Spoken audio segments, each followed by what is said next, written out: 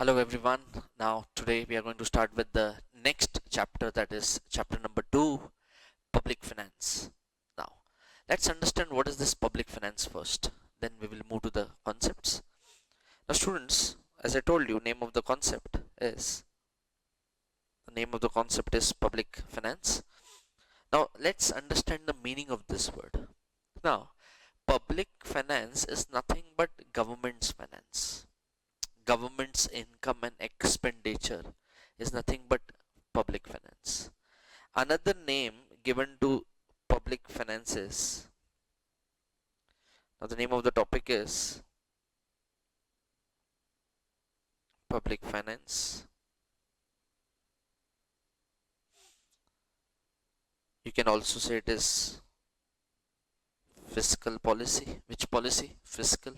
Fiscal is nothing but government's purse or a wallet where money comes in and very fast money goes out. Now students, this public finance is divided into 4 components. First is public revenue. Second is public expenditure. Next comes public debt. And last is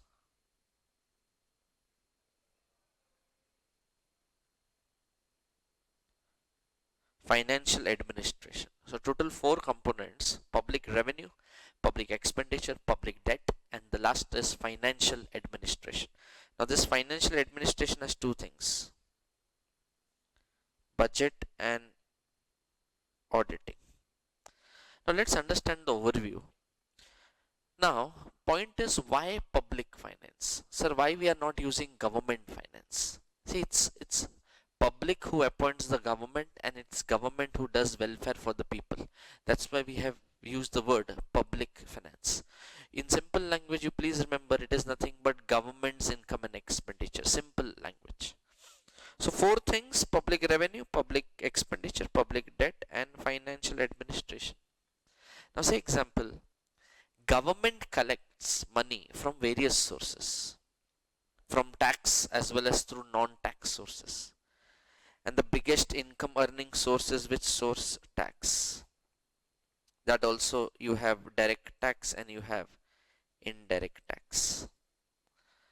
Today direct tax collection is not that great because the major section of our population is not willing or is not interested to pay tax on time or not disclosing the full income. So the government's dependency on indirect tax has increased. That is nothing but today we are into GST era. That's why we find products becoming expensive. Government is telling a very simple thing: you start paying direct tax, I will reduce indirect tax. Since government is not getting income from direct tax, so the burden is shifted on which tax? Indirect tax. But the major income earning source for the government is tax source. That will be a part of public revenue. Also government earns income through certain non-tax sources. Profitable public sector enterprise, profits coming from those companies.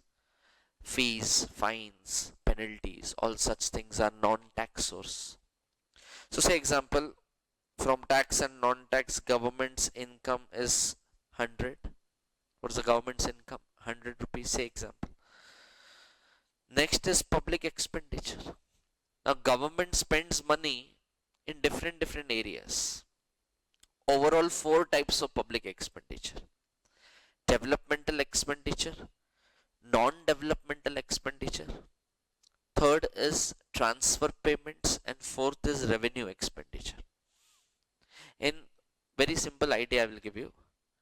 Any infrastructure expenditure is developmental: airports, bridges, metro, highways. Too much money spent on defense, too much money spent in construction of statues, that could lead to non-developmental in nature, not having cumulative returns. Money gone is gone forever.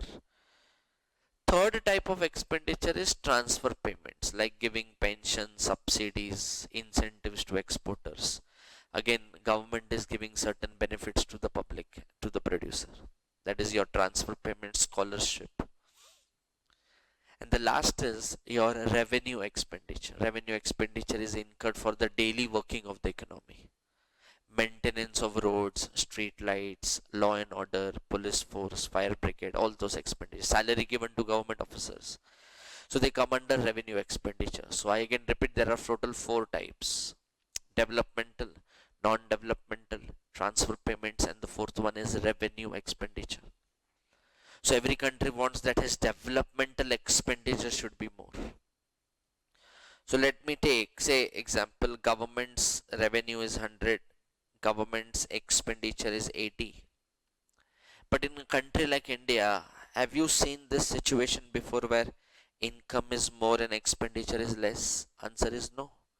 But have you seen this situation where expenditure is more and income is less? So answer is definitely yes.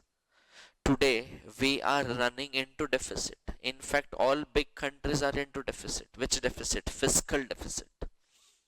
Where countries' expenditure is always more and revenue is less. But students, it is very important for a country to understand that expenditure should be spent more on developmental activities. Should be spent more on which activities? Developmental activities.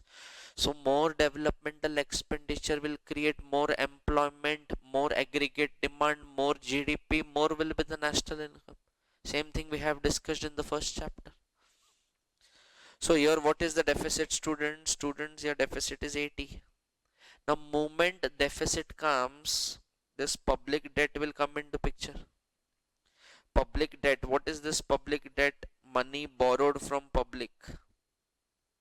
Money borrowed from public. See, if it is borrowed within country, then I will say it is which debt? Internal debt. But if suppose country is borrowing money from World Bank, IMF, other world countries, then it will be external debt. So our debt is of two types, internal and external. What is advisable? Internal debt sounds reasonable, but external debt may impact our economy in a bad way because money will be going out of the economy for repayment.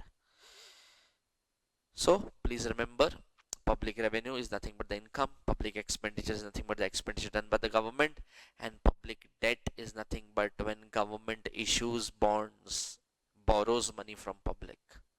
So that is nothing but money is borrowed from public, and that money is being spent on different activities. So if it is borrowed within country, it is internal. Outside country, it will be external. Very clear? Now, the last part says financial administration. Now, what is this financial administration? In this, there are two things. One is budget, second is auditing. Now, budget is nothing but it is an annual financial statement. How much money country is going to earn, in which all areas he is going to spend, where he is going to spend, how much money will be allocated for agriculture, small scale industries, MSME sector, micro, small, medium enterprise, how much money will be allocated for irrigation, then poultry farming. There are many areas, service industry, service sector. So that everything will be discussed in budget, and you are aware about basic understanding about budget, that budget comes every year, 1st Feb every year, and it is presented by finance minister in the parliament. So it will give us the idea about estimated receipts and estimated expenditure of the country. And the last component is auditing. Now auditing is that department of the government who will ensure that everything is going as per plan. Money is actually reaching the desired sector. So auditing will verify, will check do's and don'ts, how money is getting allocated and where money is actually being used, will be checked by which department? Auditing department. Which department? Auditing department. Is the basic understanding very clear? So which four things? Public revenue, public expenditure, public debt, and financial administration. So this is a bit overview of your public finance. Now, students, in public finance,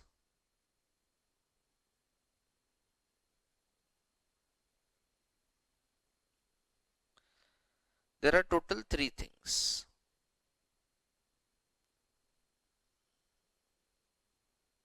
Allocation function,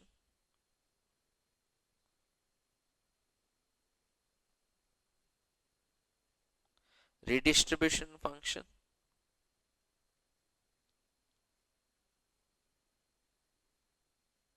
stabilization function. Which three things? Allocation function, redistribution function, and stabilization function. Now, let's understand one by one what is this allocation function. Now, students, please remember, our country is following functional finance. Now, functional finance says that government should play a very active role in development of the economy and for the welfare of the people. Government's role should not be passive, government's role should be very, very active. And functional finance concept was given by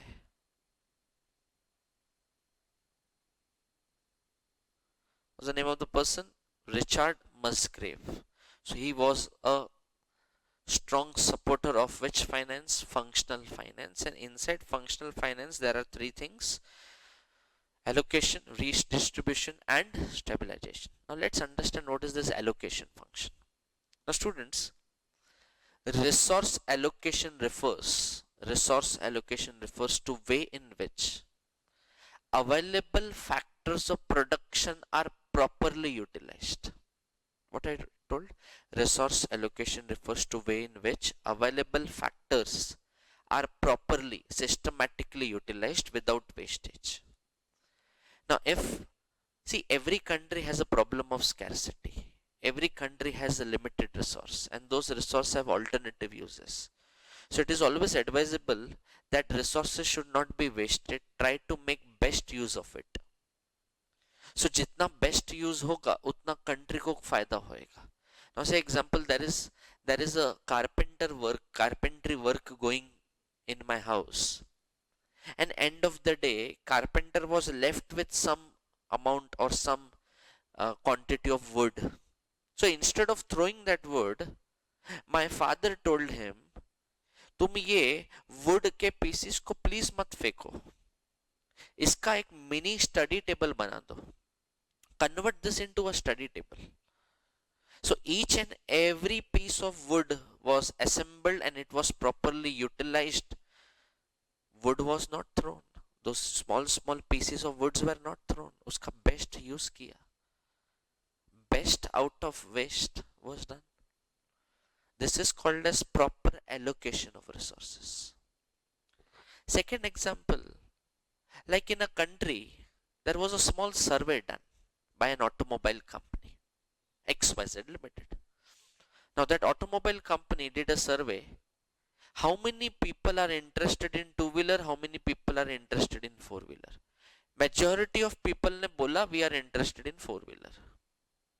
But suppose even after people telling four-wheeler, if that automobile company still produces two-wheeler, can I say there is a misallocation of resources?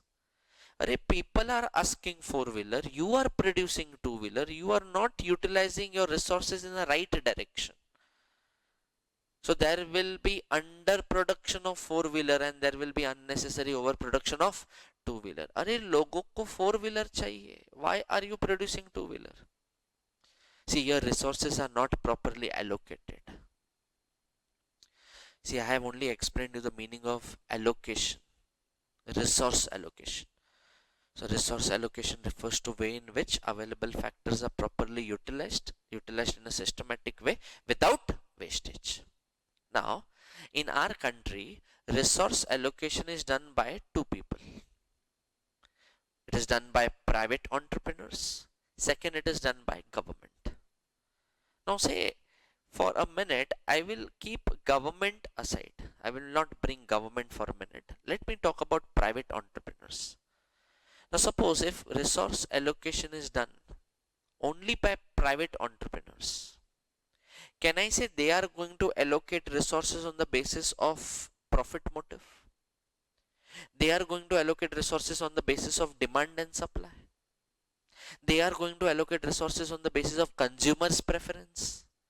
Whatever consumer will demand, that they will produce. Even though that product could be harmful, still they will produce. Because their motive is to earn money, mint money. Price mechanism is the main motive of capitalist economy. So please understand. So they are going to allocate on the basis of profit motive, demand and supply, consumer preference. And they will produce those goods which customer wants. Profit is the main motive in their mind. But suppose if government takes the responsibility of allocation, suppose, then government is going to allocate resources on the basis of discussions done in the budget. Income and expenditure of the government will decide how much to spend, where to spend, for what purpose to spend. Because government's aim will be welfare, social justice, reduction in inequality. Profit won't be the motive. So coming back to private again. So if only private entrepreneurs allocate resources, if only private entrepreneurs operate in the economy, there will be high level of misallocation and malfunctioning of resources. These two words are very important. What I told. If only private entrepreneurs operate, there will be what? Misallocation and malfunctioning of resources. Poor people, laborers, workers will be exploited.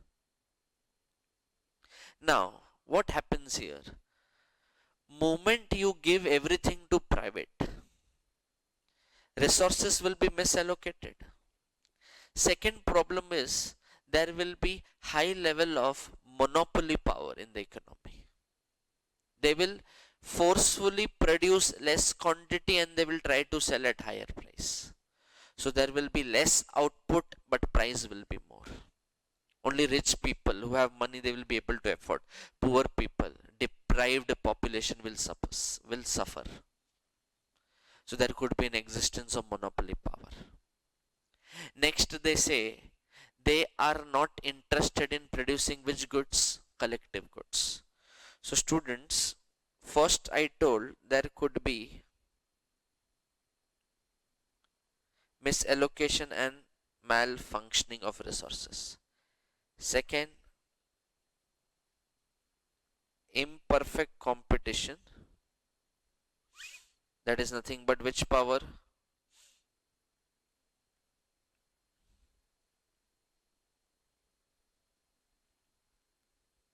Which power? Monopoly power.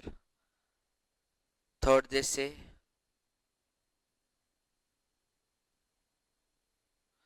they are not interested in producing which goods? Collective goods. Now collective goods are those goods which are consumed by all in the society.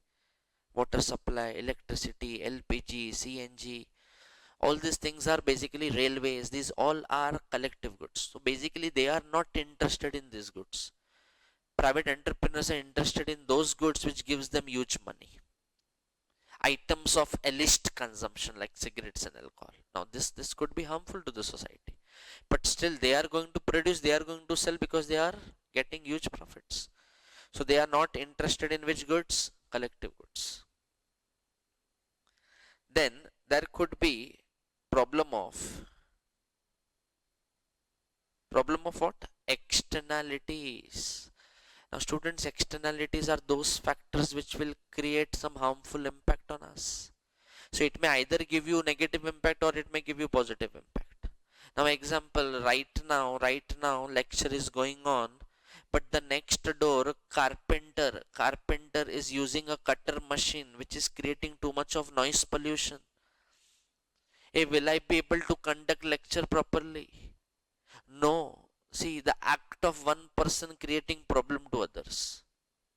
Now students will tell me, अरे sir वो जानबूझ के थोड़ी कर रहा है, जानबूझ के नहीं कर रहा है, but अपने को problem हो रहा है. Yes. Are we having a problem? Yes. There is a producer who is producing chemicals in his company. But end of the day, what he is doing, he is throwing untreated waste in rivers and lakes. That is polluting the water. And people who are using that water, they will suffer.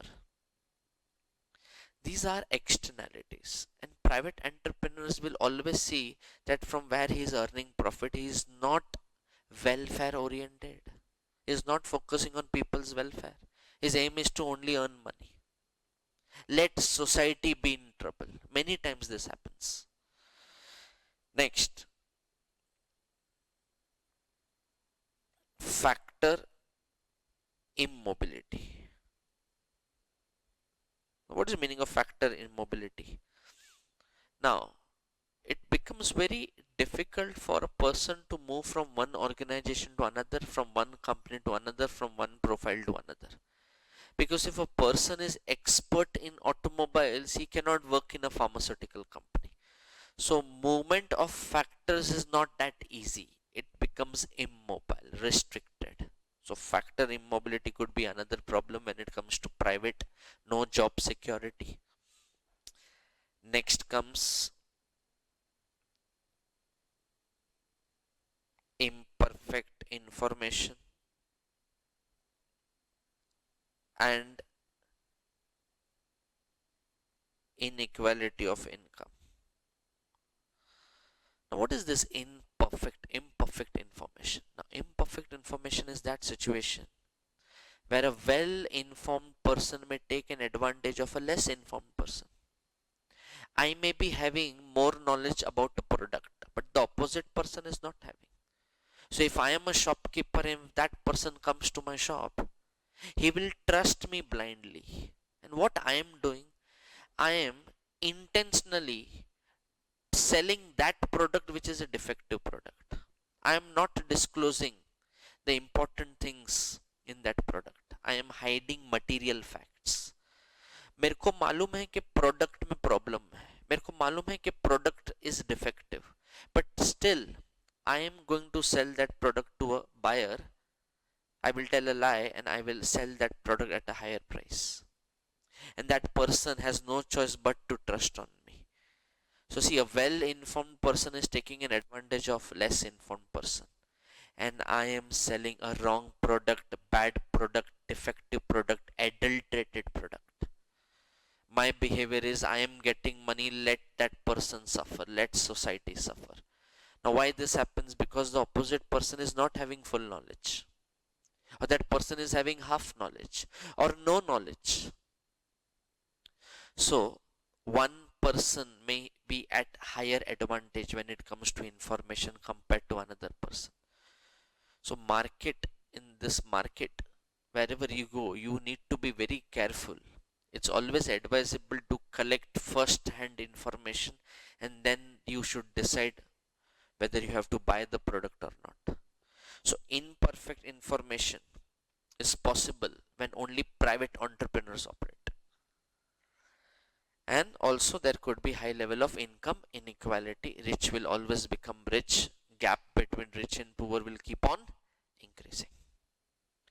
Now all these factors will lead to one problem called as which failure? Market failure. Market failure is that situation where either of the party will be at loss or society will be at loss. So either buyer is at loss or seller is at loss. If not both, then society will be at loss. So market failure is that situation where people, producer, consumers, society, nature, environment, biodiversity, flora and fauna, birds, species, the list is endless. They will have some harmful impact. And if they have some harmful impact, or if they face some problem, then I will say there is which failure? Market failure. So now students, you tell me, after discussing all these issues, who has to step in? Who has to come into the picture? Who has to come? It's government. Who has to come? It's government who has to come. So government will enter, government will come into the picture, and he will try to take all merit goods under his control. Railways, electricity, water supply, fuel, certain important generic medicines, prices will be regulated by the government. So here, entry of government will not act as a substitute, it will act as a complement. Government is not going to tell private entrepreneurs to leave. You also operate, I will also operate. There will be a private hospital, there will be a government hospital. There will be a private school, there will be a government school. Let people decide. So private entrepreneurs will work towards profit and government will work towards welfare. So this is nothing but which function? Allocation function. Is the concept very clear? Any confusion? Okay. Okay, students. So the last topic which I discussed was allocation function. Quickly, we will revise in a minute. I will read, pay attention. What does the meaning says? Resource allocation refers to allocation of factors of production to various uses. It is optimal and efficient allocation of available resources. I told you, best utilization of resources without wastage, so that resources are put to their best use and no wastages are there. See, what were the reasons for market failure? I told you, when only private entrepreneurs operate, then what will happen? So first point we discussed, imperfect competition, that is presence of monopoly, where prices will be higher and output will be lower. Then markets are not interested in producing which goods? Collective goods. Then there could be a problem of externality, that untreated waste was thrown in rivers and lakes, that example. Factor immobility, which will lead to what? Unemployment, which will lead to what? Inefficiency. Imperfect information, one person may have more or better information compared to another and he may try to cheat that person, and there could be high level of inequalities of income and wealth. Gap between rich and poor will increase. Rich will always be richer compared to poor always remains poorer. So students, this was your which function? Allocation function. Now moving towards the next function, that is your redistribution function. Now what is this redistribution function? Second point in this.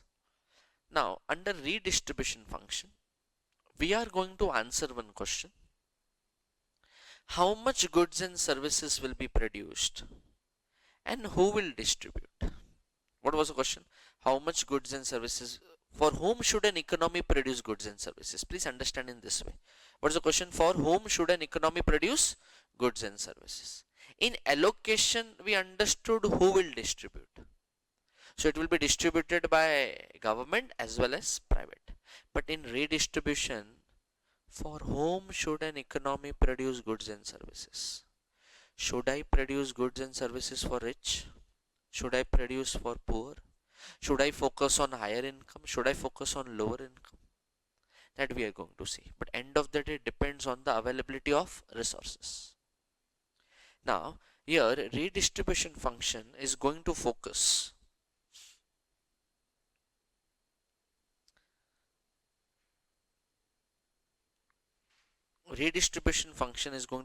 on three things: equity, fairness, justice. Which three things? Equity, fairness and justice. Name of the topic is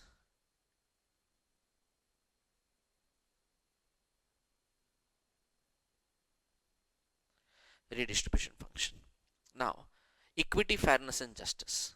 Now what will happen here? Distribution function. Under distribution function, government's aim will be to give first benefit to those people who are below poverty line, deprived population, people who are not getting basic facilities, basic food, clothing, shelter, basic education, basic healthcare. So here the main aim of government is to give welfare to which people? Those people who are below poverty line. So the target is to uplift absolute poor people. Which people? Absolute poor people. Now, here, government has adopted various measures. First, government has started a concept called as progressive taxation. What is the meaning of progressive taxation? You charge more tax from rich and give benefits to the poor. So if a person is earning more, he will pay more, and that money government is going to utilize for people's welfare, poor people's welfare. That is nothing but progressive taxation. Then government has started spending more money in which areas? Backward areas. Say example, northeastern states, a bit backward. So government is trying to emphasize more resources in those areas so that backward areas are uplifted. There should be balanced regional development. Next, they say government is giving employment reservations. Employment reservations. To which category? SC, ST, OBC, occupationally backward community, social caste, all this scheduled caste, all these people are getting employment reservation from the government. See, aim is to redistribute income. I again repeat, taking more from rich, give benefits to the poor. Then government has decided to ban and regulate certain products which are harmful to the body, like cigarettes and alcohol, so that people life expectancy increases, because poor people are prone to such bad habits. So government has banned and regulated certain products for poor people's welfare. So these are all activities. These are the activities government keeps on doing. Basically financing those services which will help poor people. Please remember, financing those services which will help poor people. So in short, till now what we have understood, take money from rich, pass benefits to the poor. Take money from rich, pass benefits to the poor. Now what happens when government does this? There is a high level of equality maintained. There is high level of what? Equality maintained. Poor people, lower income group will be very happy. But what happens here? If you charge more tax, if you keep on charging more tax from the business community or corporates or rich people, can I say they will be discouraged to work hard? It will act as a disincentive. So higher taxes will lead to disincentive to businessmen, and they may decide to shift their base to some other country. And government may lose employment, government may lose income, government may lose output. See, you are making poor people happy, but you are not keeping rich community, business community happy. You are getting equality, but here you will lose efficiency. So under redistribution function, government has to balance both efficiency and equality. There is always a trade-off between these two words, efficiency and equality. So if government tries to maintain equality, he has to sacrifice efficiency. If he focuses on efficiency, then he has to sacrifice equality. But the rule and the logic says, country like India, equality is highly appreciated by people. So first government will try to uplift those people who are below poverty line. So BPL category should shift to APL, that is below poverty line should shift to above poverty line. Is the concept very clear? So students, please remember, in redistribution function there is always a trade-off between two things, efficiency and equality. So charging too much tax from the rich, giving benefits to poor, equality will be maintained, but they will be discouraged. So now it's a duty of the government to start spending money for this rich people. Give them incentives, give them certain benefits. So they are encouraged to work hard, they are encouraged to continue doing production in our country. So this was your which function? Redistribution function. Okay. Now moving to the next, last, that is stabilization function. Before that, quickly we will just have a look what we discussed in redistribution function. So distribution function is concerned with the distribution of income and wealth, so as to ensure distributive justice, equality and wealth. When there is high inequality in distribution of income and wealth, government intervene for distributive justice and wealth. So government's participation will play a very big role. At every stage, government has to spend money. What were the objectives? Equitable distribution, well-being of those members of the society who are below poverty line, that is absolute poor people, providing equality of income, wealth and opportunity, provide security to those people who face hardships, that is poor people, and they should ensure that everyone enjoys minimum standard of living. But all these things going to come for free? नहीं, government को खर्चा करना पड़ेगा. That's why functional finance says government should spend more on people's welfare. Government should spend money on development. लोगों का भला करो. पैसा नहीं है तो borrow करो. So government cannot give the answer that I don't have money, I'm not going to spend. You don't have money, please borrow and spend. That is what functional finance says. So for that, what government has done? Government has adopted progressive taxation, focus on low income households, employment reservation we discussed, certain regulation in manufacture of certain harmful products, then special schemes for which regions? Backward regions. But which two words? This function should be accomplished with minimal cost by carefully balancing what? Equity and efficiency. Very important. Two things should be managed, equity and efficiency. If you keep on charging higher taxes, government will lose efficiency. If you don't take care of poor people, government will lose equity. But what is more appreciated in the society? Equality is highly appreciated in the society. But still, under redistribution function, try to maintain balance between both equity and efficiency. Okay, let's move to the last concept.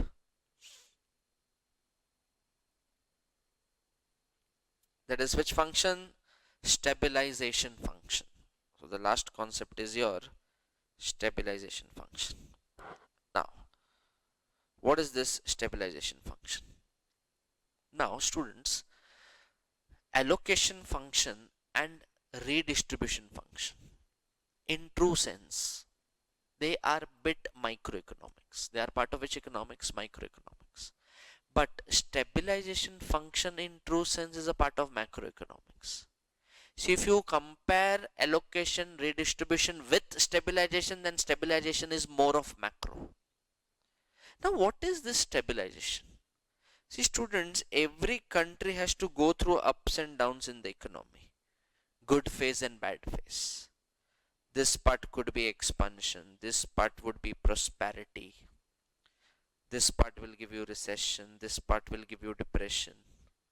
Then again situation will improve, bright sun will shine in the blue sky, recovery. So every country has to go through ups and downs in the economy. Fluctuations in the economy indicates that country is moving. Straight line means person is dead. So fluctuations are good, but too much of fluctuation is bad. Your government has to ensure what? Economy should grow with what? Should grow with stability. Economy should grow with stability. So there should be a growth plus there should be a stable growth, stability. Wild fluctuations, too much of fluctuations could be detrimental, could be bad for the economy. Ups and downs. Like developed economies, UK, US, Japan, France, Germany, developed economies are more prone to recession, depression, prosperity, recession, depression, prosperity, compared to developing countries like India, China. In our country also fluctuation takes place, but fluctuations are reasonable, they are manageable. Now, in general, if you see, private entrepreneurs are not capable of generating full employment in the economy. They can only contribute, they can only participate.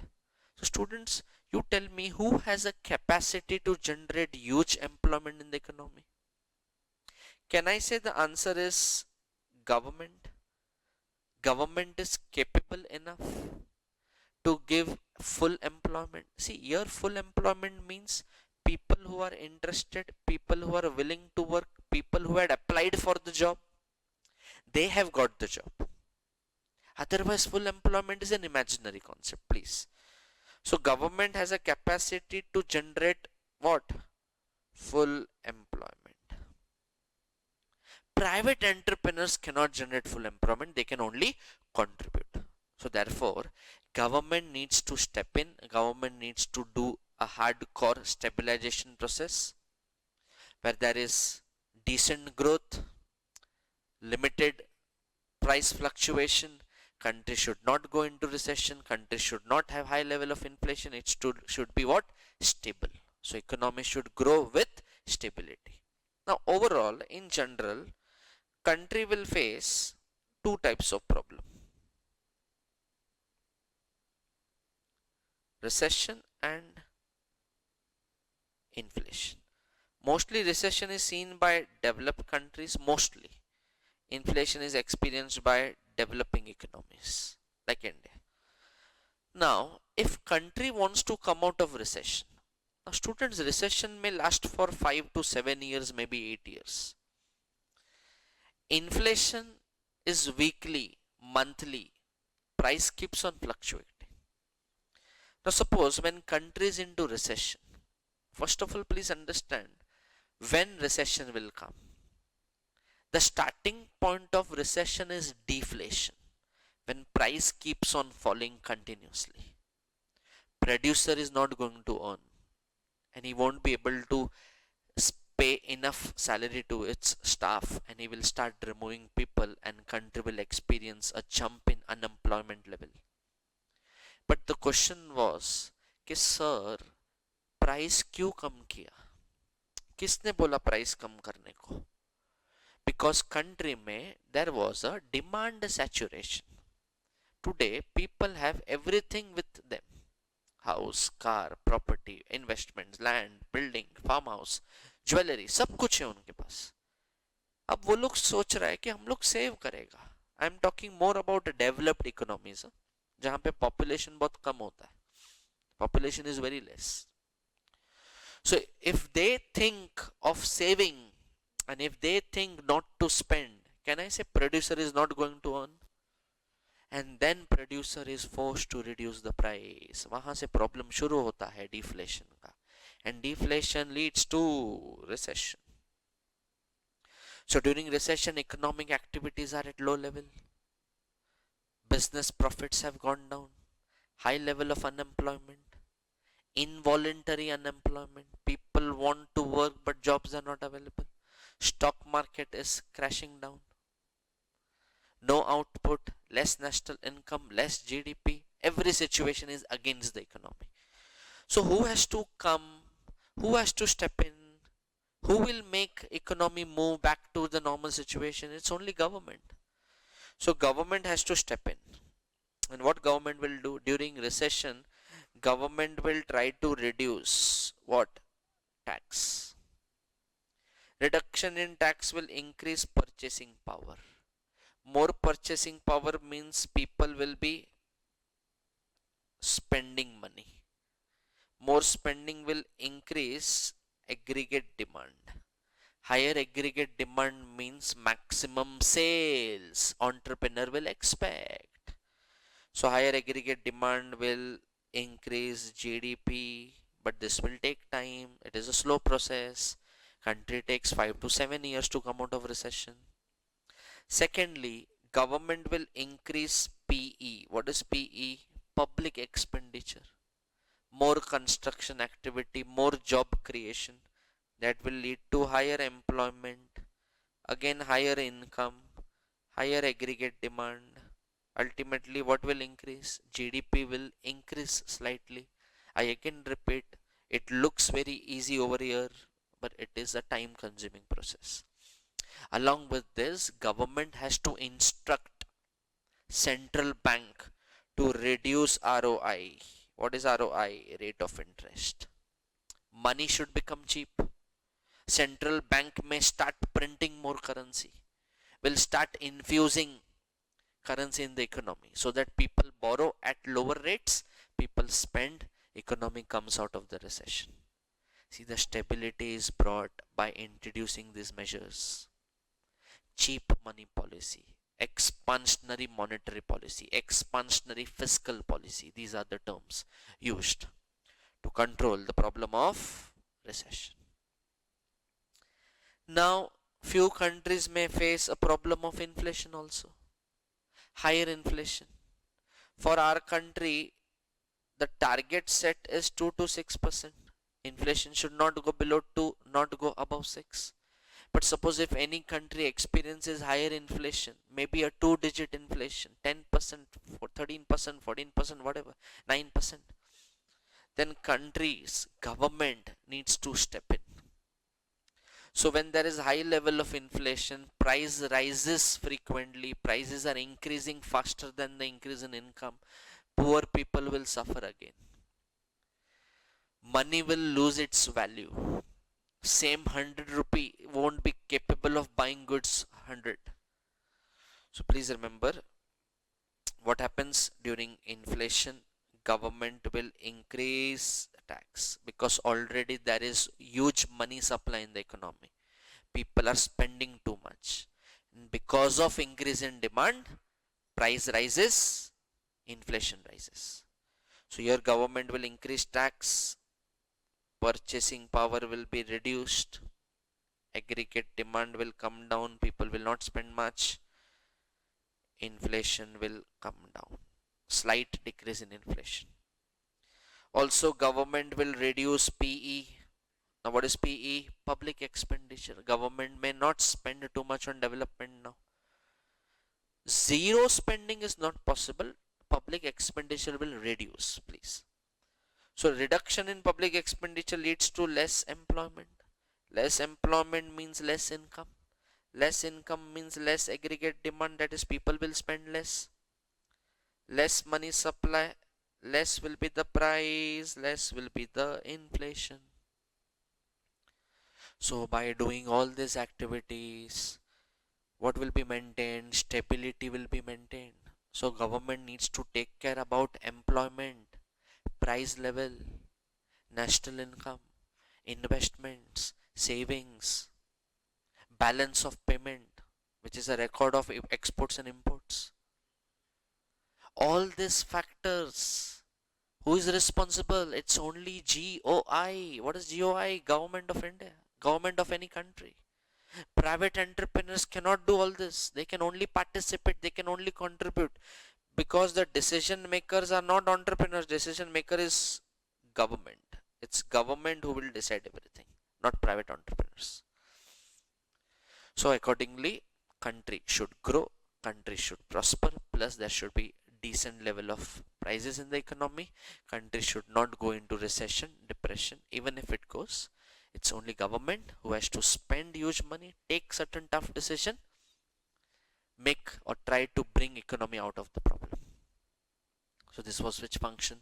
Stabilization function. So in this unit, unit number 1, chapter number 2, we did 3 important questions. First was allocation, second was redistribution function, and third was stabilization function.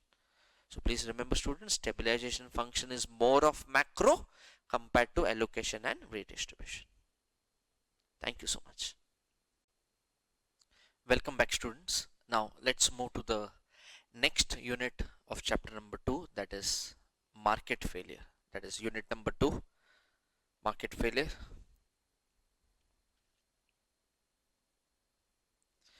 Now students, in this chapter there are total 4 units. Unit 1 we just now completed. I'm starting with unit 2. Now please understand unit 2 very carefully, because then only you will be able to understand unit 3, because both are interconnected. All basic and important concepts will be covered in unit 2. Now the name of the unit is market failure. Now what is the meaning of market failure? In the previous unit I had just discussed about market failure, but not much. Let's understand in detail. Now when resources are not properly utilized, or I will say when there is no optimum utilization of scarce resources, or I will say when there is wastage of resources, can I say society will be at loss? See, this situation will lead to market failure. Moment I go to a particular shop and if I buy a product, and after using the product I come to know that the product is of defective nature, product is adulterated, product has some problems, can I say buyer is at loss? This situation leads to market failure. Moment my nature is getting affected because of pollution, carbon monoxide, waste thrown in rivers, noise pollution, air pollution, all this situation, all these things will lead to market failure. So please remember, market failure is that situation where either of the party or society will be at loss. Some or the other person will be having some problem. Then that situation will lead to which failure? Market failure. So market failure is a situation where free markets leads to misallocation. Free market leads to misallocation of society's scarce resources. So resources are not properly utilized, resources are wasted. It will lead to either overproduction or it will lead to underproduction of goods and services. This situation is very bad. So if there is too much of wastage, now very simple example, you go to any lavish birthday party or maybe a lavish wedding to attend a wedding, and whatever food you take on the plate, if you complete that whole food, it's good. But we have seen people are bound to throw those food items without consuming because they don't like, or they unnecessary they have taken more quantity in the plate. See, this situation is very bad. India is already facing a problem of food scarcity. Now this situation also leads to which failure? Market failure. You are playing with our country's resources. Don't do that. Even if the nature is getting affected, it will lead to market failure. Okay. Now let's read. Market failure is a situation in which free markets means private entrepreneurs. Free markets means private entrepreneurs. Leads to misallocation of society's scarce resources, in the sense that there is either overproduction or there is underproduction of particular goods and services, leading to less than optimal outcome. Less than optimal means below efficient level. Market failures are situation in which a particular market left to itself is inefficient. There are two aspects of market failure, namely demand side failure and supply side failure. Now let's understand what is this demand side failure.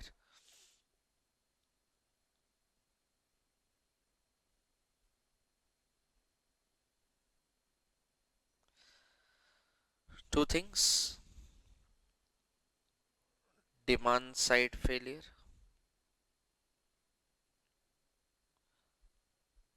supply side failure. Now what is this demand side failure? Demand side failure means your problem, under demand side failure, problem is initiated by a consumer, by a customer. People are responsible for market failure. So consumer is responsible for market failure. Under supply side failure, producer is responsible for market failure. This is consumer. Now what is demand side failure? Let's understand with an example. Now say example, in this room each and every student or each and every person sitting is a honest taxpayer, and say example, I am not paying tax. Student is just an example. So everyone is paying tax. I am not paying tax. I am not contributing a penny to the government. But can anyone stop me to use government school, government hospital, railway stations, airports, public parks? Can anyone stop me that, sir, you can't go? You have not paid tax. You cannot use these facilities. Answer is no. Even though I am not contributing, still I am enjoying all the benefits. See, if everyone thinks in the same way, that why we should pay tax, we will also not pay tax. But we are getting all the facilities. We are getting all the infrastructure. Then can I say if everyone starts thinking in the same way, our government and our country will be at loss. Government's income will reduce. But expenditure is going on.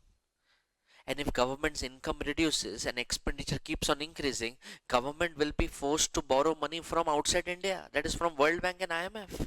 And our external debt will increase. Good or bad, it is bad. Why? How this situation came? Because of consumers' behavior. I was not ready to pay tax, but I wanted all the facilities. See, act of one person had a negative consequence on the government or on the country. Can I say the problem has been initiated by a consumer? Then I will say it is which failure? Demand side failure. People are not willing to contribute, but they want all the benefits. देना कुछ नहीं है, सब कुछ चाहिए. Next is supply side failure. Now who will be the culprit here? Producer will be responsible. Simple example again. Say I am a tire manufacturer, ABC Limited. I am a tire manufacturer and I am producing good quality tires. And I am selling those tires to my buyers, to my customers. They are very happy because the quality of tire is very good. I am also very happy because I am getting what? What I am getting? Profit. My customer is happy, producer is happy, customer is happy, producer is happy. But students, there is someone who is not happy. Can anyone try? Who is that someone who is not happy? See, I am producing good quality tires. My customers are buying, they are very happy with the quality. But can I say there is someone who is not happy with this, and that someone is, what's the name? Society. Society is not happy with me. Because at the time of producing a tire, black smoke is coming out of the chimneys of the factories, and which is creating pollution in the environment. Nature, biodiversity is getting affected. People who are living in nearby residential buildings, residential areas, they are getting impacted. They are facing respiratory problems. But my behavior is, I am going to produce, I am going to sell, I am going to earn profits. Let people suffer is my attitude. So because of my production activity, pollution is getting created, and that will be called as which failure? Supply side failure. See, act of one person creating problem to another. This is also called as what? Market failure. But this problem was started by whom? किसने शुरू किया problem? Producer ने. यहाँ पे किसने शुरू किया था? कंज्यूमर ने. कौन टैक्स पे नहीं कर रहा था? कंज्यूमर. यहाँ पे कौन पोल्यूशन कर रहा है? प्रोड्यूसर. स्टूडेंट्स, क्या लगता है किसको आना चाहिए ये सब चीज इंप्रूव करने के लिए? Right, your answer is right. Who has to come? Government has to come. But government अभी नहीं आएगा. गवर्नमेंट आएगा यूनिट नंबर 3 में. So in unit number 2, we are going to understand what is market failure and types. Who will come, how it will improve, what actions government will take, ये सब हम लोग कभी पढ़ेंगे when we start with unit number 3. Shall we move ahead? Okay, pay attention. So I told you 2 types of failure: demand side failure and supply side failure. In demand side, who is the culprit? Consumer. In supply side, who is the culprit? Producer. Is this very clear? Okay. Now let's move to the next part. What they say, market failure has four types.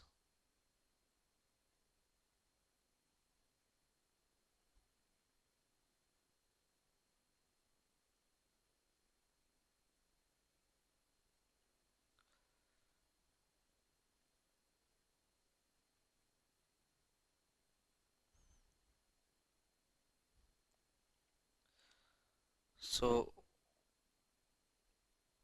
market failure, four types. First is market power. Second is externalities. But here this is, let me write first, public goods, and last is your incomplete information. Incomplete information. Now this is also divided into four types.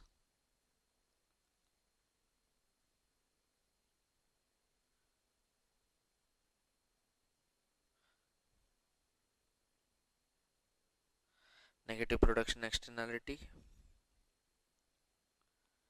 positive production externality, negative consumption externality, and last is positive consumption externalities. Let's understand one by one. Moment I will reach here, your unit 2 will be over. Pay attention. First type of market failure is market power. What is the first type? Market power. First type of market failure is market power. Now what is market power? Now market power is nothing but monopoly behavior of few sellers in our country, where they will charge very exorbitant price, very high price, बहुत ज़्यादा price charge करेंगे. Consumers will be exploited. People will have no choice but to pay, and they will keep the quantity less, output less. जानबूझ के वो लोग करेंगे ऐसा, so that they earn more money. So now, but please remember, in our country, private monopoly is not allowed. Single seller concept is not allowed except government, that is railways and atomic energy. But in private, no. But there are a group of sellers who will form a cartel, and their behavior is like a monopoly. And where they are forcing consumers to pay more. The moment you go to multiplex, there you are bound to pay higher price for Coke, Pepsi, popcorn, samosa. A packet of a packet of popcorn is expensive than a price of a ticket. So Coke, Pepsi are even expensive than the price of a ticket. So now what happens here? Consumers are by default being forced to pay higher price. Just an example. Now their behavior is like a market power. They are charging very high price, and people have no choice but to buy from them. So many times what happens? One producer may try to manipulate certain things with consumers. One producer may try to hurt another producer. So it will be either producer creating problem to consumer or producer creating problem to another producer. Like one company will sell his services at very low price, dirt cheap price, and he will try to take away all the customers of other company. Predatory pricing, anti-competitive pricing. So here either producer is getting disturbed, getting affected, or consumer is getting disturbed, getting affected. Now this behavior is called as which power? Market power. Who has to come to improve this? Government has to come, but मैंने क्या बोला था? Government is going to come in which unit? Unit number 3. Here government का entry नहीं होएगा. So this was your which power? Market power. Now next is what? Externalities. Now what is the meaning of externalities? Now externalities are those factors which will either incur cost or it may give benefit to a person or to a society. So it could be both positive as well as negative.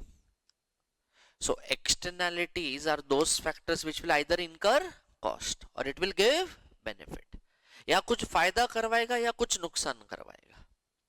But they are outside factors, other factors. So externalities are also called as neighborhood effects, spillover effects, third party effects, and the last name is side effects. Once again, neighborhood effects, spillover effects, third party effects, side effects. So please remember, students, that externalities are those factors which may either create a problem or it may give benefit. So externalities are further divided into 4 parts: negative production externality, positive production externality, negative consumption externality, positive consumption externality. Now please be very careful. When I say production externality and the word is negative, मतलब problem किसने शुरू किया है? PRODUCER, producer ने शुरू किया है. Who is to be blamed? Producer is to be blamed. So negative production externality means who has initiated a problem? Producer has initiated a problem. Who is starting a problem is important. Who is facing a problem is not important. Someone is going to face, but who is creating a problem? Think from that angle. So your producer is creating a problem, and since it is a problem, I will say it is negative production externality. So I gave 2 examples. Same example I will repeat. I am a tire manufacturer and a black smoke is coming out of the chimneys of the factory. Can I say act of producer creating problem to the environment? See, I may not be doing it intentionally, but society को problem हो रहा है. Answer is yes. And who is doing this? Producer. Intentionally, unintentionally is not important. Problem हो रहा है वो important है. And कौन कर रहा है वो important है. तो कौन कर रहा है यहाँ पे? Producer is doing that. So it is called as negative production externality.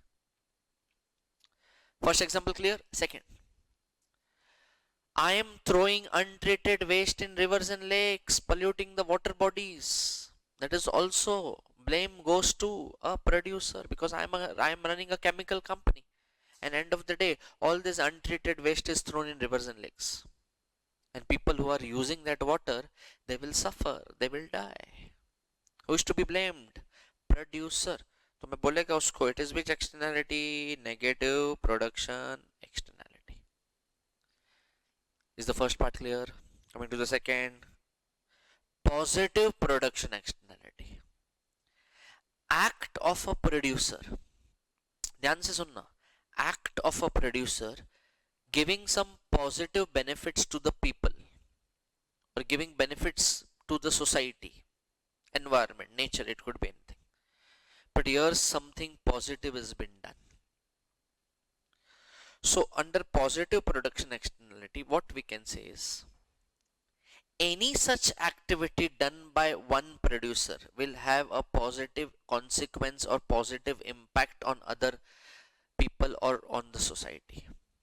Now say example, if a producer decides to raise an attractive garden in a particular area, can I say people who are walking by, they will enjoy the garden? Are they supposed to pay? No. That environment beautification will take place. Everything will look good. Fresh air will come. See, this activity, the new construction of a garden, raising a new garden is done by a producer. We in business language we say CSR, corporate social responsibility, done by a producer. But can I say act done by a producer is spreading benefits to everyone without they paying anything? So see here there is no give and take relation, huh? Because many students keeps on asking me, sir, positive production externality sounds good. So how come it is a market failure? Good question. It is a market failure because even though there is some positive taking place, some positive activity taking place, but there is no give and take relation. If I am a producer and if I am constructing a garden, am I charging anything from the people? That everyone give me 50 rupees entry fee? I am doing it for people's welfare. So something is going from my side, nothing is coming to me. So if there is no give and take, even though it is positive, still I will say it is market failure. But this is which market failure? Positive production externality. See students, market failure examples and externality examples will sound same because end of the day it is a part of it. So here under production, positive production externality, who was responsible for doing positive activity? Producer was responsible. Okay. Now next comes negative consumption externality. Next is what? Negative consumption externality.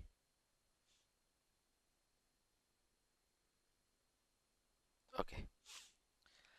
Now production done.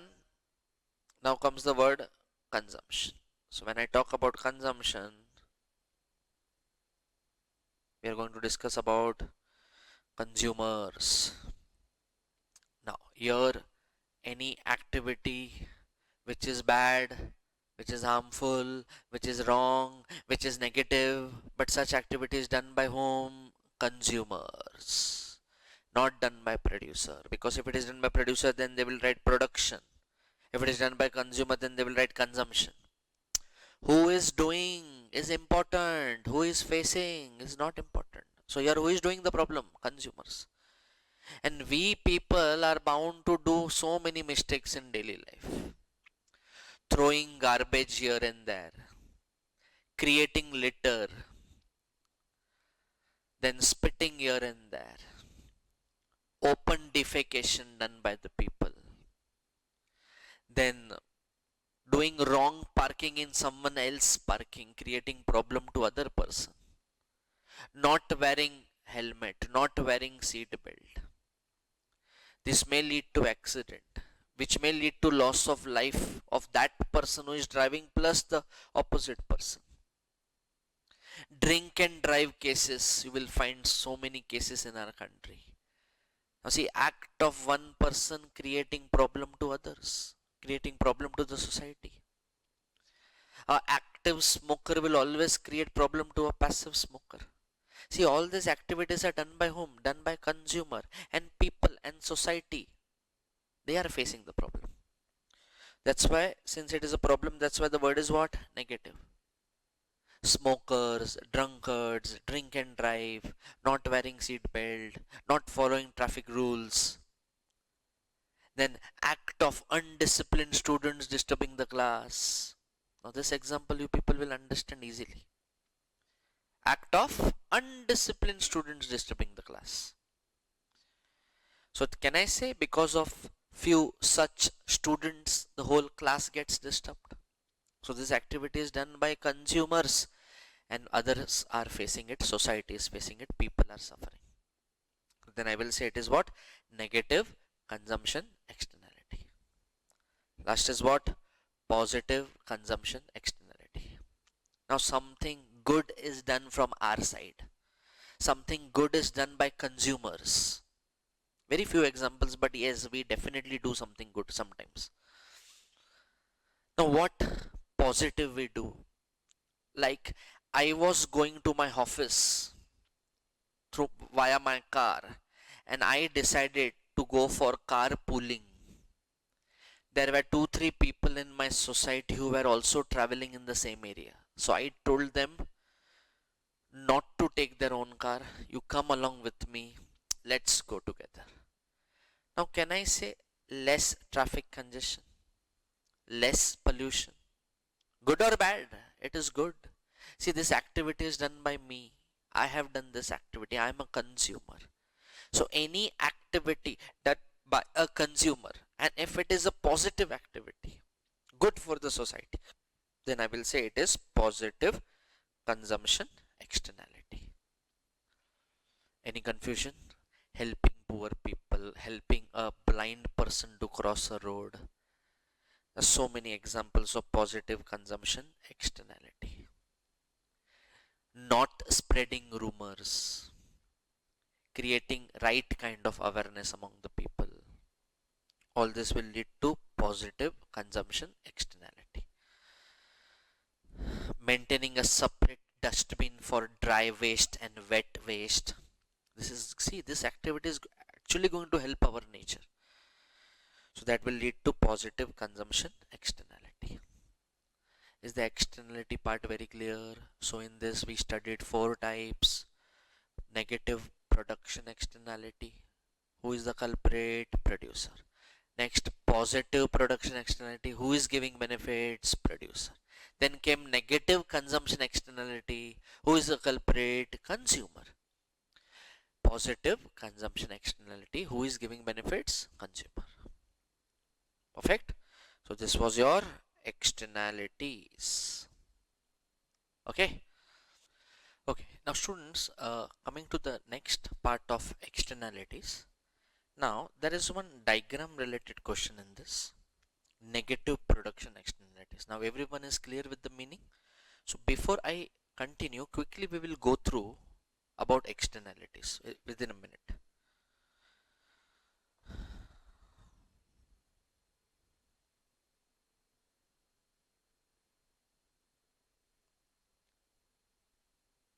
See, pay attention. This was your topic, externalities. Quickly I will read what this externality says. When consumption or production activity of one has an indirect effect on others' consumption or production activities, and such effects are not reflected directly in market price. Market price is nothing but MRP. It is called as externalities. They are always experienced, they are always faced by a people. The unique feature of externality is that it is initiated and experienced and not through the operation of the price system, but outside the market. The cost benefit of it is not borne, paid by the parties. So see, I had told you externalities are also referred as spillover effect, neighborhood effect, third party effect, or side effect. And 4 types. Which 4 types?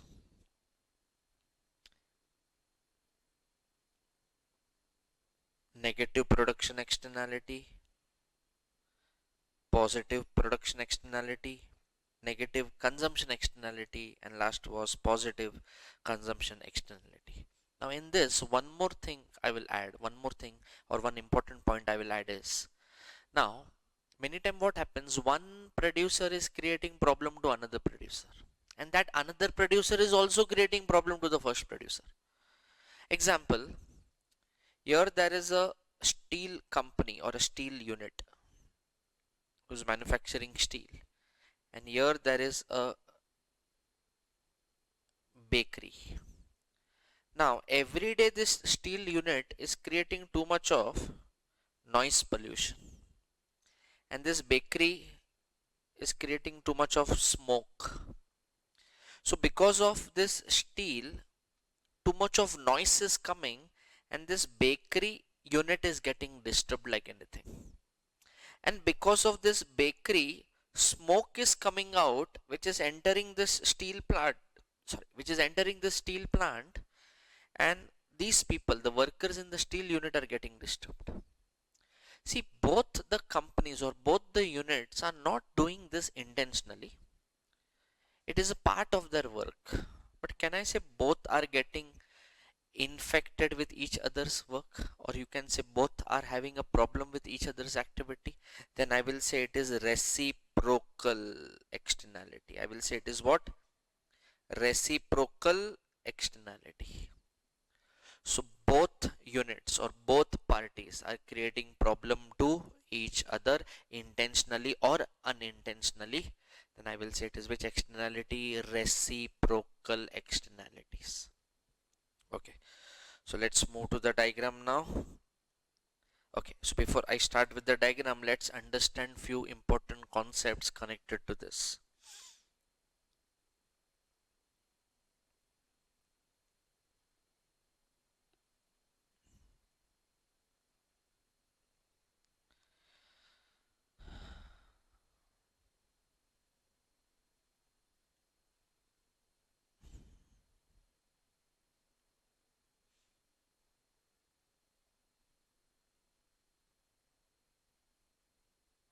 First is marginal private benefit, MPB.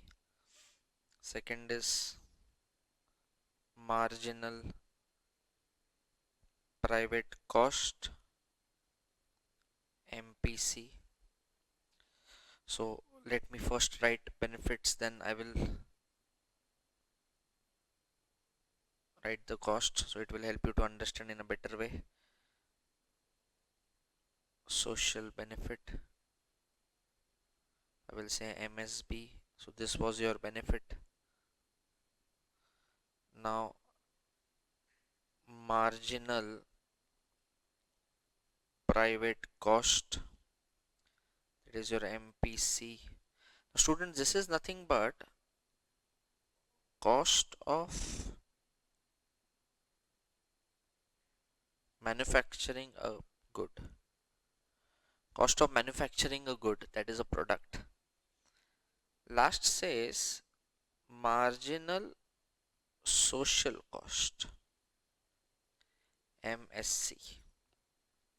Now formula for marginal social cost is very important. MSC is equals to MPC plus external cost. Now students, this external cost is that cost which society has to face because of the pollution generated by a producer. Carbon monoxide entering my body, health hazards people have to face because of a producer. So external cost is borne by a society, not contributed by a producer. And who can force producer to pay? Definitely it is government, but I again repeat, in unit number 3 government is going to enter and is going to change the scenario. But as of now, you please remember, marginal social cost includes marginal private cost, that is cost of manufacturing, plus external cost, and that external cost is generated because of pollution, ill effects of the production activity. So currently who is facing external cost? It's society, people who are having the burden of external cost. Who is supposed to face? Businessman, producer. But is he facing? Is he contributing? Answer is no. So currently who is facing? Society is facing. These formulas are very important. Now come to this marginal private benefit. Now what is the meaning of marginal private benefit? Benefit derived by a single consumer. I'm making it very simple. Just remember whatever I'm telling. Benefit derived by a single consumer, then it is private benefit. But if it is benefit derived by many, society, many people are involved, everyone is getting benefits, then I will say it is social benefit.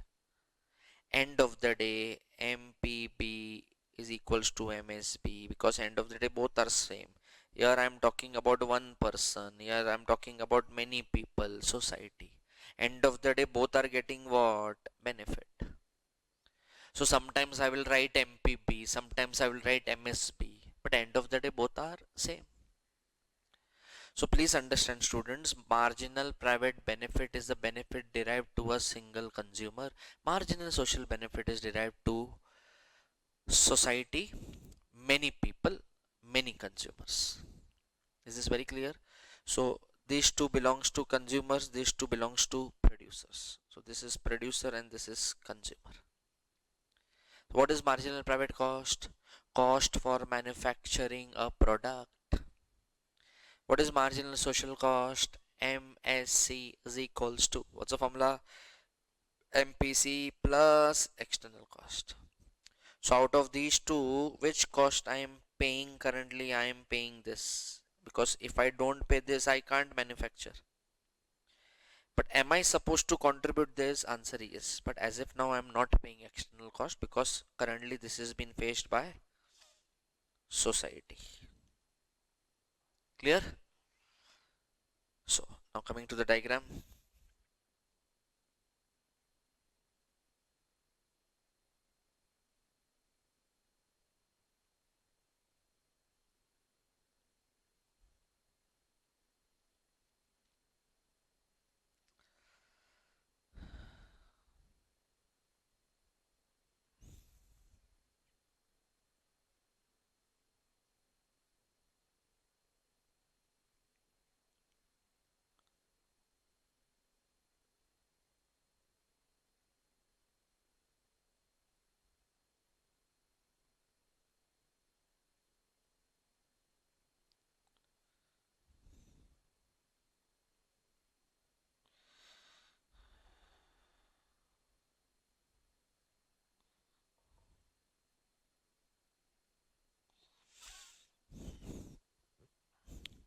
Now students, in this diagram, if you observe carefully,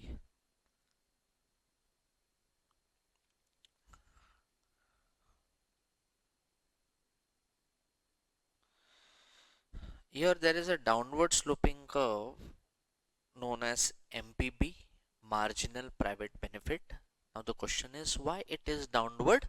Because law of DMU is applicable here. Your benefits will be higher initially, but more number of quantities, your benefits will reduce. So law of DMU is applicable, that's why it is downward sloping. Then there is another curve known as MPC, marginal private cost. What is the meaning of marginal private cost? Cost for manufacturing a product. Now to make your life very easy, let me take the same example again. I am a tire manufacturer. I am producing good quality tires. I am happy because I am earning profits. People are happy. That is, my consumers are happy because they are getting good quality tires. Who is not happy? Society is not happy. So because society is facing the problem of pollution, and that is which cost? External cost. Who is facing the burden of pollution? Society. Then the name given to that cost is which cost? External cost. So students, this is the manufacturing cost I am paying. This is the benefit which my consumers are deriving. OP is the price which I am charging for a tire, and how much quantity I am selling. OQ, level of quantity I am selling.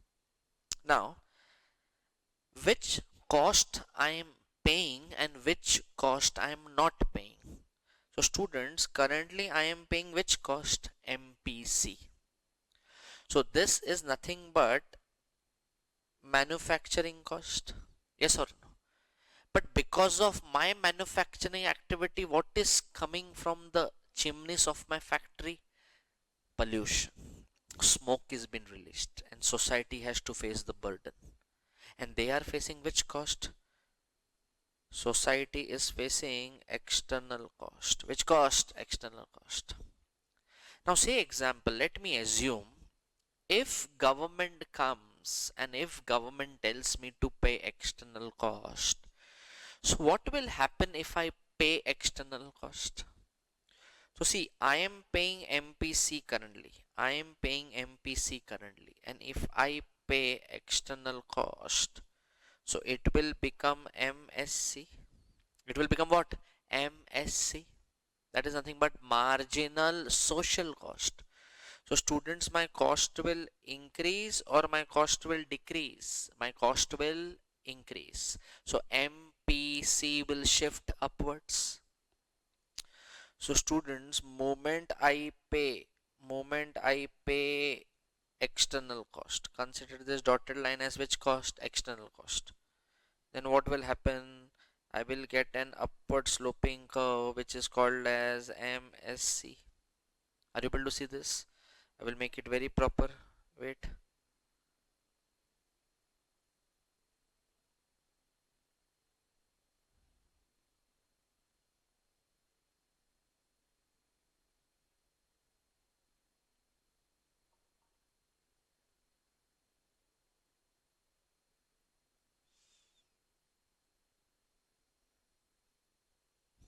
Okay, so are you able to see this gap,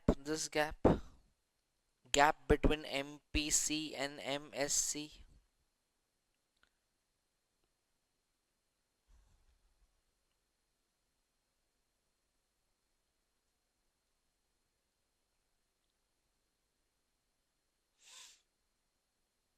So gap between MPC and MSC is nothing but which cost? External cost. See, I have not paid external cost yet. Huh? If I pay, if I pay, then the curve will shift upwards and it will become MSC. Now, are you able to see it is touching new equilibrium point at E1? Yes or no? Now, before external cost came into the picture, I was producing how much quantity? OQ. Now, students, this OQ quantity was called as overproduction. Why it was called as overproduction? Because I was not paying which cost? External cost. But moment I will pay external cost, can I say more money will go from my pocket? See students, paying external cost is nothing but paying which tax? Pollution tax. Paying external cost is nothing but paying what? Pollution tax. And who has a capacity to put tax on me? It's government. But students, here we are assuming that if government comes, a government is actually going to come in the next unit, then that time the diagram will look little different. So please be very careful. If I pay pollution tax, that is nothing but the external cost, my curve will shift upwards and it will become what? MSC. Is it touching MPB at a new equilibrium point E1? Okay, so what will happen to the price? Price will become P1. What will happen to the quantity? Quantity will become Q1. So OQ was overproduction. Your OQ1 is which production? Optimum. Which production? Optimum production. Why it is optimum? Because now I have paid which cost? External cost. Any confusion? So this diagram was related to negative production externality. Please remember that tire example where I am a producer producing good quality tires, earning huge profits. Am I happy? Yes. Is my customer happy? Yes, because he's getting good quality tires. Who's not happy? Society, people, because my production activity leads to pollution in the society. So currently, who is facing that burden? Society, people who are residing nearby. That is the word I will give is external cost. Who is supposed to face? Producer is supposed to face. But am I contributing? No. But if I contribute, if I pay external cost, that is nothing but which tax I'm talking? Pollution tax. Then what will happen? My MPC will shift to upwards, and it will become MSC. And this gap is called as what? External cost. Is the concept very clear? Okay. So this completes your externality part. Now we will be going towards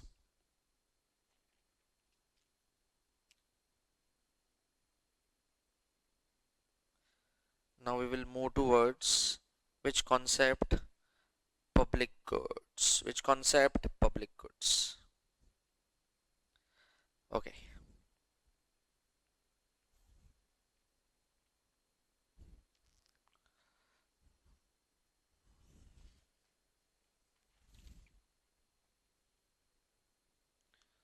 So before that we will just have a look at the notes. That's exactly same diagram.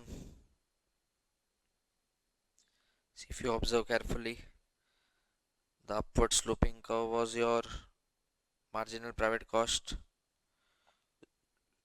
then downward sloping curve marginal private benefit, then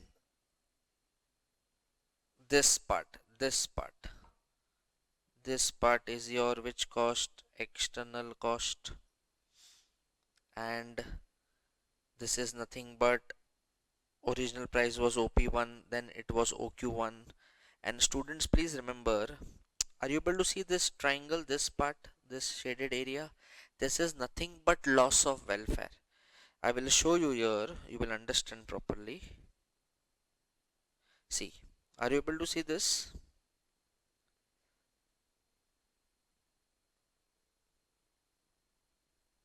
Pay attention. Are you able to see this area, this shaded area?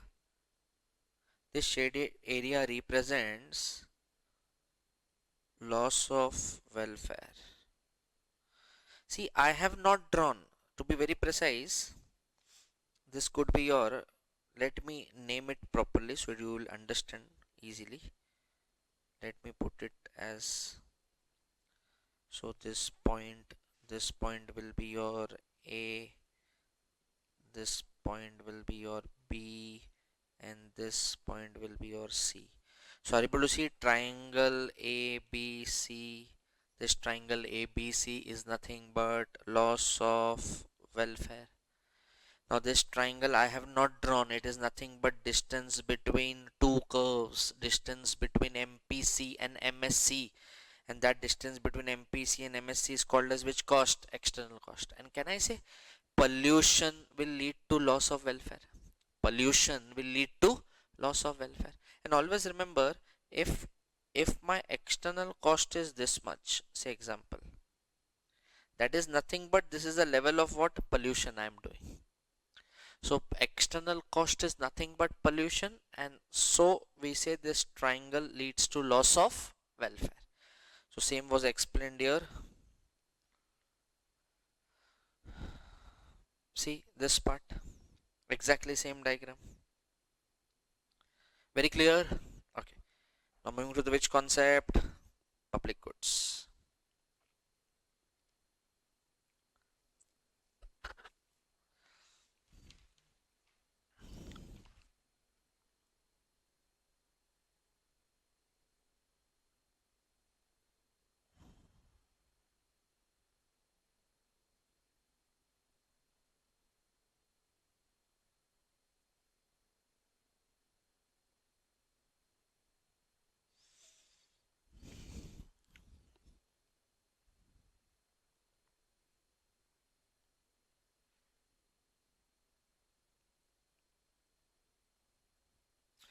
Now the next concept comes public goods. So we completed market power, we completed externalities, and the third comes public goods.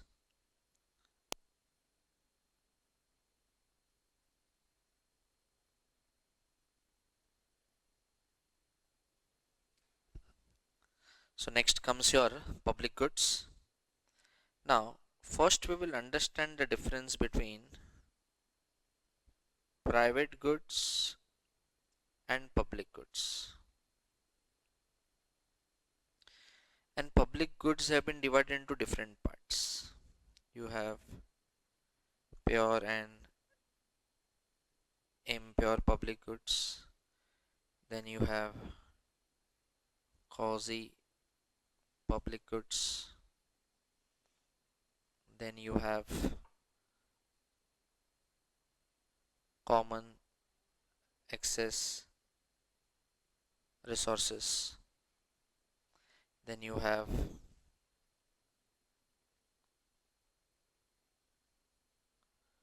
free rider problem. Your global public goods will be included here only. So overall we are going to study 4 types of public goods. But before that, let's understand the characteristics of private goods, characteristics of public goods. Now first, private goods. Let's understand private goods. See, private goods with the word itself says owned by individual, owned by a firm, organization. So private goods are those goods which yield utility to that person who purchases and consumes it. Yield utility to that person who purchases and consumes it. Second point, they say the owners of private goods, the owners of private goods can exercise private property rights. See, I am the decision maker of my own car. I am the decision maker of my house because it's my private property. I will decide who will come, who will not come. So, owners of private goods can exercise private property rights. That property could be in your name, it is possible. Next, say consumption of private goods. Consumption of private goods is decided by that person only. No one can influence, no one can force that person. So please remember, private goods, private goods do not have a free rider problem. Private goods do not have a what? Free rider problem. For every small or big thing you have to pay a price. So you cannot obtain private goods or services for free. You have to give a price for it. Next they say private goods can easily be parceled out. They can easily be distributed. So a person who has accumulated huge wealth, can he distribute his property, wealth among individuals? Yes. You take this car, you take this land, you take this office. So at the time of preparation of will, can he distribute his wealth? Yes, because it is privately owned, so private goods can easily be distributed. Then they say private goods. Private goods are rivalrous in nature. There is a very important word called as rivalrous and non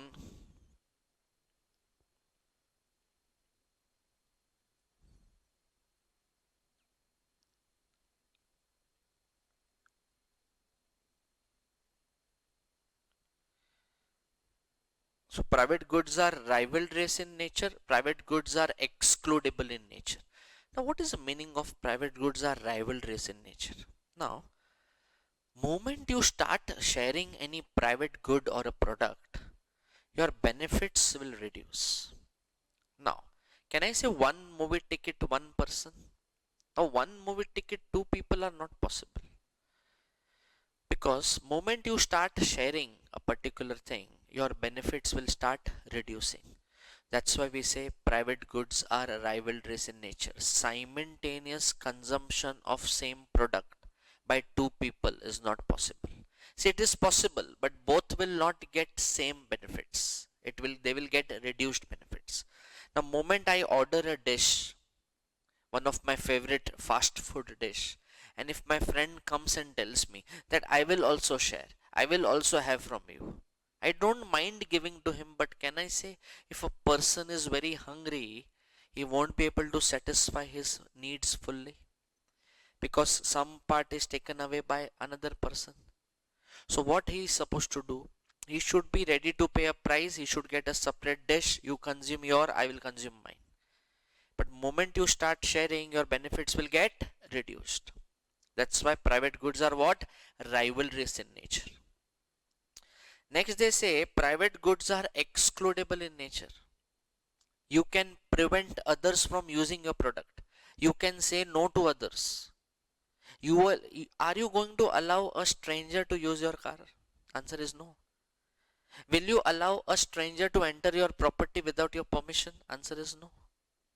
So you have a right to say no, and even the law will support you, because you are a owner of that car, owner of that land, owner of that property. That's why in many property, in many land, you will find a board which has been put. Trespassers will be prosecuted. You are not allowed to pass through this property. You are not allowed to pass through this property. You are not allowed to park your car. It's a personal property. So that's why we say it is excludable in nature. You have a right to say no. Both the words are very clear. First was rivalrous, second was excludable. So which all points we discussed till now? Private goods are those goods which gives utility to that person who purchases and consume it. Second, private goods can be easily parceled out, which means it can be distributed. Private goods have a private property rights. You can be the owner of private goods. Private goods do not have a free rider problem. You cannot enjoy benefits for free. For every small or big thing you have to pay a price. Private goods are rivalrous in nature. private goods are excludable in nature. Main points getting clear. Okay, now last point related to private goods. See students, when it comes to private goods, since I am the decision maker, I have a right to reject those private goods. So please remember, I can definitely reject private goods if my likes, preferences, or if my budget changes. Done. So this was characteristics of which goods? Private goods. Next comes characteristics of public goods. Here we will come across two words.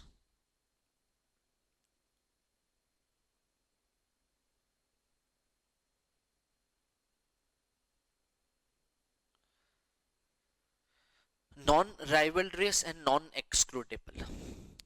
Let me start.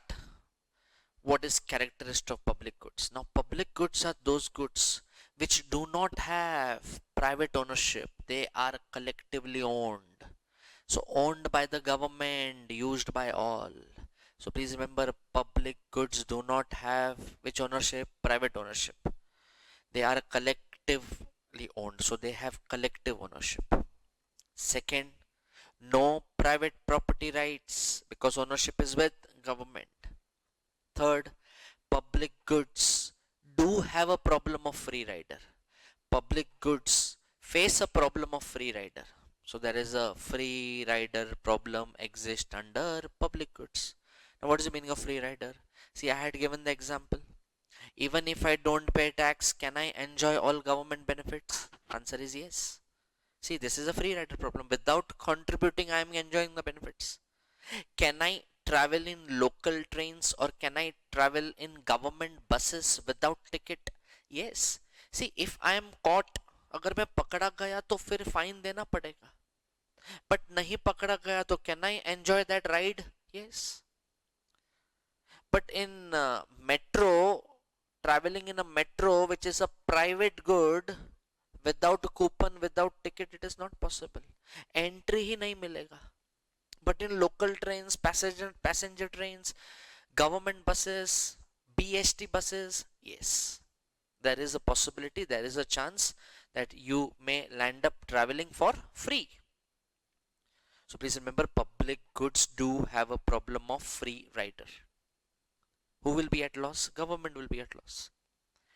Next point says public goods cannot be parceled out. You cannot distribute public goods because it is collectively owned, it is used by everyone. You cannot say this is your airport, this is my highway, this is my bus. Not possible. Everyone is allowed to use, so it cannot be distributed. Next, public goods are non-rivalrous in nature. Now what is the meaning of rivalrous? Reduced benefits. Sharing is not possible. But non-rivalrous says if 5 people are using, 10 people are using, 100 people are using, that highway or a bridge or a flyover or an airport is open for all. If everyone is getting higher benefits or everyone is getting lower benefits, so benefits will remain same for everyone. Benefits won't reduce because government has not started for 1 or 2 people. Government has started for everyone. And last, they say public goods are non-excludable in nature. Now what is the meaning of non-excludable? You cannot prevent others from using it. You cannot say no to others. Hey, don't enter this train, this is my train. You cannot say this. Only I am going to use this airport. Only I will enter this airport. Not possible. So they are non-excludable. You cannot say no to others. So exactly opposite. Private goods are rivalrous. Public goods are non-rivalrous. Private goods are excludable. Public goods are non-excludable. Is the characteristics very clear? Okay. So after this, we will start with types of public goods. Okay students, the previous question what we did was characteristics of private goods, characteristics of public goods. So that could be 3 marks question, or they may ask that for distinguish, that is distinguish between private goods and public goods. Now let's understand the types of public goods. So types of public goods. In that the first comes pure and impure public goods. Pure and impure public goods. Now what is this pure and impure public goods? See, pure public goods are those public goods which has a quality of full non-rivalrous and full non-excludability, which fulfills what?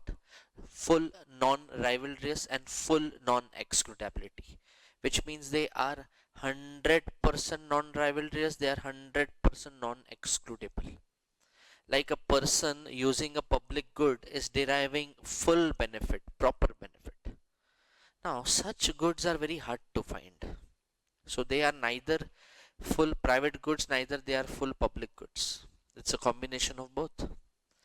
Now, full, or you can say 100% non-excludable, 100% non-rivalrous, very difficult to find. Now, say example, if I travel by a local train or if I travel in any particular government transport system, so can I say there will be other people who will be traveling? They will be coming. So moment I start traveling, other peoples are also joining. Other people are also joining. That will increase the overall crowd in a particular compartment or in a train. See, I am getting same benefits or reduced benefits. The answer is reduced benefits. Since it is open for all, I am using just like me, others are also using. See, this will sound like rivalries. But students, here you have to use a word impure public goods. Moment your benefits are reduced. When it comes to public goods, moment your benefits are reduced, you will not use the word rivalries, you will say they are impure public goods. Now a new highway, a new flyover has been constructed. Initially there was no traffic jam, but now gradually everyone has started using the same flyover. And at one point of time there is a bottleneck and there is huge traffic jam.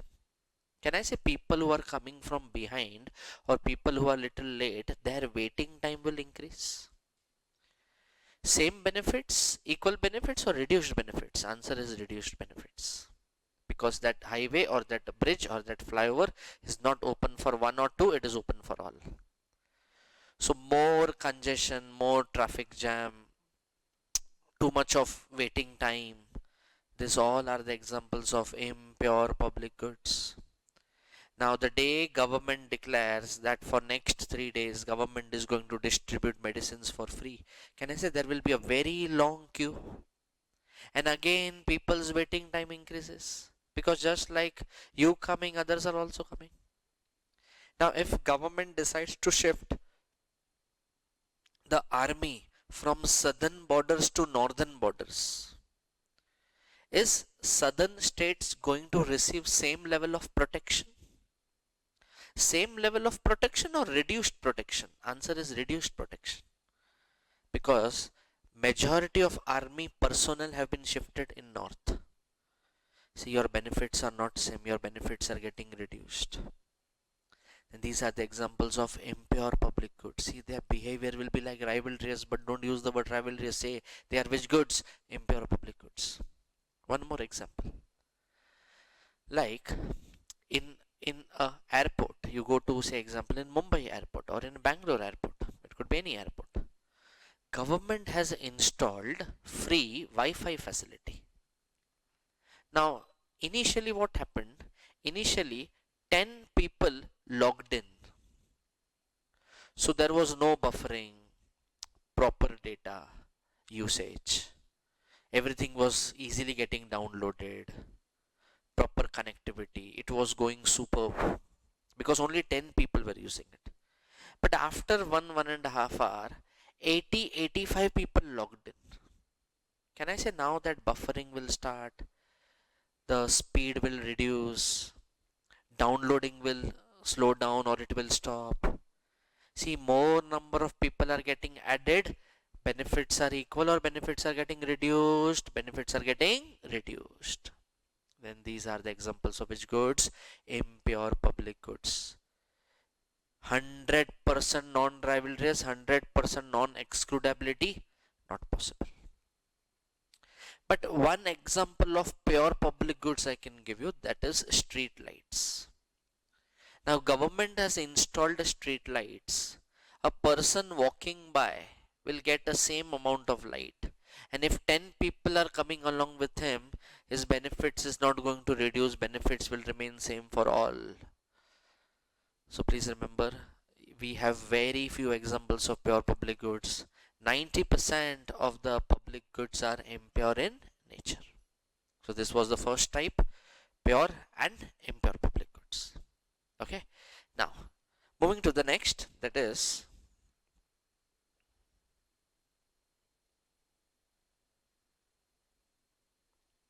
quasi public goods. Now what is this quasi public goods? Quasi public goods are those goods which will incur a private benefit to a person, and it will also give benefit to the people, to the society, without my benefits getting reduced. So it has both private benefit as well as society's benefit. Now, say example, a person is infected with chicken pox or measles, and timely he goes to a doctor and he takes injection. After taking injection, can I say there will be a private benefit to that person? And plus there will also be a benefit to other people as well, benefit to the society. How? Because after taking sterilization or after taking injection, he himself will get cure, and again it will prevent others from getting infected.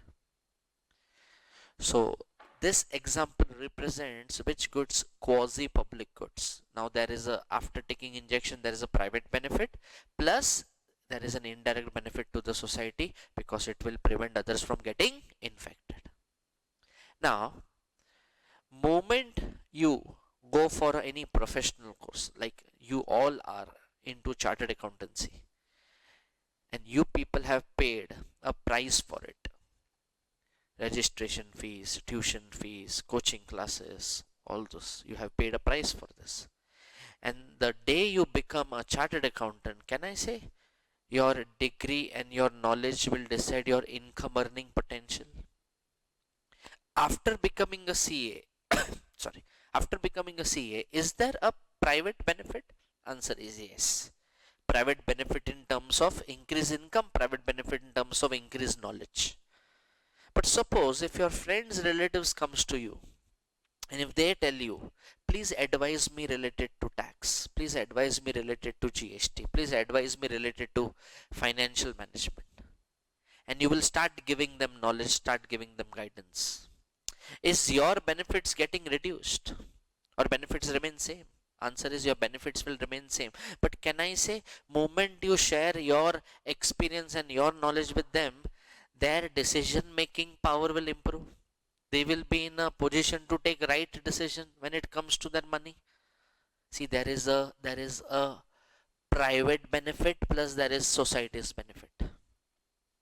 See, it is very easy to keep people away by charging money for this, because moment you charge professional fee, everyone will not come to you, people will run away. So it is very easy to keep people away by charging a fee, but it is advisable that you should not charge, because society is better off rather than worse off.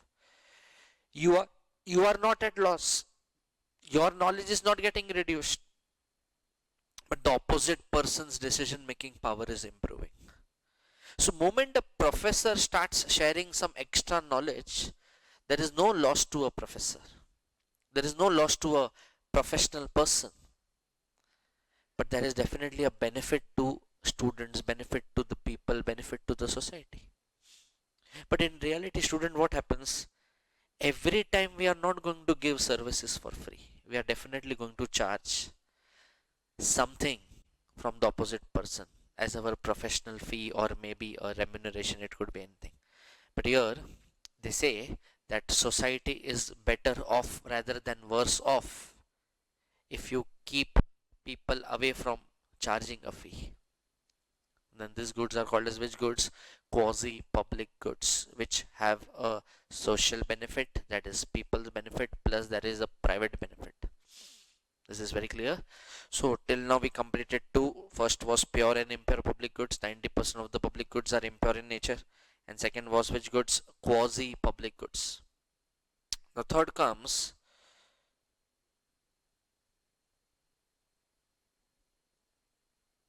common access resources.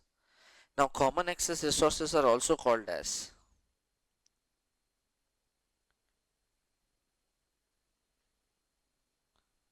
tragedy of commons. Another name given to common access resources is nothing but what? Tragedy of commons. They may ask a question, explain tragedy of commons, or what do you understand by tragedy of commons? Now students, let's understand what is this common access resources. Common access resources are those resources which nature gives to us free of cost. All free gift of nature which we people experience, which we people use, which we people get, they are called as common access resources, which includes soil, air, rain, mountains, trees, forest, mangroves, pastures, salt pans, minerals which are beneath the earth, marine life, list is endless, trees. So all these things, biodiversity, forest, land, mountains, trees, soil, everything nature has given to us free of cost. We have not paid anything for it. Nature is giving to us again and again free of cost. So I will say common access resources are non-excludable in nature, but they are rivalrous in nature. Please listen carefully. Common access resources are non-excludable in nature. What is the meaning of non-excludable? You cannot prevent others from using it. Can you stop anyone from entering a forest? Can you stop anyone from throwing garbage in rivers and lakes? Answer is no. People are doing that. People are throwing garbage in rivers and lakes. Today, unfortunately, River Ganga is the most polluted river in our country. Unfortunate situation. Because people are openly throwing all waste articles in rivers, lakes, dams, polluting our nature. Because there is no one to tell them. They are non-excludable. Nature has given to them free of cost. Everyone has a right to use it. Deforestation takes place. People are playing with nature. Unfortunate situation again. So please remember, common access resources are non-excludable in nature, but they are rivalrous. Why they are rivalrous? Too much use or exploitation of natural resources. Can I say our future generation will be at loss? Future generations' benefits will reduce. Because we human beings today, we are the most greediest animal on this planet Earth. We will exploit everything, we will degrade everything, we will use it everything, we will waste everything. And who will suffer? Future generation will suffer. That's why they have written they are non-excludable, but they are rivalrous in nature. So it becomes very important to preserve, to protect our natural resources, those things which nature has given to us free of cost. Because what will happen, slowly and gradually they will start depleting, and future generation will be left with nothing. They will be the big time sufferers. So this was your common access resources, also known as tragedy of commons. And why tragedy of commons? Tragedy means some bad thing taking place, and 1, 2, 5, 10 people are not responsible. People as a whole, everyone, common, it's everyone's mistake. It's not my mistake, it's not your mistake, it's everyone's mistake. That's why the word is tragedy of commons. So they are again a part of which goods? Public goods. Easy. Moving to the last, that is your free rider problem. Now, what is this free rider problem? So, before I move to the last part, let's quickly go through the first 3 points.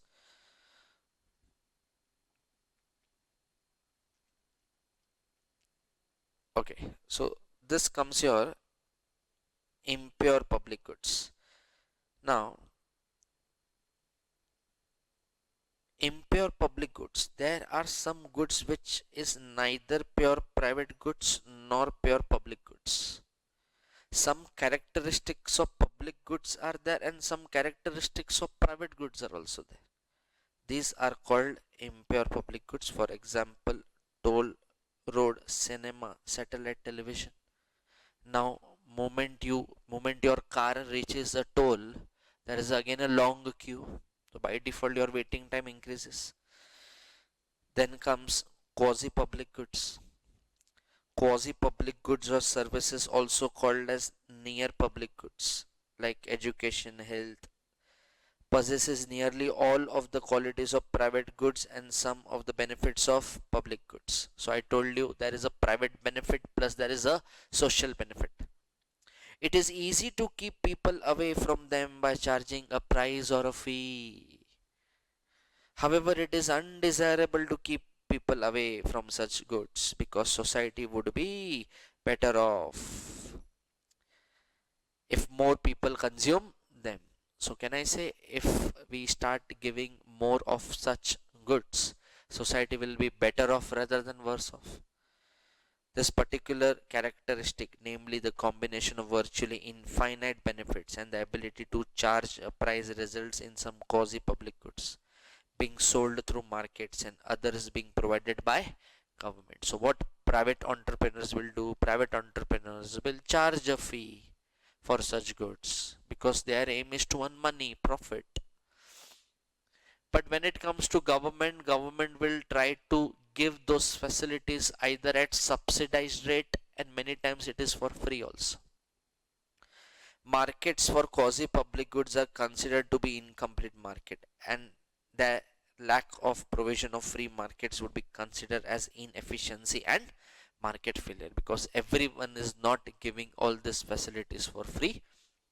Free market is nothing but private entrepreneurs, is nothing but what? Private entrepreneurs. They are definitely going to charge a fee, so poor people won't be able to afford. And next we discussed was common access resources. So common access resources or common pool resources are a special class of impure public goods. Some important natural resources fall into this category.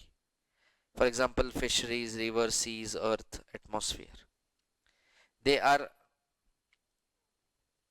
they are non-excludable.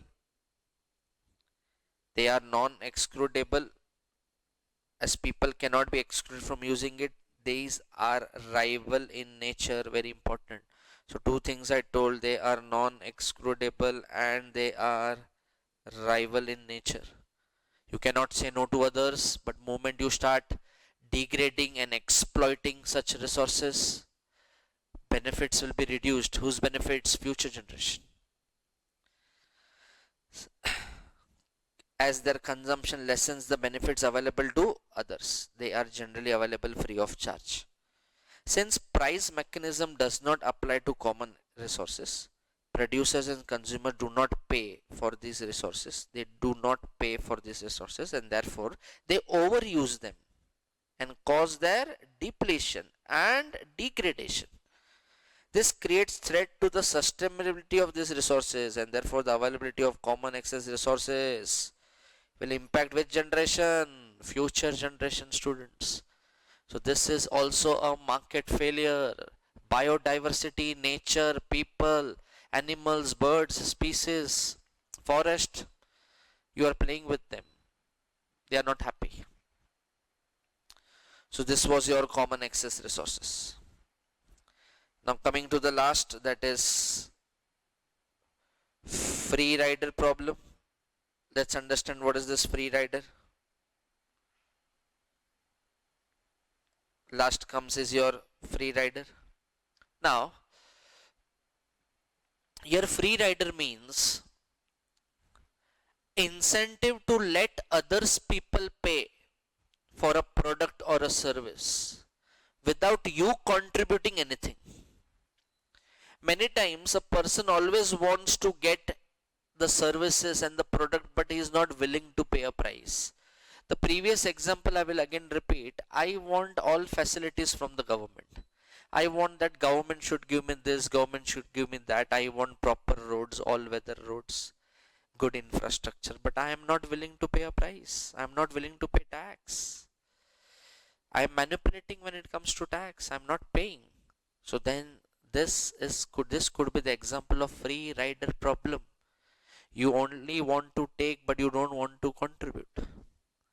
Now, what happens? Let me take a very simple example. In your college, a teacher or a professor has given you a project. 5 students will do one project. Now, submission date is after 10 days. First 4 students are working extremely hard on that project. Day in and day out, they are coming together, they are meeting, they are discussing, and they are working towards that project. But the 5th student is not contributing, is not participating. Every time he gives the reason, I am not well, I am going out, this, that. But at the time of submission, that 5th student comes and he also takes away the credit, and he also gets a credit, pat on his back from a professor, that wow, you all did a fantastic job. Now you all, can I say, includes that 5th student also. Did he participated?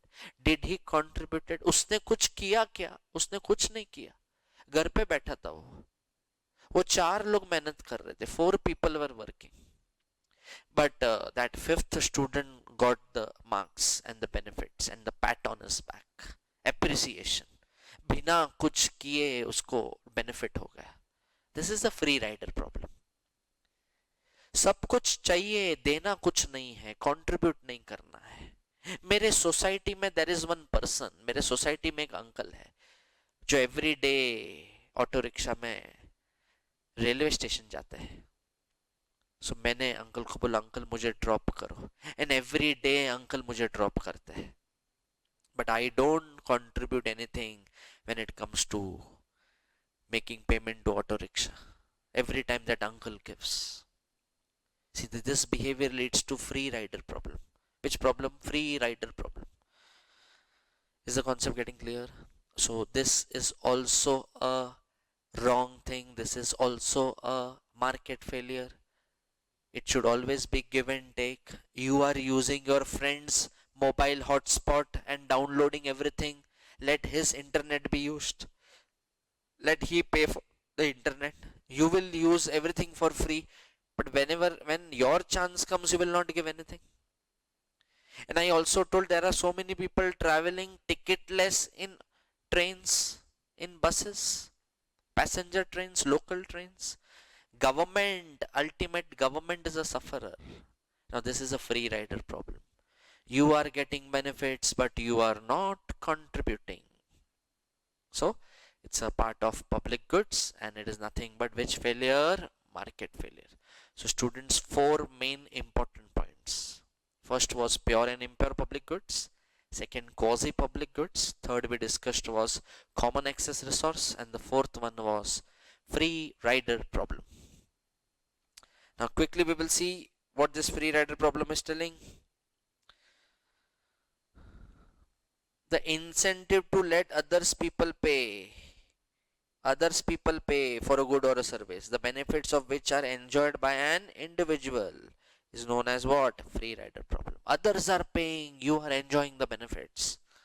In other words, free rider is a benefiting from the actions of others without paying. A free rider is a consumer or a producer who does not pay for a non-exclusive good in the expectation that others will pay. So public goods provide a very important example of market failure. Now directly come to this. On account of free rider problem, there is no meaningful demand curve for public goods. If individuals make no offer to pay for public goods, then the profit maximizing firms will not produce them. That's why there are so many services which only government is giving, private entrepreneurs, businessmen, they are not interested in entering such things because they know people are not interested in paying a price. In fact, the public goods are valuable for people. If there is no free rider problem, people would be willing to pay for them and they will be provided by the market. As such, if the free rider problem cannot be solved, following two outcomes are possible. What is the first outcome? No public goods will be provided in private market. Private markets will seriously underproduce public goods, even though these goods provide valuable service to the society. Because private business needs what? Profit. And if you are not willing to pay, they won't produce only. That's why there are so many merit goods which are being given only by government. Is the free rider very clear? So please study this much and go when it comes to public goods. All four: pure, impure, quasi, common access resources, and free rider. Okay, so students, now we'll be moving towards the next topic, that is the last type of market failure, that is incomplete information. And after this, your unit number 2 will be over.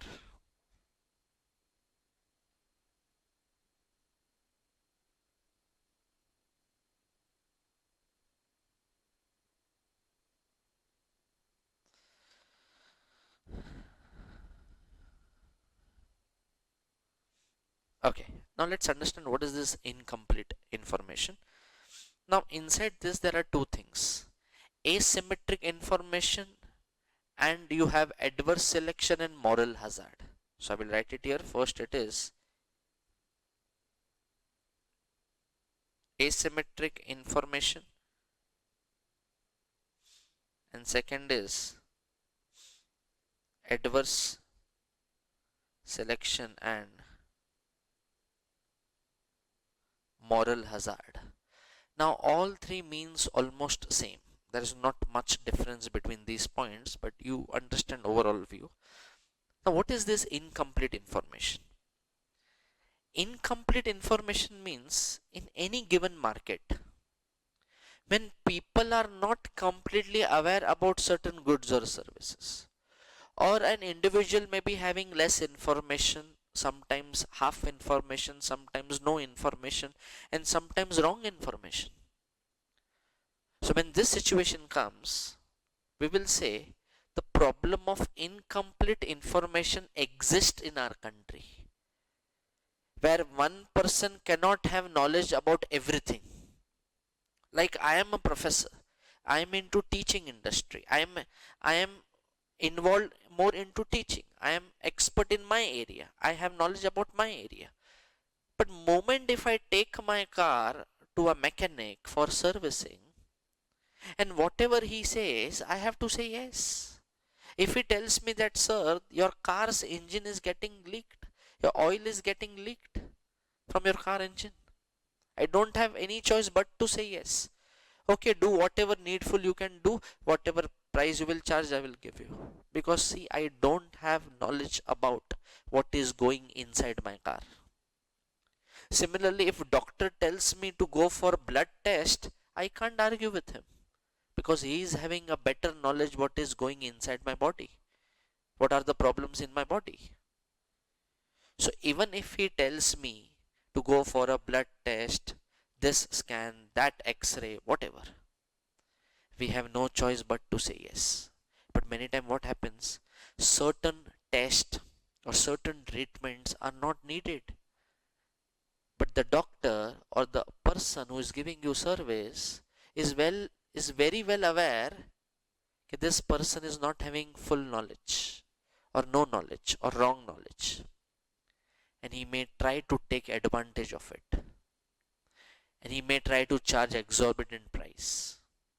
Since we don't know anything about all such things, we have no choice but to pay. So this problem may come when a person is having less knowledge or incomplete information, which may also lead to adverse selection, wrong selection. So adverse selection or moral hazard is that situation where a well informed person may take an advantage of less informed person. Doctors, garage mechanics, astrologers, we people have experienced tourist guides. Now we people have experienced some bad events with these people. There are so many cases going around in our country where people have been manipulated. You go to buy any electronic product, if that shopkeeper is of a manipulative mind, he will sell you that product which is defective in nature. The moment you buy a defective product, can I say you will be at loss?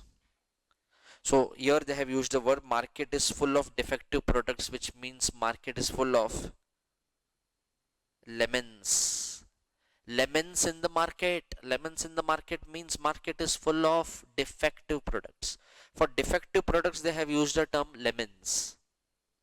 So what these people do, a well-informed person will always keep good quality products aside. He will always sell good quality products to its friends and relatives. But lemons will be sold to other people.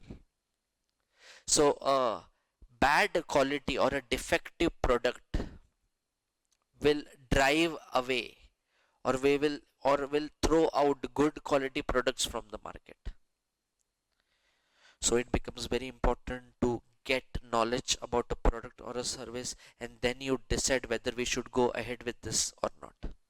Because half information, less information, no information, incomplete information will lead to lemons in the market, and market is full of lemons. Moment you think of buying a second hand car, what is the exact condition of that car? Only that second hand car dealer knows about this.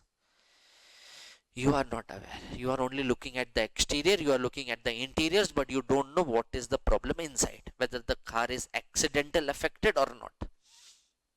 But after buying that car and after using it for few months, you will come to know whether the product was genuine or whether the product was defective. And if it is defective, then it means you have purchased what? Lemons from the market. Because market is full of lemons. Bad quality product will drive away good quality products from the market. So having decent information becomes very important. So before you make any choice, collect the information, go for second opinion, then you decide whether you want to purchase that product or not. Okay, so this was your incomplete information. You can say asymmetric information. You can say moral hazard or adverse selection. Because of wrong or because of less information, we end up buying a wrong product. That is bad selection or adverse selection. Is the full concept very clear? Let's see what they have mentioned here.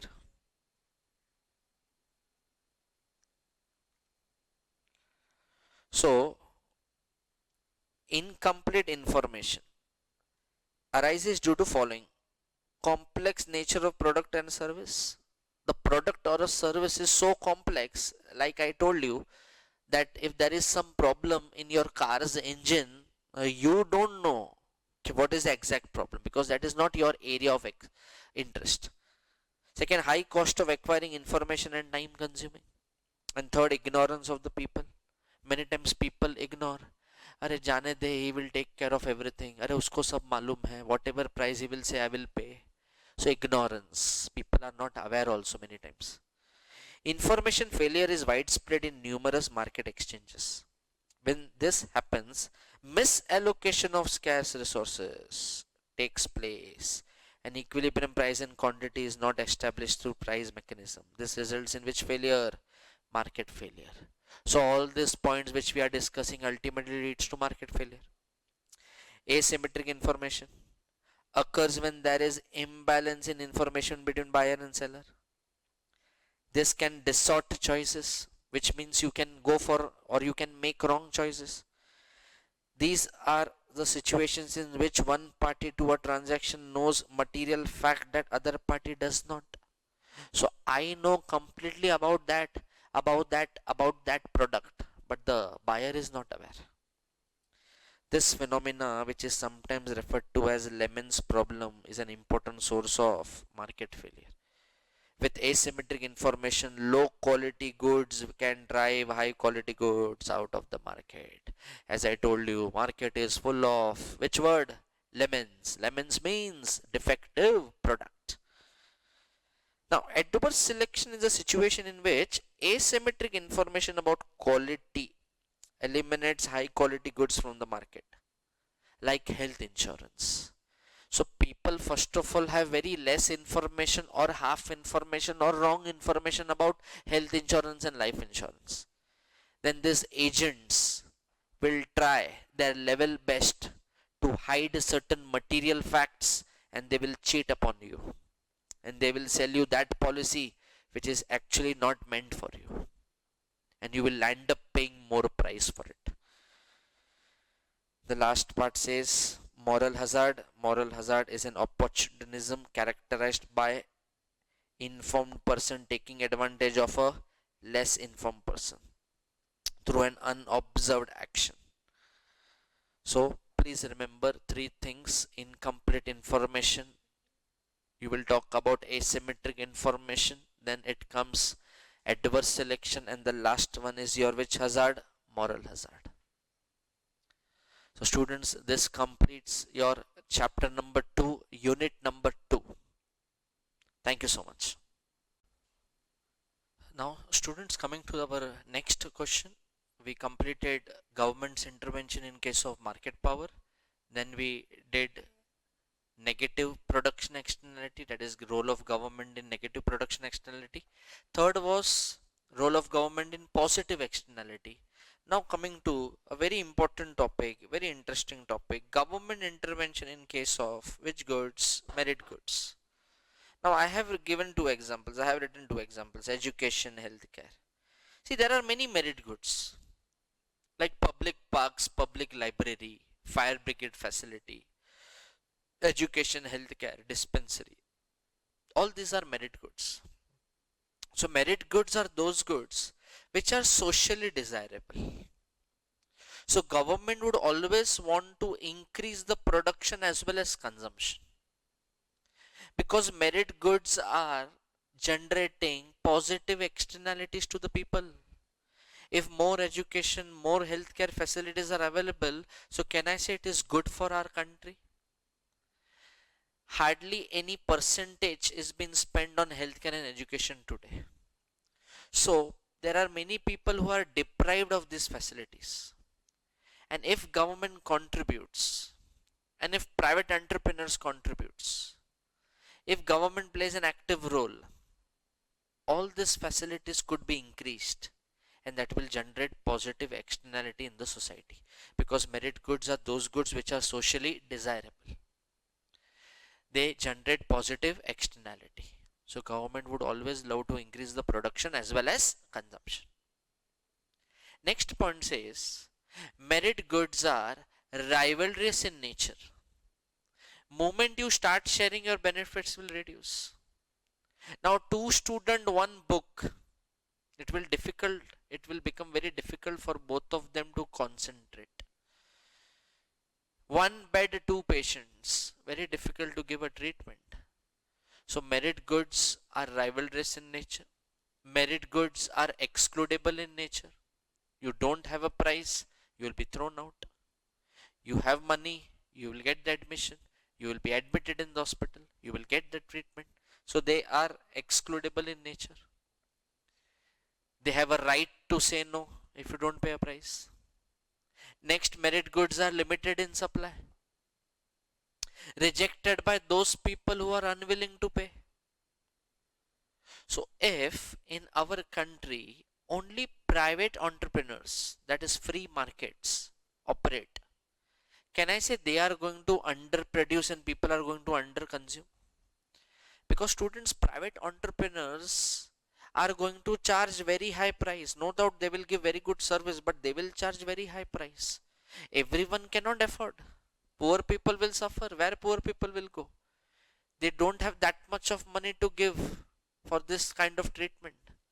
So either they will not take the treatment or they will suffer and ultimately they will die. So if market is left alone only to free markets, that is private businessmen or private entrepreneurs, they will underproduce and people will underconsume, and there will be loss of welfare. And there will be what? Loss of welfare. Not good for the society. Let's understand this with the help of a diagram. What they are trying to say is,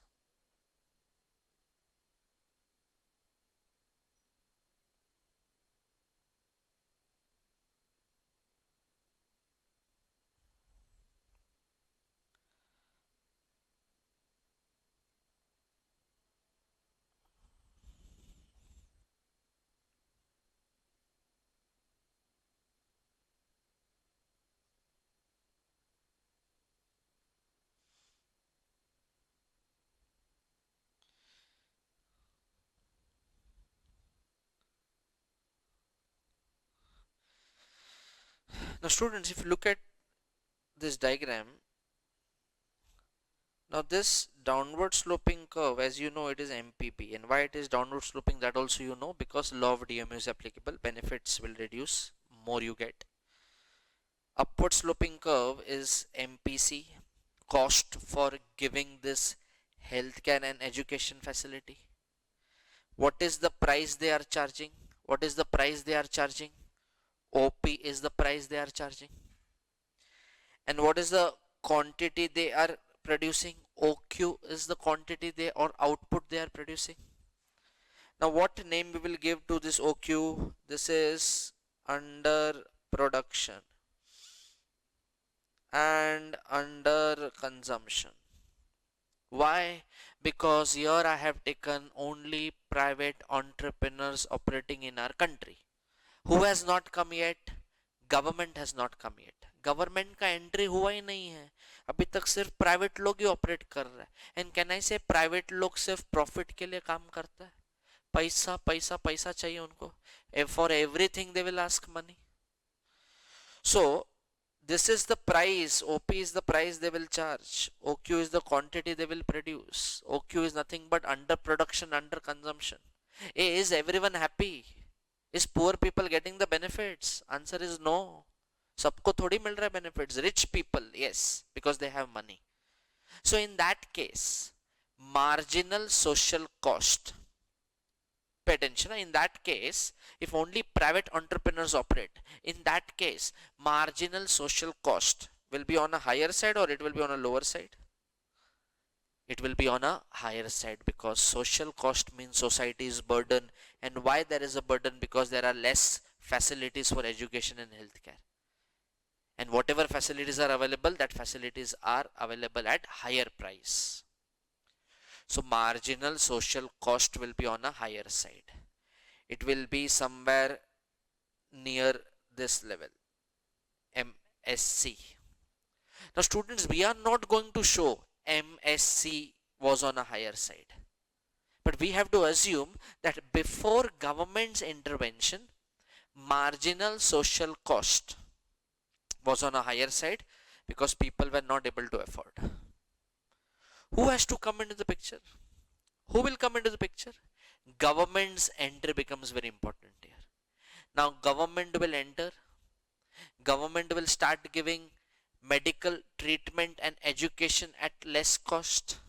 Subsidized education. Up to age of 14, free education. Government will start its schools, colleges, hospitals, dispensaries. Everything government will do. So before government, marginal social cost was on a higher side. But after government, what will happen to this curve? This curve will come down because society's burden is reduced. It has not become zero, but society's burden is reduced.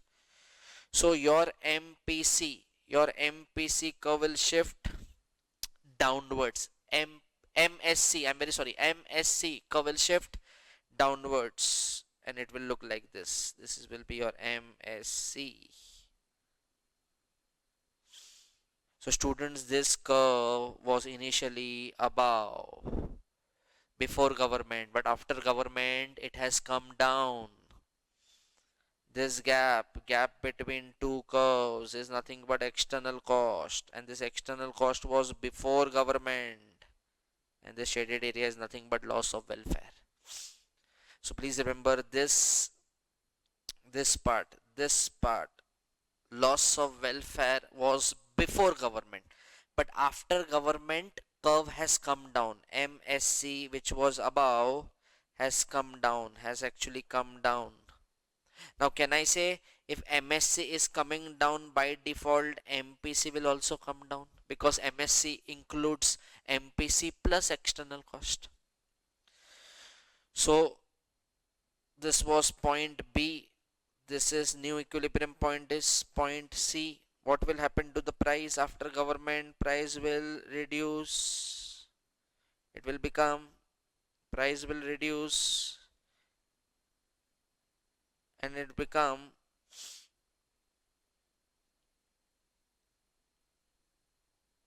P1, price coming down. And what is going to happen to the quantity? Quantity will increase. So OQ is under production and under consumption, but OQ1 is optimum production. Is the concept very clear? My only request is please be very careful. This shaded area, this loss of welfare was before government, but after government loss of welfare has reduced. How much it has reduced we are not able to see in the diagram. You cannot see in the diagram. Now you have to assume that loss of welfare has reduced, because loss of welfare can never become zero. It can always be reduced. Is the whole concept clear? So this was government's intervention in case of which goods? Merit goods. Merit goods are socially desirable. The government would always love to increase the production as well as consumption. Now let's look at what they have given here. See, look at the diagram. Government's intervention in case of merit goods. So merit goods are goods which are deemed to be socially desirable, I told you. Substantial positive externalities are involved in consumption of merit goods. Therefore, government deems that it consumption should be encouraged. Example, healthcare, education, welfare services, housing, fire protection, waste management, public library, museum, public parks. So list is endless. Merit goods are rival. I told you, excludable, limited in supply, rejected by those unwilling to pay, and it involves positive marginal cost. This means they are talking about there is a cost involved. Nothing comes free in this world. For everything you have to pay for supplying to extra users. Merit goods can be provided through market but are likely to be underproduced, and they are likely to be underconsumed. Students, here market means private entrepreneurs. Your market means private entrepreneurs, and social welfare will not be maximized. So same diagram, exactly same diagram. This is MSC. This curve was initially before, was at above, then it came down after government intervention. This shaded area is loss of welfare, but loss of welfare before government, because after government price has reduced to P1, quantity has increased to Q1. Quantity has increased to Q1. The reasons for government provision of merit goods are information failure is widely prevalent in merit goods. We have already discussed what is information failure. Less information, no information, or incomplete information. Equity consideration demand that merit goods such as health and education should be provided free on the basis of need rather than the basis of individual's ability to pay. Equity means equality, but government is giving certain facilities for free. There is lot of uncertainty as to need for merit goods, so consumer is not able to plan their expenditure for merit goods and save for it, because anything can happen anytime to any person. So there is high level of uncertainty.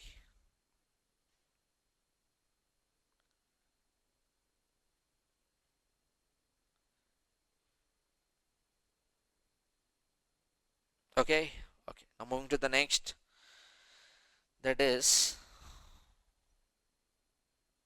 connected topic.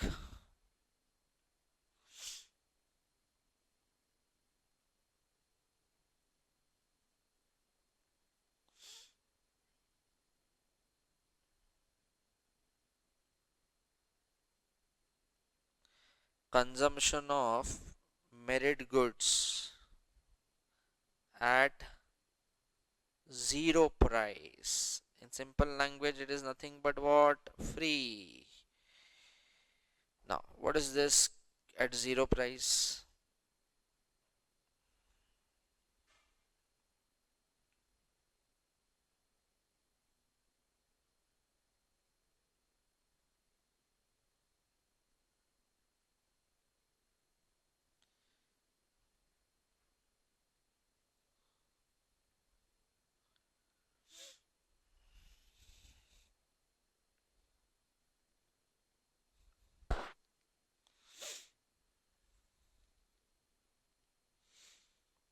Okay, now connected to merit goods only, but again, this could be asked as a separate question for 2 marks. Consumption of merit goods at zero price. Now, students, you everyone knows that giving or providing merit goods at zero price is comes under whose capacity? Government's capacity. Government can do this, can provide certain facilities for free. Now, in this diagram, if you see, moment government decides to give certain facilities for free, can I say more number of people will come to take that advantage? In short, demand will exceed supply. Demand will exceed supply because this word is going to attract people because facilities are going to be available for free. Pay attention. Your y axis is nothing but free market price. Free market price is nothing but MRP, price charged by private entrepreneurs. OQ is the level of output which was produced. So this is your supply curve, this is your demand curve. They both meet at point E. So demand meets supply at point E. At that time output was how much? OQ. So OQ quantities of facilities were being given to the public. Demand was OQ because price was charged. But now government comes up with a scheme that for time being I am going to give facilities free of cost, medical treatment free of cost, medicines free of cost. So what will happen? First OQ people were coming. So now demand will increase to OD. So pay attention, at zero price demand increases to OD. So at zero price demand increases to OD. Very simple diagram. This is the supply, they have kept as constant. This is demand, they both meet at point E. E is that point where price was charged, equilibrium price, that is nothing but MRP. At that time how many people were coming? Only OQ people were coming. But government comes up with which scheme? Medical treatment, medicines for free. Free means at zero price. So demand was initially demand was OQ, now demand will increase to OD. So can I say demand exceeds supply? Yes. So more people are coming, more people are getting the benefits because government is providing it at zero price. Is the merit goods concept very clear? Okay. So now moving to the next, that is your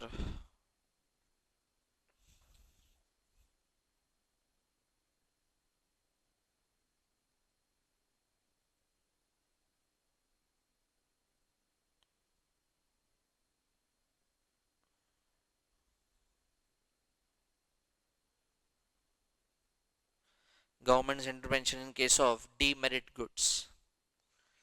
Now, what is this demerit goods?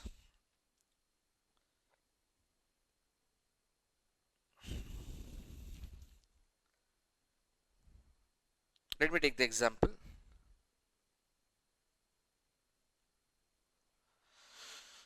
Cigarettes, alcohol, tobacco products, intoxicating drugs. There are so many pan masala, gutka. All these are demerit goods. So the previous concept was merit goods. Now this is demerit goods. So exactly opposite we will talk. Demerit goods are those goods which are socially undesirable. It generates negative consumption externality. Please mind it. I have used the word it generates negative consumption externality. So government would always want to reduce the production and reduce the consumption. But government has failed to reduce the production. Government can't tell anyone, government can't tell to producers that you don't produce. Because the cigarettes, alcohol, gutka, they are inelastic products. The demand for such products is what? Inelastic. So what they are doing, government has decided to target consumers. I will force consumers not to consume. I will put penalty on them. Moment they will consume less, automatically production will fall down. So here the target area, the target point is who? Consumers. So who we are targeting? Consumers and not producers. Have you seen any ad where government is telling that don't produce? But have you seen any ad where government is telling don't consume cigarettes and alcohol? Cigarette smoking is injurious to health. All these statutory warnings they will give. The cancer related pictures, pictorial warnings, they will put it in behind the packet of the cigarette. When we go for movies, they will come up with short documentaries, ill effects of consuming such products, because demerit goods are socially undesirable. It generates negative consumption externality. So government would always love to reduce the production as well as consumption. But targeting producer is not getting benefit, because producers are selling which product? That product whose demand is inelastic. So even if you create burden on producers by putting higher tax, they are going to easily pass those tax to whom? Consumers. And they will not lose a single customer. So finally government decides to create problem, create burden on consumers. Now in this case, government has done many things. Like government has decided to ban such harmful products in many states. Alcohol, cigarettes, gutka. But government has failed miserably. No results. There are many states where alcohol is banned, but still those states, people living in those areas consume a decent level of alcohol. Through black root and all those things, they get such harmful products. Second, government has decided to go for negative advertisements for such products. Negative publicity will always create a negative impression on the people, always show the harmful impacts of the such products. Third thing, government has not allowed to promote such products in television or in any media. You will not see a cigarette or alcohol being promoted in TV channels or in any advertisements. Not allowed. Then government has decided to keep, or government has put a regulation that pan shops should be kept away from schools and colleges, so that young generation, young kids, teenagers are not attracted towards it. Again, this concept failed miserably. Government has put such products under higher GST, 28% plus cess, comes to more than 30%, so that product looks expensive. Still people are buying. So government has adopted various methods, ban products, keep pawn shops away from schools and colleges, negative advertisement publicity, not allowed to promote such products in media, many things. But government failed. Results are not that seen. Now, government comes up with a new system called as direct impact on price. You can say as outcome of minimum price on demerit goods. Minimum price means henceforth tax तो I am going to charge, tax तो मैं लगाएगा ही 28% plus cess, उसके बाद भी I am going to charge a very high price. मतलब in short what government will do, if MRP of a packet of cigarette is say example 100 rupees, तो government बोलेगा कल से एमआरपी हो जाएगा 210, cancel the old MRP, new MRP will be more than the double, pay 210 rupees for a packet of cigarette, which definitely includes tax. Now, can I say such a big jump in the price, there will be a slight fall in consumption? See, consumption, it's very difficult to reduce the consumption, students. But can I say a person consuming 10 cigarettes a day may come down to 7? Person consuming 5 cigarettes a day may come down to 3? Which means there will be slight impact seen. In Maharashtra, in few areas of Maharashtra, this method was adopted by the government and results were positive. In few remote areas of Maharashtra, by using this method, there was 9% decline in alcohol and cigarette consumption. Not much, but there was a 9% decline, which means by adopting impact on price, that is deciding the minimum price of the product, such harmful product, results are seen. I can repeat, results are not guaranteed, but at least we can try. Government has seen some positive results here. Are you able to understand? So finally what government decided, we will keep on continuing doing various methods, but finally we will put minimum price for such goods, that is deciding an upper limit, price floor, not to charge anything below that.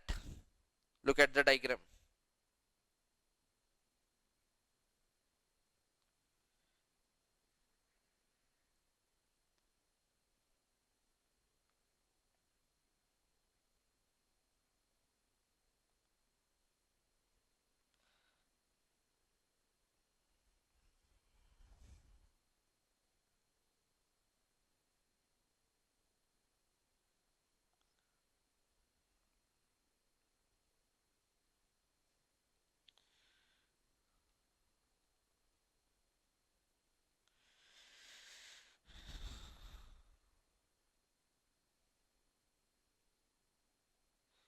So now students, this is your MPB, this is your MPC, they both meet at point B.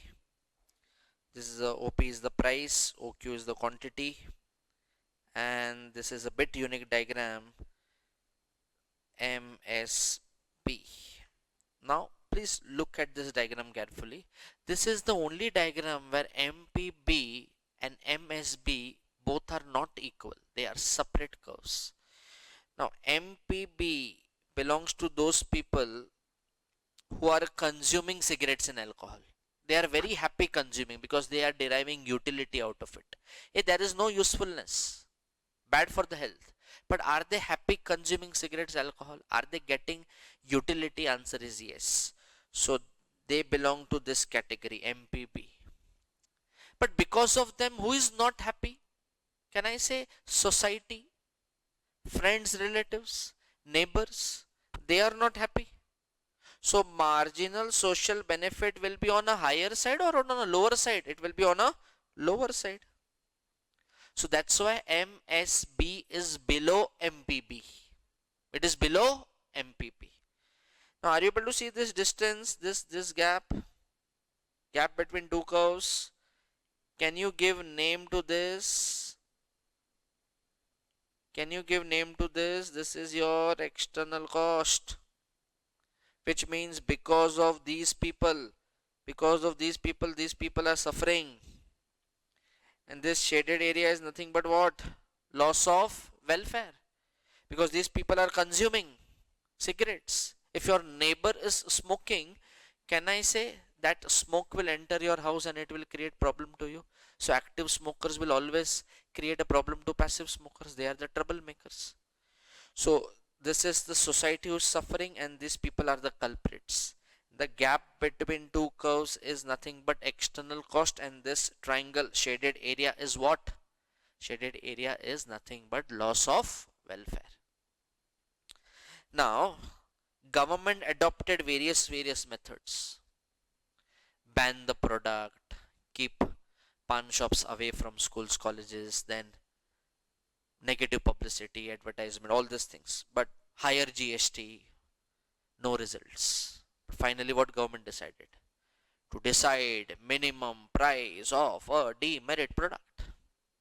That is deciding an upper limit. Henceforth, don't dare to charge anything below that. I give you the example. What was the earlier price? 100. But label was cancelled and the new price was decided as 210. So look at here, this part. Now this horizontal line. Are you able to see this horizontal line? This horizontal line is nothing but price floor. There's nothing but price floor. OP has become OP1. OP has become OP1. Price has increased. And if you look here, quantity will decrease. Quantity will decrease. It should pass from here. So OQ will become OQ1. So this horizontal line, students, this horizontal line is nothing but price floor deciding an upper limit. Henceforth, you are not allowed to sell at OP. You are supposed to sell at what price? OP1. Dare you sell below OP1? Perfect. See, I again repeat, by doing this, we can't guarantee the results. कि लोग cigarettes alcohol पीना कम कर देंगे, जरूरी नहीं है, but at least in few parts of our state results were seen. At least government is finding this little better compared to all other methods. Is the whole concept very clear? Okay.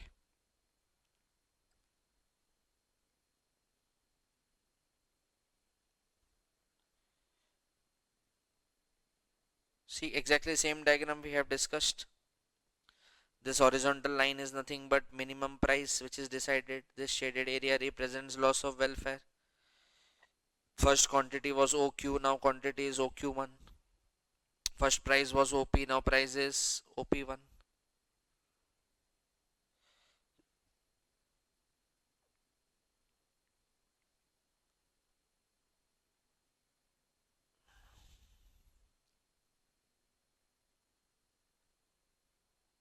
So let's read what they have given. So it will be a very short revision for you. Government intervention in case of demerit goods. Demerit goods are goods which are believed to be socially undesirable, not good for the society. Examples of demerit goods are cigarettes, alcohol, intoxicating drugs. The consumption of demerit goods imposes significant what? Negative externality. But please, negative consumption externality. Production होगा तो मेरे को problem नहीं है, but अगर कोई cigarette पिएगा तो मेरे को प्रॉब्लम है.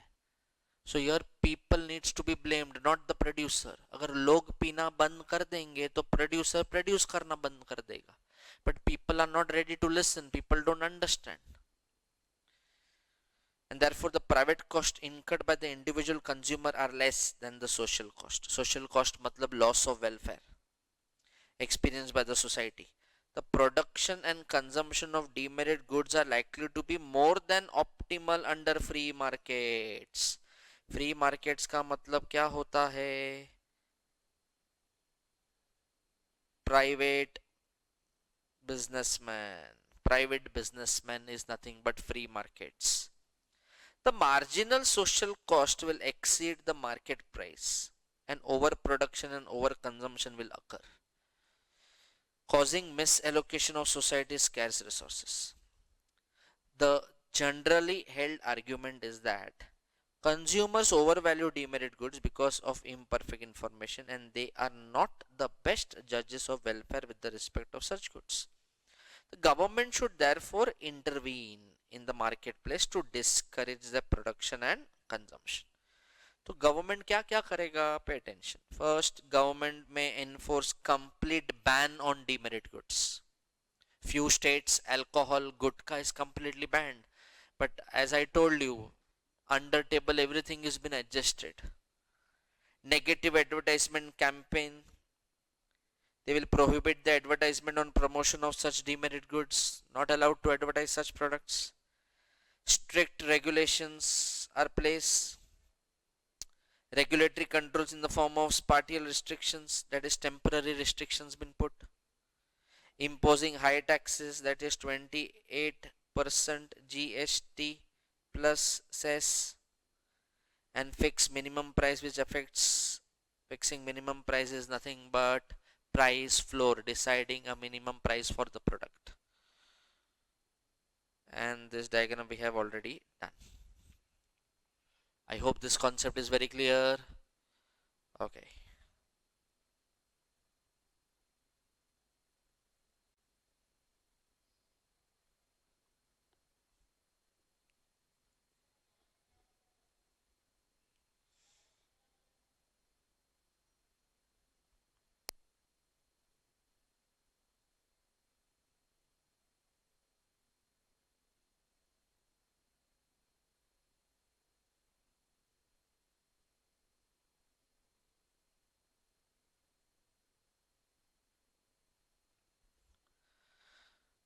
Okay, students, now moving to the last question. This could be the last diagram related question.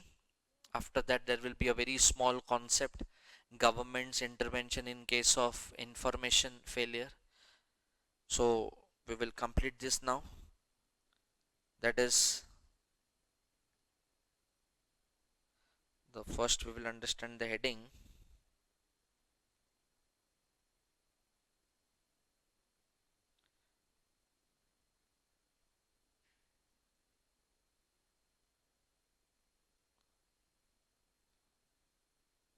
Price intervention. Two things we have to understand here.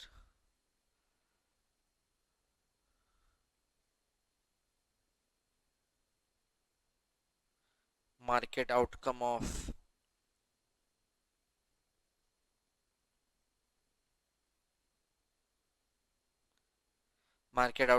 minimum support price, that is MSP. Then you have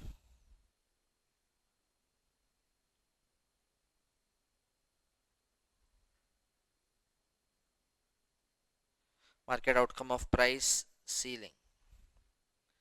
Market outcome of price ceiling. Here we are going to decide upper limit. Here we are going to decide a price which will be a lower limit. Now this is basically for producers, this is basically for consumers. So can I say producer always needs a higher price and consumer always needs a lower price? Let's understand the help of a diagram.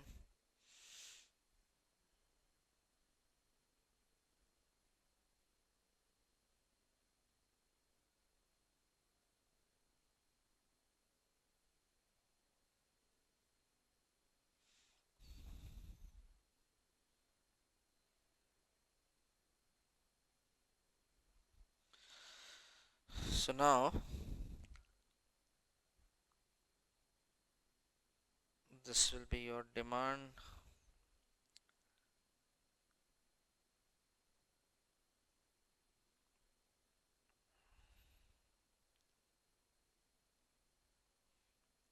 this will be your supply.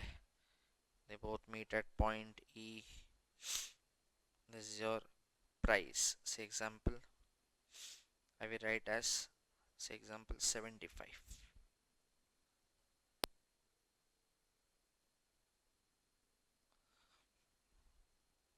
So I will write as 75. This will be your OQ quantity.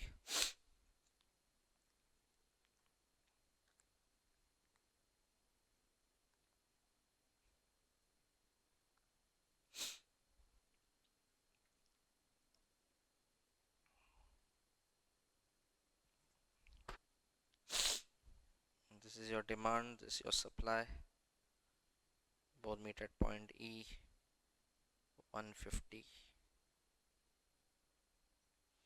Now students, please understand here in first topic, that is minimum support price. Now this MSP is that concept which government gives to farmers, minimum support price, deciding a minimum price for their produce. Because many times what happens, market is not ready to give a better price to the farmers, and farmers are always at a losing side. They are not able to uplift their standard, they are hardly able to recover their cost. So what farmers will do, they will protest, they will agitate, they will walk from one area to another area, kilometers and kilometers, with the hope that government will give them a better price for the produce. Now under MSP, which is of late is in the news, and as election comes near, this concept becomes more attractive here for the farmers. Now under MSP, government will procure, government will buy food grains from farmers. And say example, if farmers were getting 100 rupees, so now government will promise them to give 150 rupees from government's pocket. So I am a government, I am purchasing food grains for farmers, from farmers, I am keeping those food grains in my warehouse, which I am going to sell in the market later on. But middleman agent APMC market is giving them 100 rupees. I am ready to give them 150 rupees. Higher price or lower price? Higher price. So they will be encouraged or discouraged? They will be encouraged. So can I say higher the price, higher will be the supply? So they will be encouraged to produce more and they will be encouraged to sell more. See students, 75 was the price which farmers were getting. This is the demand. This is your supply. They both meet at point E. Now government comes and government promises or decides to procure food grains and is ready to give higher price. So what will happen? Deciding an upper limit. Deciding an upper limit. This upper limit is nothing but, say example, 150. Price increases. What will happen to output? Output will also increase.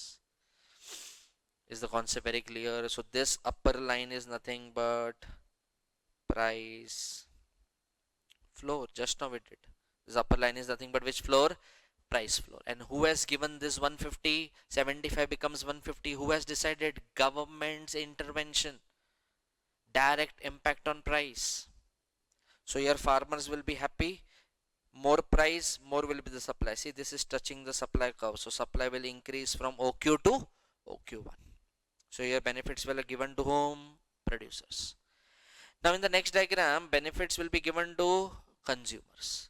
Now say example, life saving drug, like very important medicine, cancer treatment medicine, very expensive medicine. Everyone cannot afford 15,000, 20,000, 30,000 injections, worth injections. So everyone is not capable to buy. So poor people, people who are in rural areas, they are requesting government that please do something. Reduce the price of such important medicines. We cannot afford. People are dying. So your government decides to call a meeting of all pharmaceutical companies. And government tells them that henceforth you are not allowed to charge. You are not allowed to charge 150.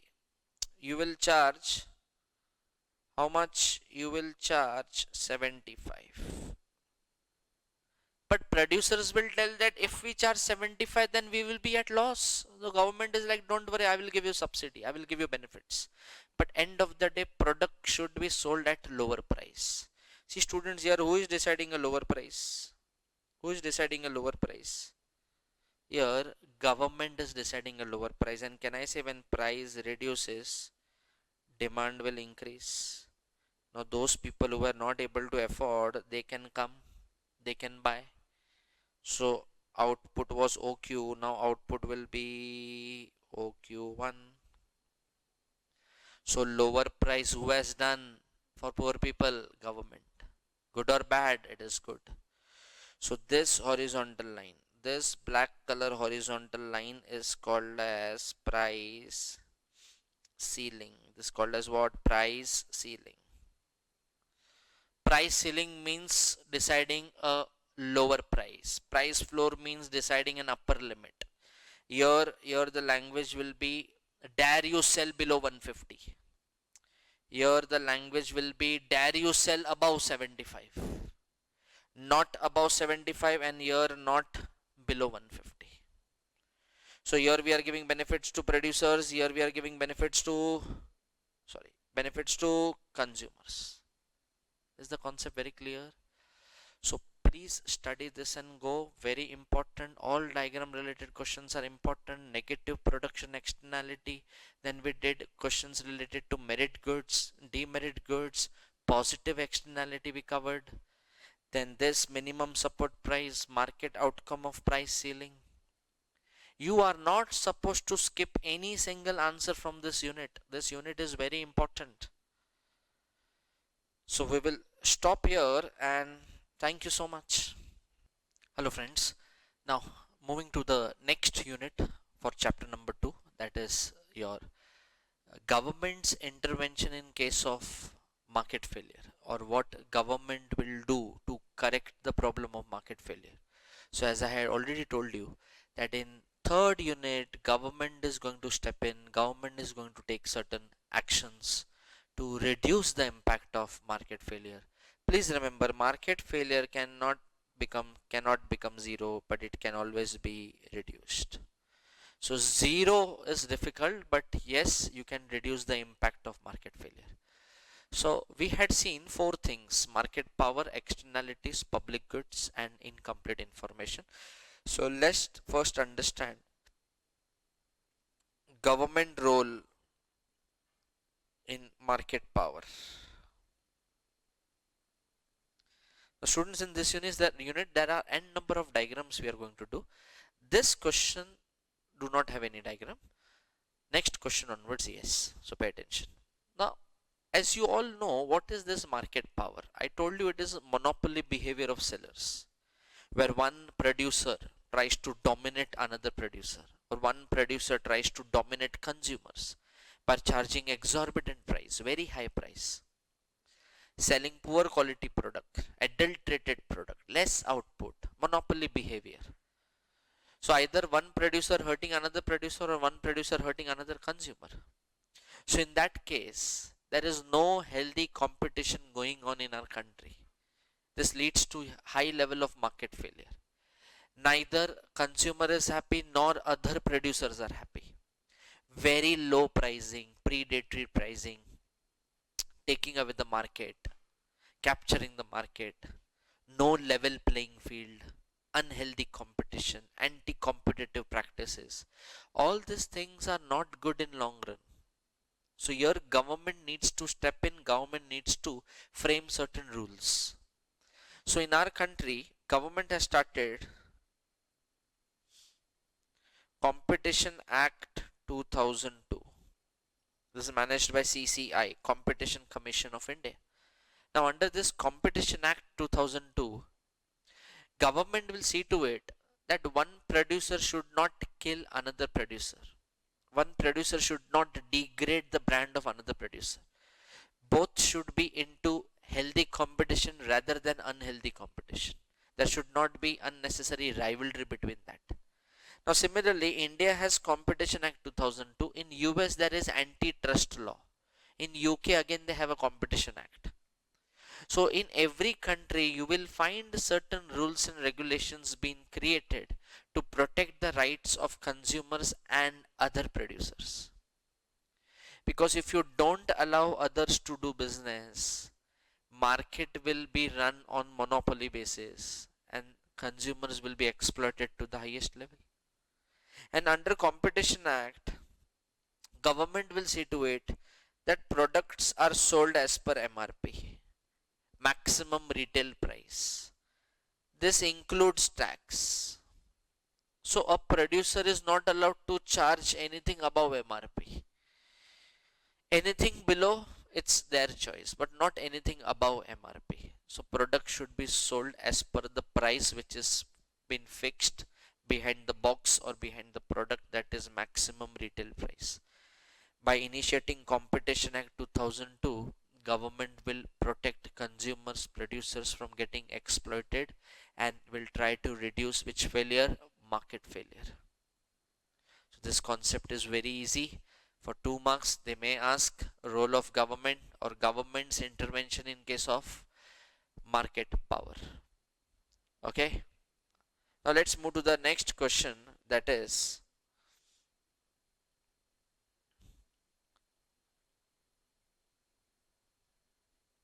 government's intervention in case of negative production externality. Now we have already discussed what is this negative production externality, and I am going to continue with that same example that I am a tire manufacturer, black smoke coming out of the chimneys of the factory. I hope you remember. So here I was responsible for creating what? Pollution. Okay.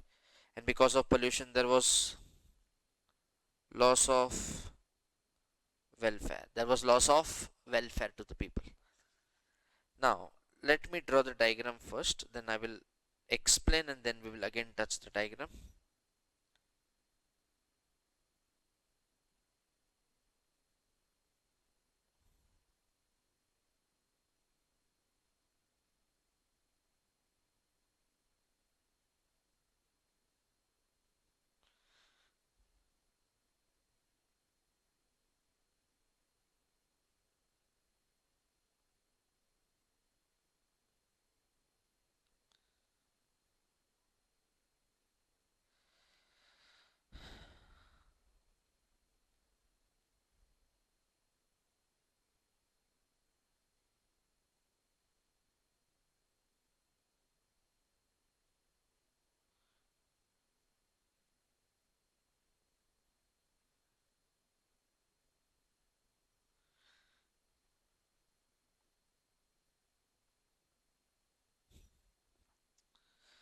Okay, now before I touch this diagram or before I continue with this diagram, let's understand what government will do in order to reduce negative production externality.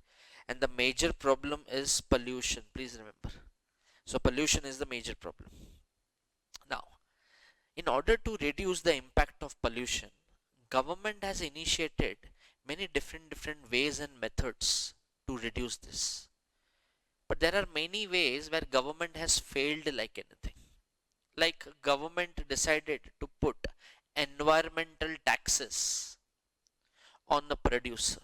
If they are producing more, they are supposed to pay more tax. Then government came up with a system called as PUC to control vehicle pollution. Pollution under control. That they have to check their carbon limits every 6 months, every 1 year, and accordingly they will get a receipt which will say that a particular vehicle is not generating or not throwing more carbon. So PUC was introduced. Then in order to control the pollution coming out of factories and industries, government started a scheme called as or system called as setting certain emission limits. Setting certain emission limits, that beyond that limit you cannot throw pollutants in the air. Like if my company is into tire manufacturing, so every month I can throw 5,000 pollutants in the air. Just an example. Every day I can throw 500 pollutants in the air. Not beyond that. If you want to throw more pollutants, if you want to create more pollution, you should be ready to pay an emission fee. Certain emission limits will be decided. Beyond that, production will not go. Then if the company or if your factory is of polluting nature, if the product you are dealing is of polluting nature, it should be kept 25 kilometers away from cities where the population is less than 1 million.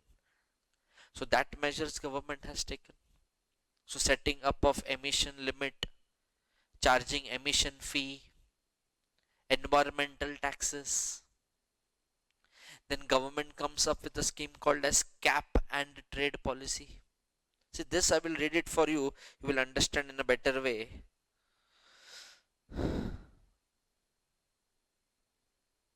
See, now what this,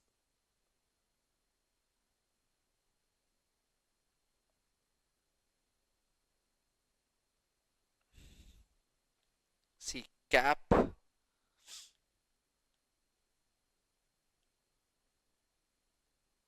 and trade. So here what they have written, the second approach to establishing price is tradable emission permits, also known as cap and trade. These are marketable license to emit limited quantities of pollutants and can be brought and sold by the pollutants. So you have to pay a big price if you want to throw more pollutants in the air. Beyond that you cannot do. Under this method, each firm has a permit specifying the number of units and emission that a firm is allowed to generate.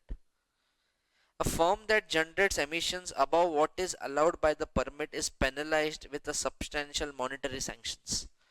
So my permission was 5,000 pollutants I can throw in a month, but I am throwing 10,000 pollutants, 12,000 pollutants. Now government is going to put monetary penalties on me. Government is going to charge monetary sanctions on me. These permits are transferable and therefore different pollution levels are possible across the regulated entities. Permits are allocated among firms with the total number of permits so chosen as to achieve the desired maximum level of emission.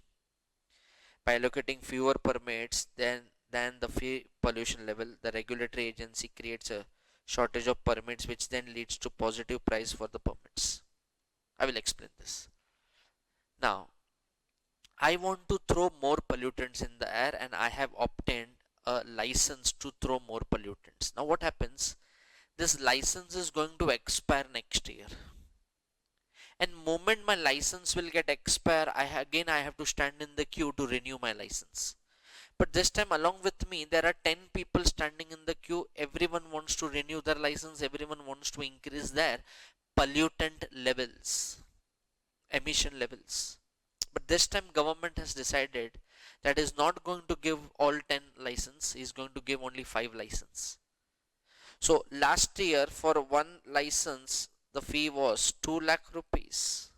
Now government is telling if you want to renew your license, fee will be 5 lakh rupees. Just an example. So price they have increased more than the double and the number of permits they have reduced. 10 people but only 5 permits. Those who are ready to pay a higher price, they will get that permit. See, can I say by doing this, government is giving message to a producer that you should shift your production techniques. Instead of using diesel locomotive and instead of using coal, shift it to CNG, shift it to electric, which will create less pollution. See, we understand shifting production techniques requires big capital expenditure, big capex. But that is again one time.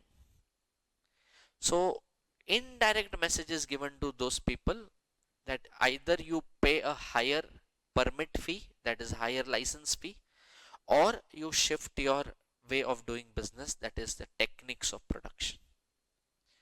So all these methods government has tried his level best to control pollution, but government is not successful with that. Government has failed miserably because it's not that easy to put all these regulations, put these taxes. Because first of all, point number one, it becomes very difficult for government to identify which company is creating how much pollution and who is the main culprit. Second, in order to manage everything, government needs to appoint people. Pollution control board needs to be set up. Salary needs to be given to those people. Location needs to be decided. See, there will be a rise in administrative cost. More money will go from government's pocket. And plus there is a possibility that these people may take under table money or bribe. Then you have to keep someone else on them to take care. So there is a high level of administrative cost. Third, they say If the product is of inelastic in nature, what I told, if product is of inelastic nature, even though you charge higher taxes or higher fee, producers will not mind paying it. What producer will say? I am ready to pay tax because the product is inelastic. Consumer any which ways is going to buy. So I am going to take tax from whom? Consumer. So ultimate burden of the tax falls on the consumer, and since the demand is inelastic, consumer is buying. So producer is having no problem. He is not losing any single customer. But this will happen only when the product is of inelastic nature. Everyone knows the meaning of inelastic. Demand cannot be changed. Example, cigarettes, alcohol. Habitual commodity. Then, now, if government keeps on putting higher tax burden, higher permits, less license, no license, cancellation of license, can I say this business community, this industrialist, this producers will be discouraged? It will act as a disincentive for them. And what they will say, that in our country environmental standards, environmental regulations are very tough, we don't want to do business here, we will shift our base to some neighboring country, or we will shift our base to that country where regulations are easy. What will happen? India will lose output, India will lose employment, India will lose jobs, growth, GDP will be impacted. See, now putting all this tax is not easy. Government has to face a number of problems. But finally, out of all these methods, government sticks to environmental taxes. Government believes that charging pollution tax may impact or may create burden on producers. They may reduce the production because price will increase. Price increases, demand for the demand for the products will decrease, and producer will automatically produce less. Now look at this diagram, this exactly same diagram which we did in unit number 2. Now this is your upward sloping curve. This is your upward sloping curve, that is your MPC. Why it is upward sloping? More you produce, more will be your cost. Then this is your downward sloping curve, that is your MPB. Why it is downward sloping? I told you law of DMU is applicable. They both meet at point A. Point A, that is nothing but they are going to charge what price for the product. OP is the price for that tire, and how much quantity they are selling, OQ. Can I say OQ as overproduction? Yes. Why it is called as overproduction? Because till now I am not paying one thing. I am not paying which cost? I am not paying external cost. As if now I am paying only production cost, that is manufacturing cost. Who can force me to pay external cost? Government. Now, moment I put this dotted line here, that is nothing but my external cost. The distance between two curves. Distance between two curves is nothing but external cost. Can I say external cost is nothing but the level of pollution I have created? So this shaded area,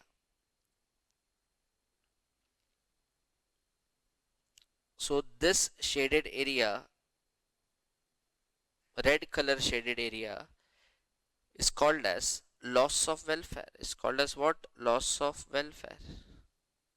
People are suffering. Now, please tell me, pay attention. If this is the level of pollution I have generated, can government tell me to pay 100% tax? क्या government मेरे को ऐसा बोलेगा कि तूने इतना pollution किया है, 100% टैक्स पे कर, सबका सब मेरे को दे दे? Not possible. 100% tax is not possible. क्या गवर्नमेंट मुझे कुछ परसेंटेज पे करने बोल सकता है? पे 30%, 50%, 70%, 40%? यस, कुछ तो दे. That government will say, not 100%. So say example, if I have created pollution worth this level, I am not going to pay tax till that level.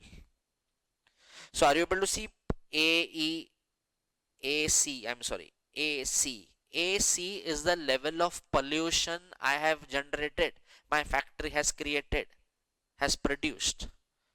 So AC is external cost, AC is a level of pollution, but I am not going to pay full tax. I am going to pay some tax. Now in reality what is happening? I am actually paying tax. Before that, pay attention. This is your MPC. This is your external cost. MPC plus external cost will give you what? MSC. And MSC is shifting upwards. MSC is shifting upwards. But full external cost if I take, then only it will be upwards. But am I going to pay full external cost? Answer is no. क्या मैं पूरा का पूरा tax पे करेगा? Answer is no. But क्या मैं थोड़ा टैक्स पे कर सकता है? Yes. So say example, government tells me to pay, say example 40%, example 40%, 60%, it could be anything.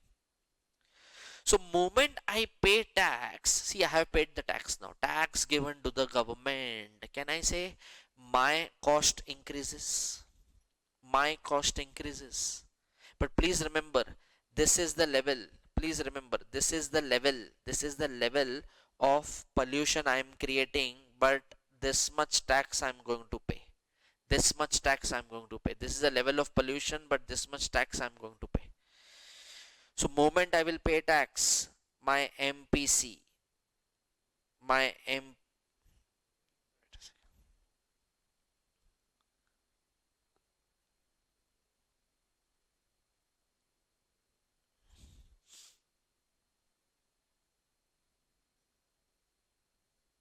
so moment I pay tax, my MPC will shift upwards and it will become MPC plus tax. It will become what? MPC plus tax.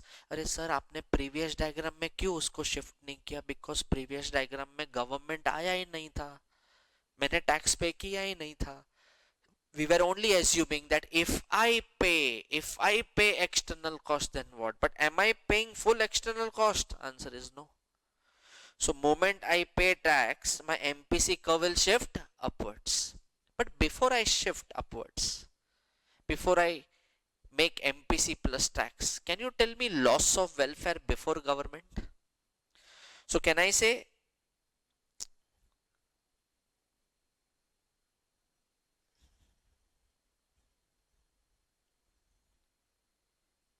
ABC is loss of welfare when before government? What about after government? That we will see now. So ABC is a loss of welfare before government. Now moment government will come, moment I will pay tax, am I going to pay full tax? Answer is no. Am I going to pay a part of it? Yes. So moment I pay tax, MPC curve will shift upwards.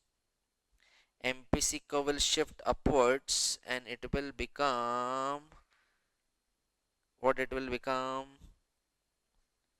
MPC plus tax. Are you able to see this black dotted line?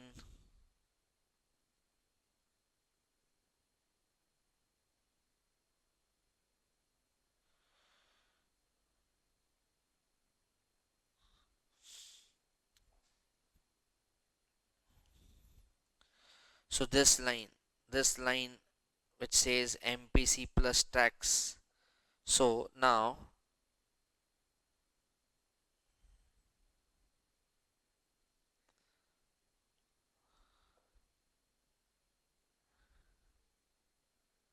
this point AC, look at the diagram. AC is the level of pollution I have generated, but the tax I have paid is how much? Only A1. This is the amount of tax I have paid, A1. This gap, and this touches this point. What will happen to the price? Price will increase.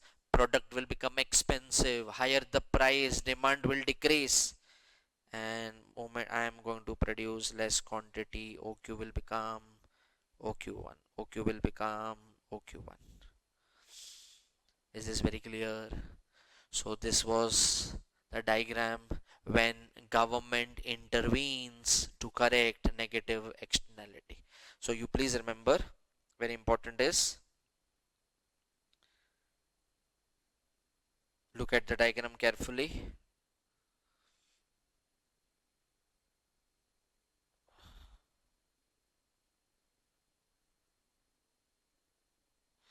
Now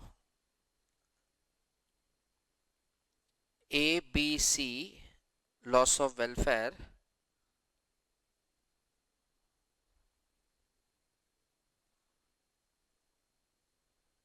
loss of welfare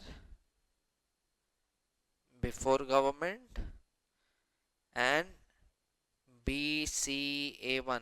Look at this. BCA1. BCA1 is loss of welfare after government. Price increases, product will become expensive, tire will become expensive, demand may decrease, and I am going to produce less. Is the concept very clear? This was government's intervention in order to correct negative production externality. Perfect. So only for your knowledge purpose, please remember, AC was the level of pollution you created and the tax you have paid is AA1. AA1 is the level of tax you have paid. Please remember that. Perfect. Okay. So this completes your negative externality part.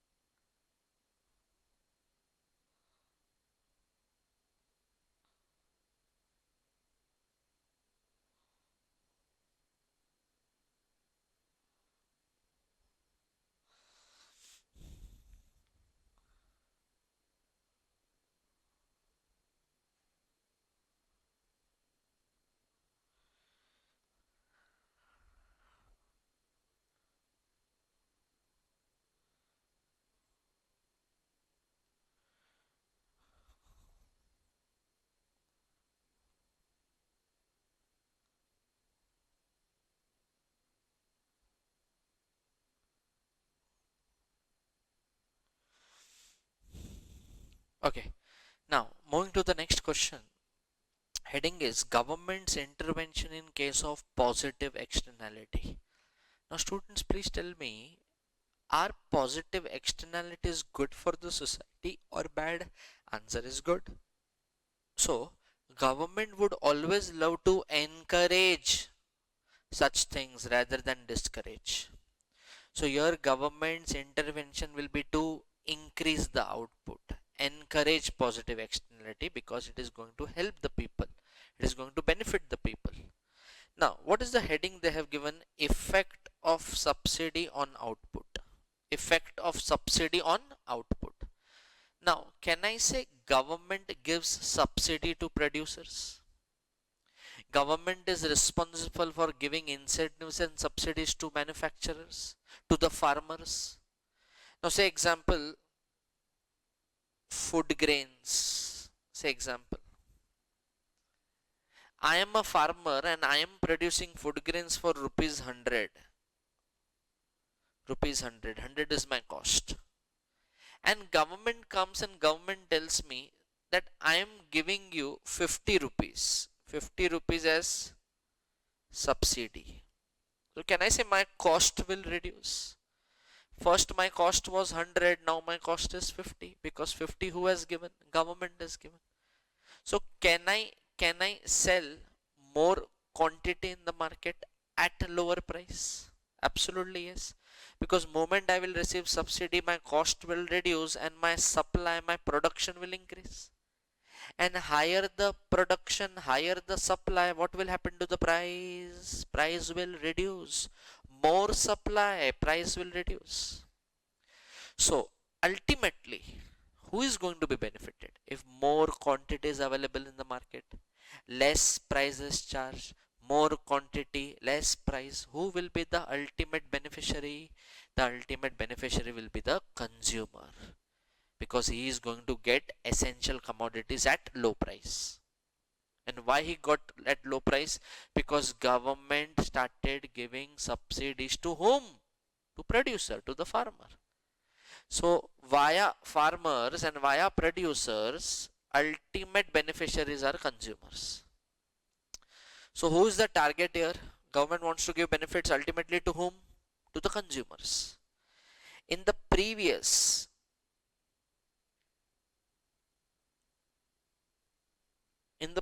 diagram, government was targeting whom? Who was the culprit? Who was creating pollution? Producer was creating pollution. Tire manufacturer was creating pollution. So here we started shifting cost curves. MPC shifted, MSC, all those curves where we were discussing. But here we are going to talk about benefits will be given to whom? Consumer. So target is consumer. So here we are going to shift benefit curves. See students, there is no such thumb rule. Please understand that you will always shift benefit curve. You will always shift cost curve when it is producer. Every diagram, every concept will have something different. As per this diagram, as per this concept, please remember, I will again repeat, subsidies are given by government to farmers, to producers. Moment they receive subsidy, cost of production reduces, quantity output increases, higher the production, higher the supply, lower the price. And can I say more quantity of food grains will be available at less price in the market, and who will be happy? Consumers will be happy, poor people will be happy, because now they are getting more quantity at less price. So look at this diagram. Y-axis is your price, x-axis is your output. There is an upward sloping curve, that is MPC. I have kept MSC both equal because here there is no external cost. There is a downward sloping curve, that is MSB, marginal social benefit. Now there is a marginal social benefit. Now what happens? Look at the right hand side. What I have circled here? Output. What they have written? Effect of subsidy on output. Once again, effect of subsidy on output. Are they talking about price? Answer is no. They are talking about output. And can I say output is represented in x-axis? So impact should be seen only on x-axis. We are not concerned with price. So don't look at y-axis, because precisely they have told impact of subsidy on what? Output. So look at x-axis. This is MSB, MPC. They both meet at point E. What was the output they were producing? OQ. When subsidies were not given, this is before government. So can I say OQ as underproduction? Definitely yes, because people will always demand more, but I am producing less, because as if now government has not given me any kind of help. Now government decides to give subsidies. Moment I receive subsidy, producer's cost reduces, production increases, price decreases. So what will happen? People's benefit will increase or it will decrease? It will increase because they are going to get huge quantity at less price. So which curve will shift where? MSB curve will shift towards right and it will become MSB 1. This is a new equilibrium point E1. And what is happening to the output? Output increases to Q1. So OQ was under production and OQ1 is optimum production. OQ1 is what? Optimum production, because there was a rightward shift. There was a rightward shift in the curve. Any doubt? So please students, these concepts are very important. Again, maybe for 3 marks they can ask this. Any given question, if they ask, diagram becomes mandatory. You have to draw diagram. Okay, so this was government's intervention in case of which externality? Positive. So government will always encourage, will not discourage. So since our target was consumer, we shifted benefit curve. We shifted benefit curve. Don't look at the price. If you look at the price, you will get the feeling that sir, price was this much, now the price is increasing. No, it will not increase because MPC will come down. Because MPC will come down, it will not increase. But any which ways, they are interested in what? Output. They are interested in output. Don't look at price. Look at only x-axis. Okay? Okay. Now students, let's move to the next question of the same unit. The question is types of fiscal policy. Very important question.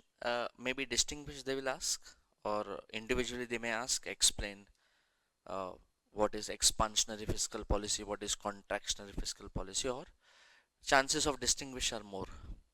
So let's see what is this types of fiscal policy.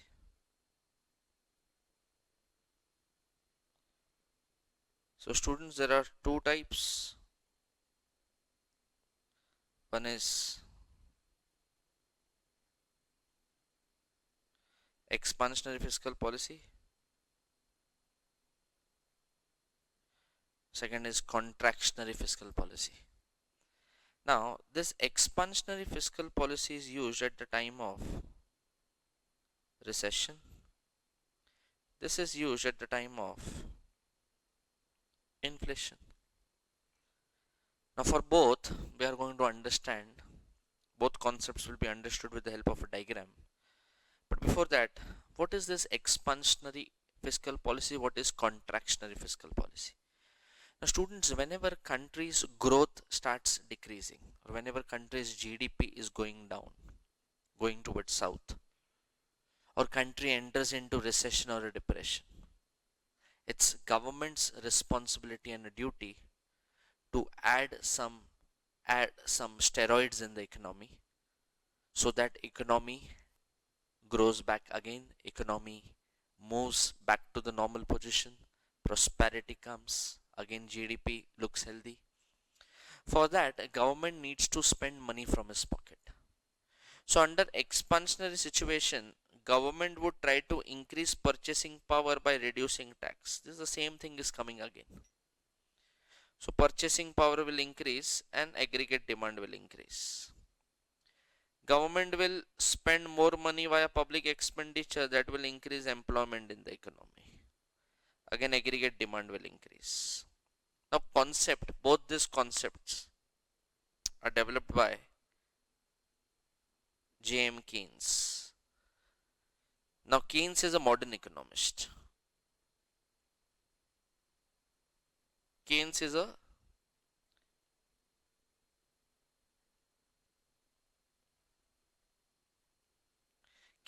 modern economist. So he has developed this concept of expansionary fiscal policy and contractionary fiscal policy. So in expansionary fiscal policy, government will go with deficit budget In contractionary fiscal policy, government will go with surplus budget. So now you have to tell me, in order to control inflation, what will happen? Tax will increase, public expenditure will reduce. This we have already discussed. Contraction means I want to reduce country's growth. So moment growth will decrease, inflation will also come down. Because students, GDP and inflation, they both have direct relation. GDP increases, inflation increases. And if you want to reduce inflation, you have to sacrifice GDP. So they both are directly related to each other. So I again repeat, during expansionary, deficit budget; during contractionary, surplus budget will be used. Let's understand with the help of the diagram. First will be expansionary.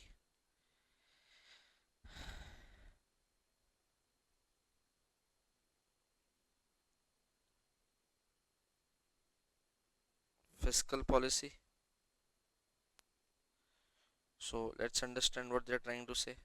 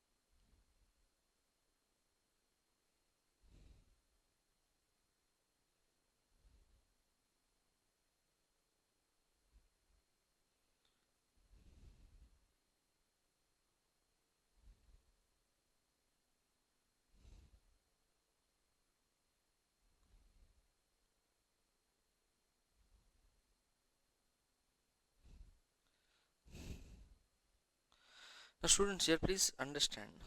Now this downward sloping curve is your aggregate demand curve, and this your upward sloping curve is aggregate supply curve. So this is aggregate demand, this is your aggregate supply. They both meet at point E is a point of equilibrium. At that time, price was how much? OP, and country's income was OY1. Now students, if you observe, are you able to see this black color vertical line? Black color vertical line. This vertical line is nothing but real GDP line, which indicates that our economy should be at that level. And if economy is at that level, which means our economy is doing good, fantastically good. So let me make it proper.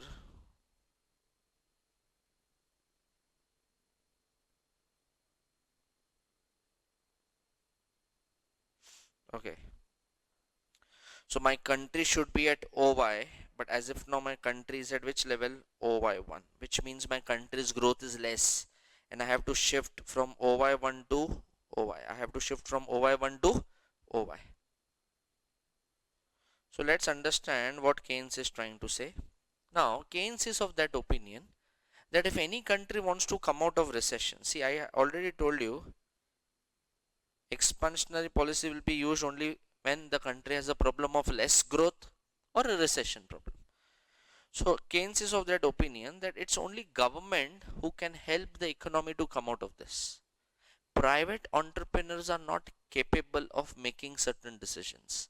They can definitely participate, they can definitely contribute, but they are not the decision makers. So according to Keynes, government should reduce tax, government should increase public expenditure, and if this is done, aggregate demand will increase in the economy, and this aggregate demand curve will shift towards right, and moment it will shift towards right, we will be back to OY level. Price will also increase, because just now I told, when growth increases, inflation also increases. You want to reduce inflation, you have to sacrifice growth. So Keynes' philosophy is correct, that it is aggregate demand which will help the economy, aggregate demand which will help the economy. But when this discussion was going on, there was one more economist who intervened. He's a supply side economist. Name of the person is Adam Smith, classical economist, father of economics. His opinion was little different. He was supporting more of, he's supporting aggregate supply. His thought was that during recession, few optimistic entrepreneurs, I again repeat, during recession, few optimistic entrepreneurs will hire workers at low wages. Lower the wages, can I say lower the cost of production? Higher will be the supply. Higher will be the supply. Which supply? Aggregate supply. Because he is a very strong follower of Say's law. J.B. Say, another classical economist. And what Say's law says that supply creates its own demand. But the reality and the Keynes theory says demand creates its own supply. But here, since Adam Smith participated, we will first shift AS curve to the right. But here students, we are not concerned with aggregate supply. We are concerned with aggregate demand. Keynes' philosophy is absolutely correct. But since Adam Smith also contributed, we have to, or we will shift AS curve to the right. But your focus area should be aggregate demand.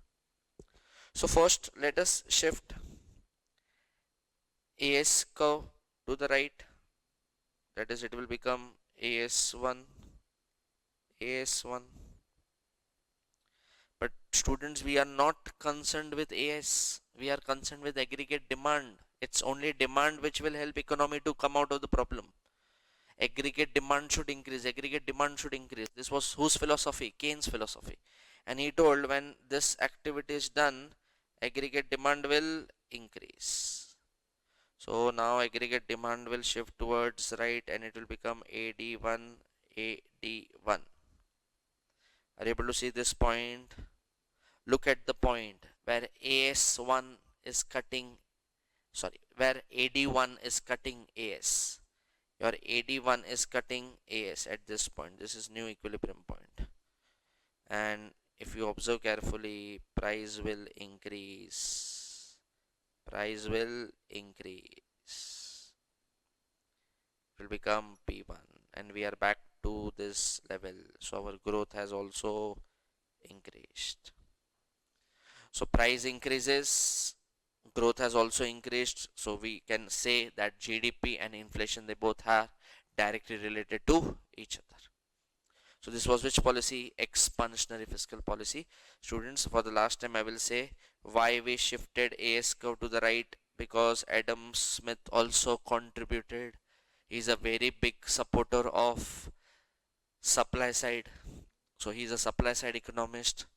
So his opinion may not be correct always, but that is the only reason we shifted. So AS shifted to the right because his thought was that optimistic entrepreneurs will hire more workers at less wages, supply will increase, supply will increase.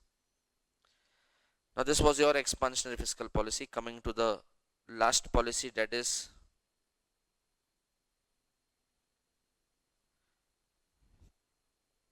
fiscal policy.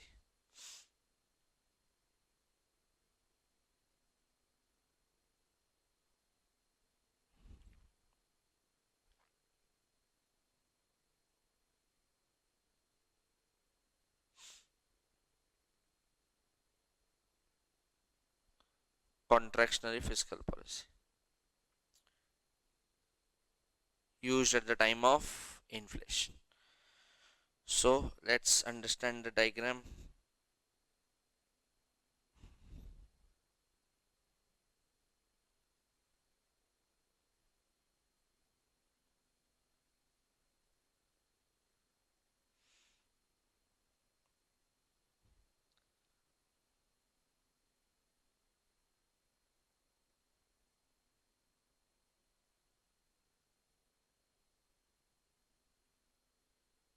This is your real GDP line. Every economy should be at this line.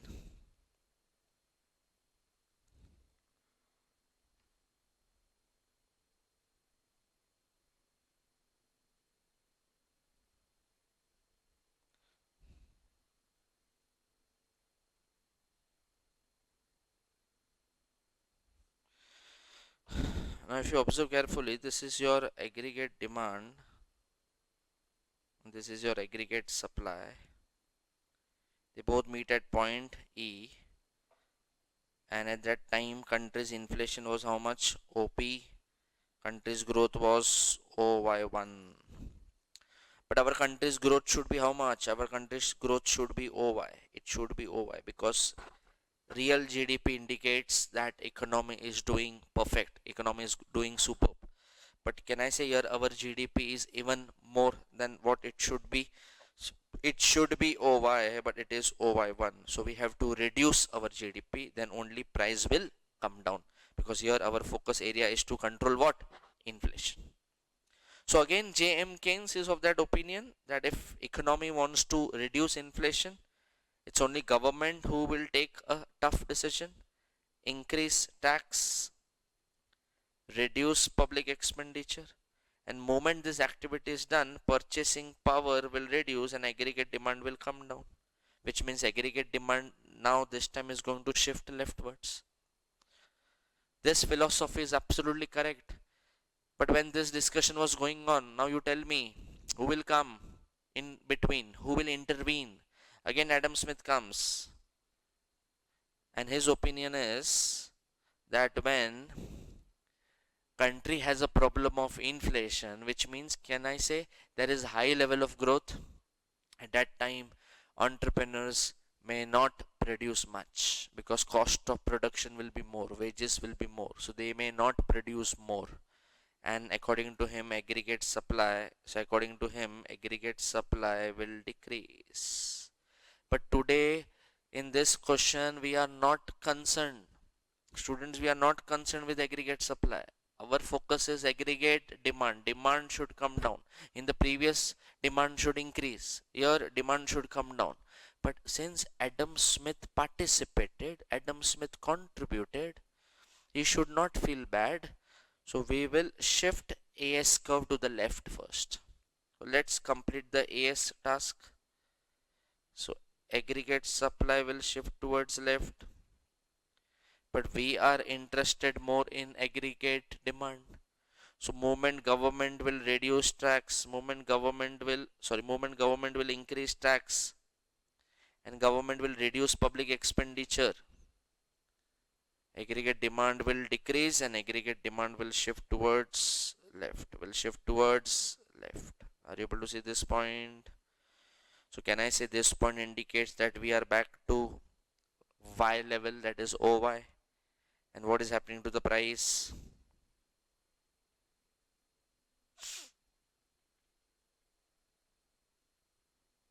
What is happening to the price? Price has reduced.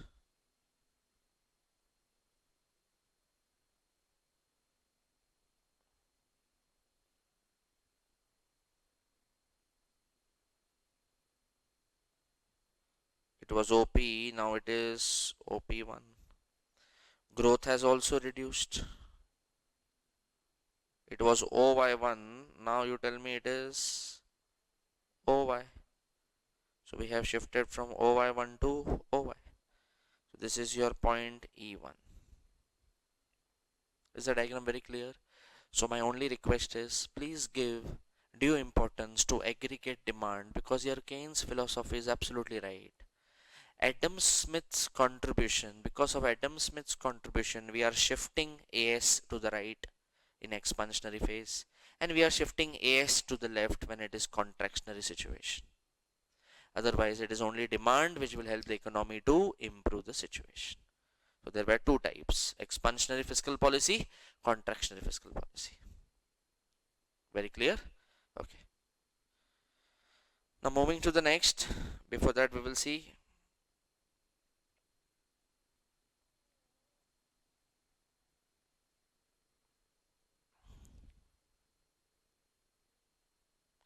So we'll just see the introduction, what they are trying to say.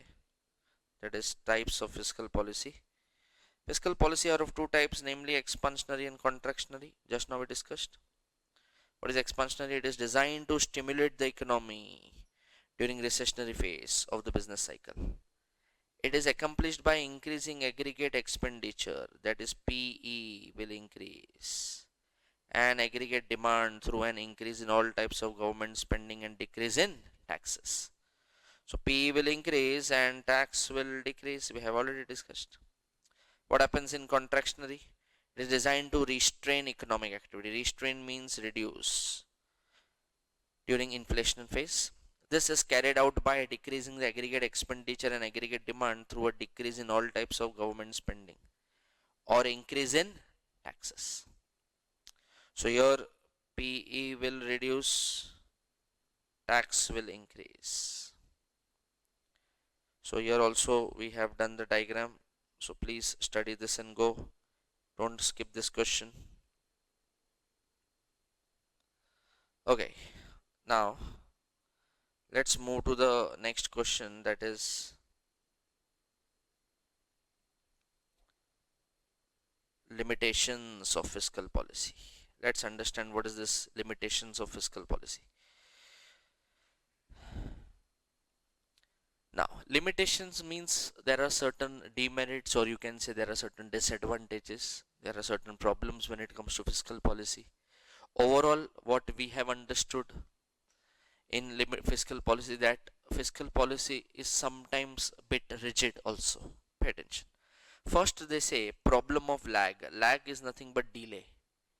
There are significant lags: recognition lag, decision lag, implementation lag, impact lag. Now, many times country fails to recognize a problem. Identification of the problem will take too much of time. Country is not able to identify what is the exact problem in the economy. So recognition lag is an issue when it comes to fiscal. Second is decision lag. Now say example, problem is recognized. Recognition is done. Now what to do next? What decisions we should take? So in that, taking decision is also taking too much of time. So your taking decision is not important. Taking quick decision is the priority. So many times decisions are also delayed. Then comes implementation. Problem is recognized. Decision is also taken, but decision is not yet implemented. Decision is only on the piece of paper. People will appreciate implementation and execution. People will not appreciate ideas. So first, quickly recognize a problem, take fast decisions, and important is to implement. It should be executed. And the last lag, they say impact lag. If decisions are delayed and if implementation is not done properly, then the impact may not be positive. Impact may go wrong. Whatever you wanted to achieve, whatever country wanted to achieve, country may not get that, because there was no proper implementation or there was a delay in making decisions. So the impact was not seen.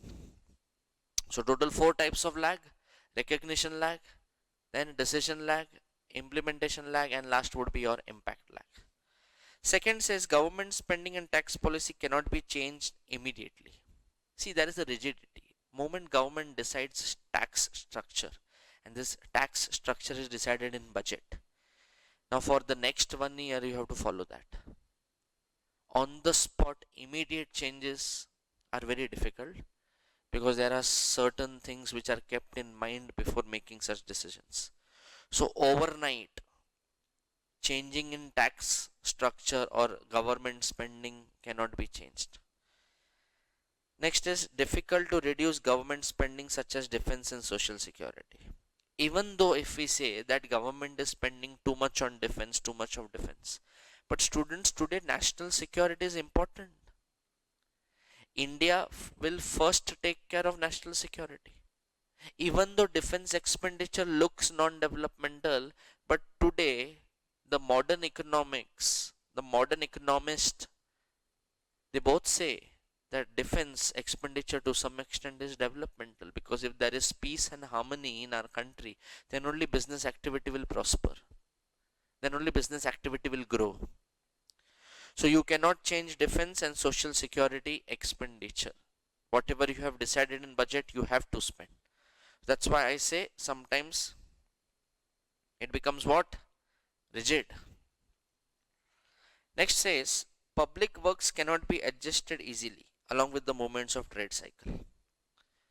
Like ongoing metro project, ongoing airport, new construction of new airport. You cannot stop those projects midway. Even if you don't have money, you arrange money, you borrow money, complete the project. So all these infrastructure projects, if country wants to discontinue, it is very difficult. It will give a wrong message to the public. So public works cannot be adjusted along with the movements of trade cycle. Next is due to uncertainty, there are difficulties in forecasting the situation and in determining the accurate policy to be undertaken. So sometimes if there is too much ups and downs in the economy, fluctuations taking place, so forecasting becomes very difficult. What is going to happen after 90 days? What is going to happen next year, after 6 months? So if there are wild fluctuations in the economy, GDP is increasing, decreasing, inflation increases, decreases, prosperity, recession, too much of fluctuation. So government may not be capable enough to forecast the future trends. And if forecasting will go wrong, then decisions will go wrong. Resources will be wasted. Next, they say conflicts between different objectives of fiscal policy such that a policy designed to achieve one goal may adversely affect another. Now I will come back to this. Pay attention. See, here we discussed contractionary fiscal policy. Here, inflation was reduced. Inflation was reduced, but can I say country had to sacrifice growth? Country had to sacrifice growth. So inflation comes down, but GDP also comes down. See, in order to get something, you have to sacrifice something. कुछ पाने के लिए कुछ खोना पड़ता है. If you think नहीं inflation भी कम होना चाहिए, growth भी ज़्यादा होना चाहिए, so that is difficult. I'm not telling it is impossible, but that is difficult. So moment you think that inflation should come down, you should be ready to sacrifice growth. Moment you want higher growth, you should be ready with inflation. So in order to achieve one thing, you are sacrificing another. So there is a trade-off between both. Let's continue.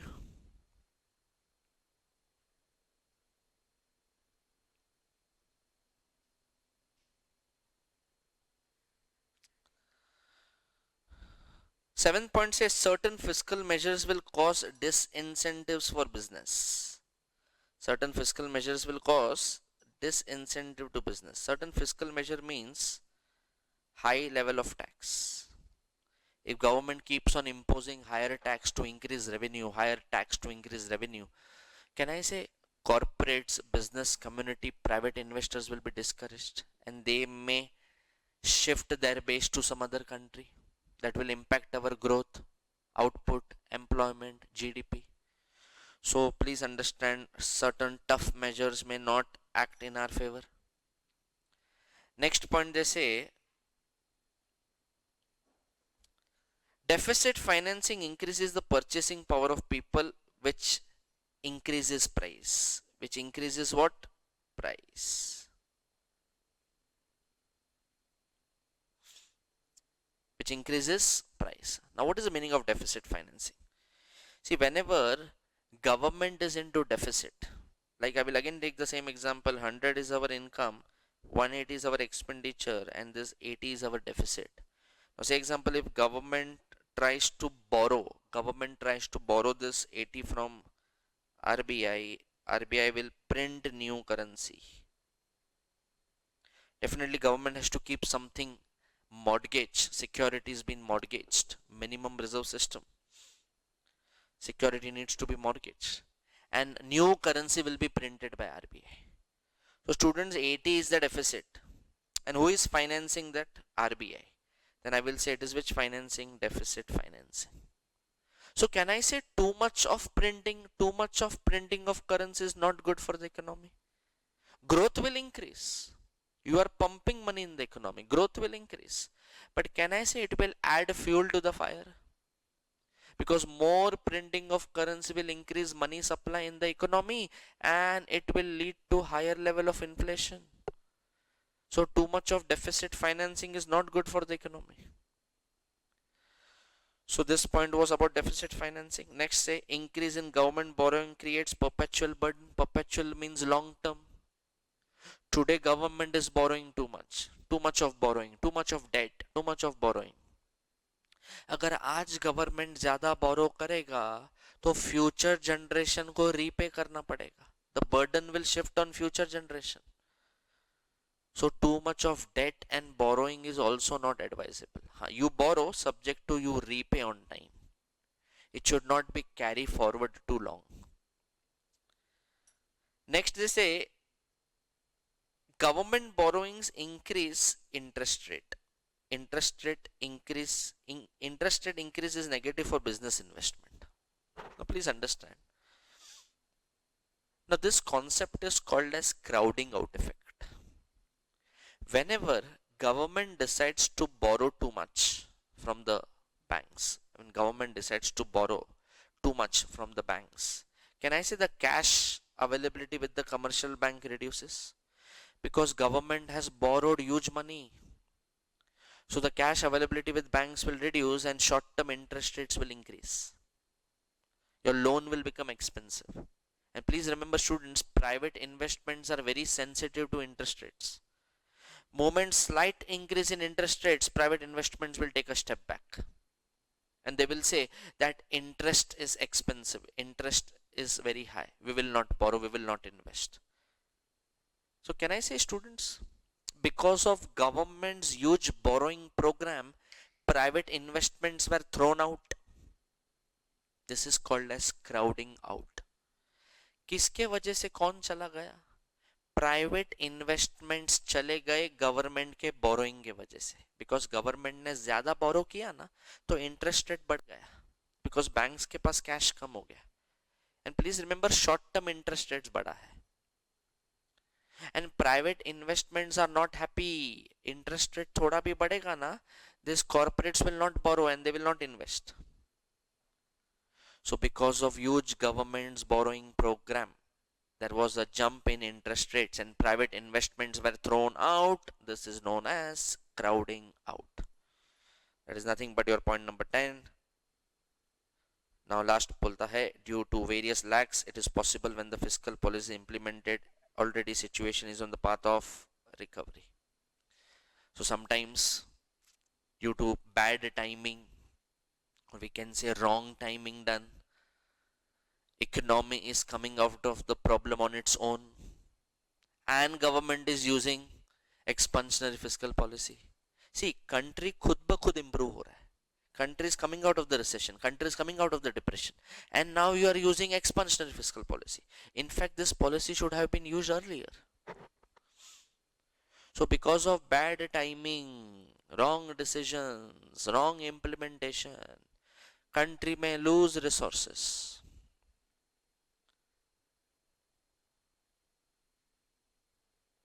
Sometimes it is badly timed. Clear? So very important question, limitations of fiscal policy. So the crowding out I have already explained you, but quickly we will read what they are telling. When spending of government increases during recession, sometimes it decreases private spending, which is known as crowding out. So because of who is going, because of government's borrowing, private investments are going. In other words, when spending by government in an economy replaces private spending, the latter is said to be crowded out. Latter here indicates private spending. It is a situation in which increase in government spending reduces private or business investment and ultimately reduces industrial growth. When this happens, the impact of government spending on aggregate demand would be smaller than what it should be, and therefore fiscal policy may become ineffective. An increase in the size of government spending during recession will crowd out private investments in the economy and lead to reduction in economy's ability to self-correct. Now, economy won't be in a position to come out of on its own from the recession and possibly also reduce the economy's prospect of long-run economic growth. So please remember, this could be a 2 marks question. Question will be explain crowding out. So this much you have to study in your unit number 4, chapter number 2. So here we complete your second chapter. So second chapter is over. We completed all the units. Thank you so much. Good morning, friends. Now let's move to the last unit for chapter number 2, that is fiscal policy. Now this is very important unit, very small unit. So let's understand each and every question precisely. What is this fiscal policy all about? Now students, the name of the topic is fiscal policy. Now, first of all, this fiscal policy comes from a policy called as economic policy. Let's understand in a detail. Name of the chapter is fiscal policy. Now, in fiscal policy, please remember the active agent is government of our country. And this fiscal policy actually comes from economic policy. So economic policy is divided into two parts.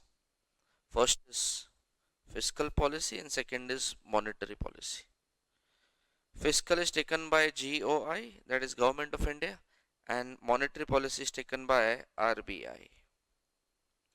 So in upcoming, that is third chapter, we are going to study about monetary policy. So as of now, I'm not discussing this. Let's focus on which policy? Fiscal policy. Now students, fiscal policy will talk about two very important things: government's income and government's expenditure.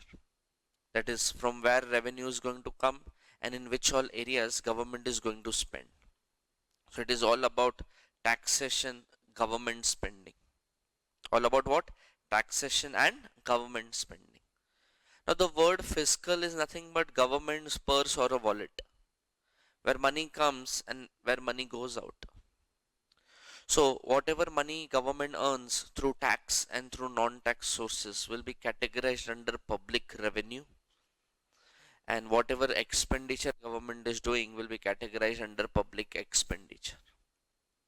So this revenue expenditure calculation is nothing but fiscal policy. Now this fiscal policy is initiated in all the countries.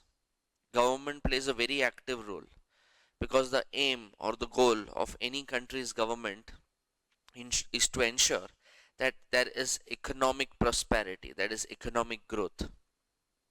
Second, they will always focus that there is price stability, that is inflation and deflation should be under control. Third thing, they will try to achieve high level of employment, growth. Then there should be decent balance of payment. Economy should prosper. So these all are the aims or the goals which fiscal policy tries to target.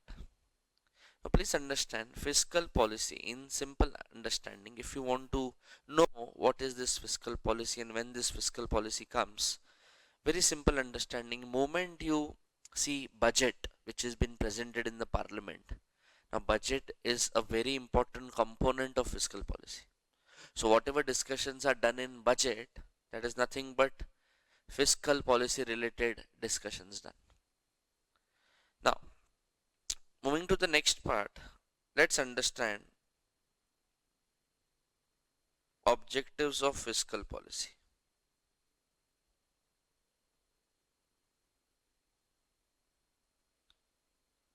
First they say economic growth, that is every country wants that his GDP should be on a higher side. Now what government should do to enhance growth in the economy? Now one thing government can do is government can try to increase the purchasing power of people.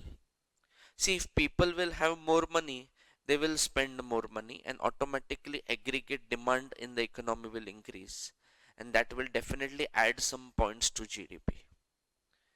अगर मेरे पास ज्यादा पैसा है, सो मैं वो पैसा खर्च करेगा, मैं खर्च करूंगा तो प्रोड्यूसर अर्न करेगा, प्रोड्यूसर अर्न करेगा तो वो इन्वेस्टमेंट करेगा, नया शॉप स्टार्ट करेगा, नया फैक्ट्री स्टार्ट करेगा, ज्यादा लोगों को काम पे रखेगा.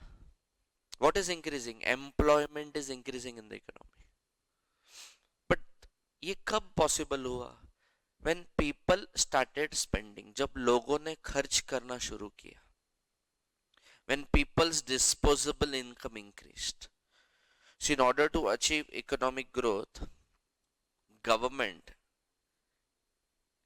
may focus on reducing tax. Reduction in tax leads to more disposable income. Leads to what? More disposable income.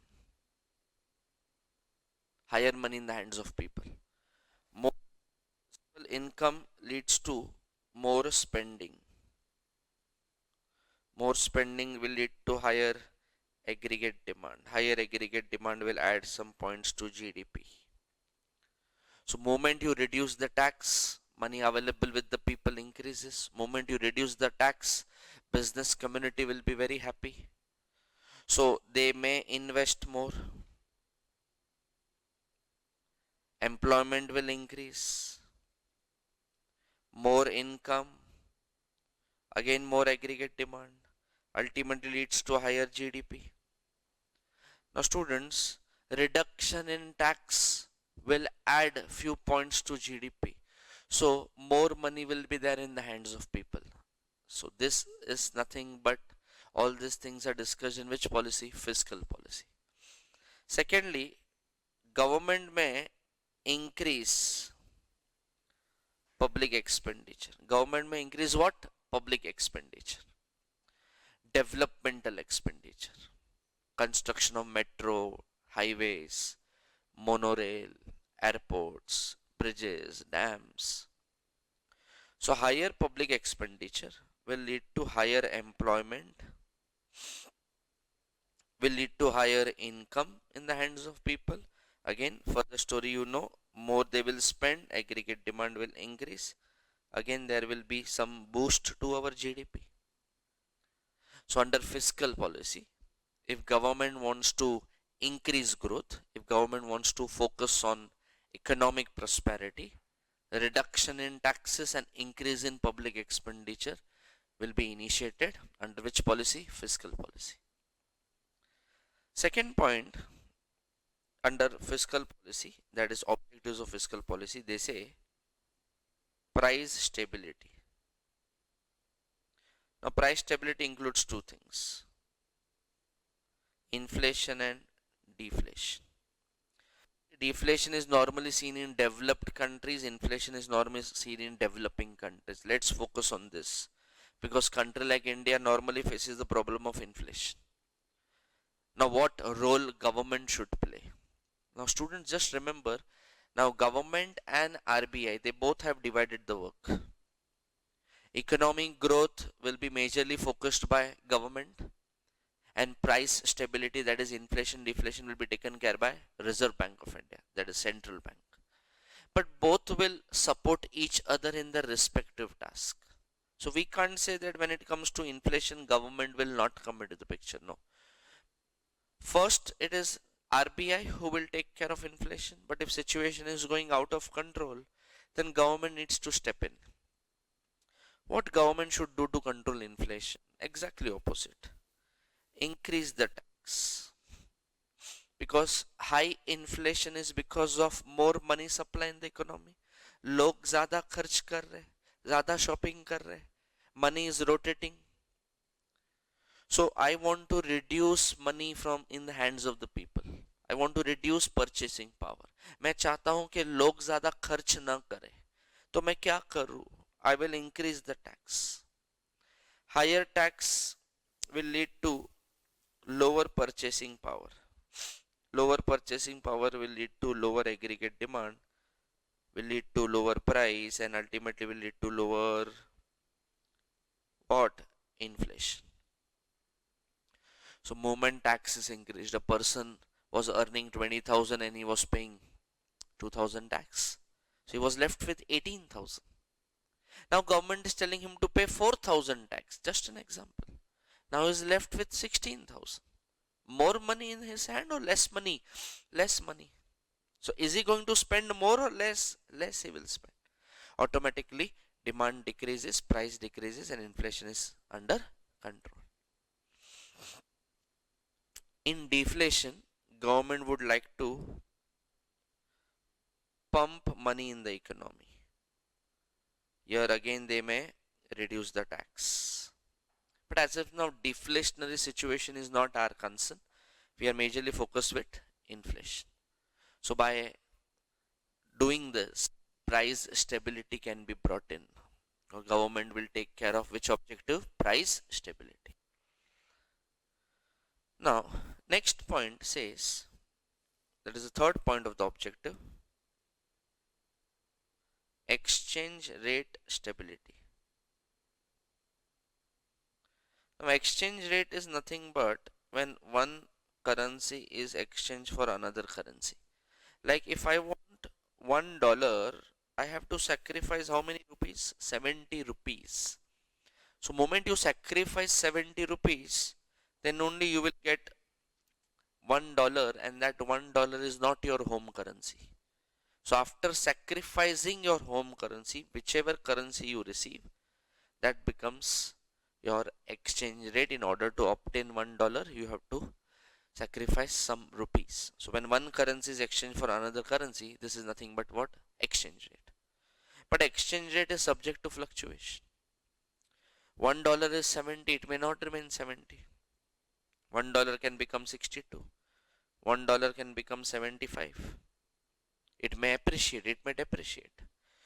So if it depreciates, if dollar decreases, now see students, let me put it in this way.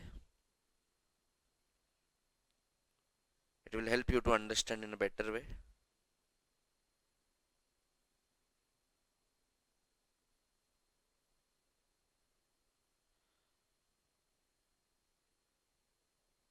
$1 70, it can become 75, it can become 65.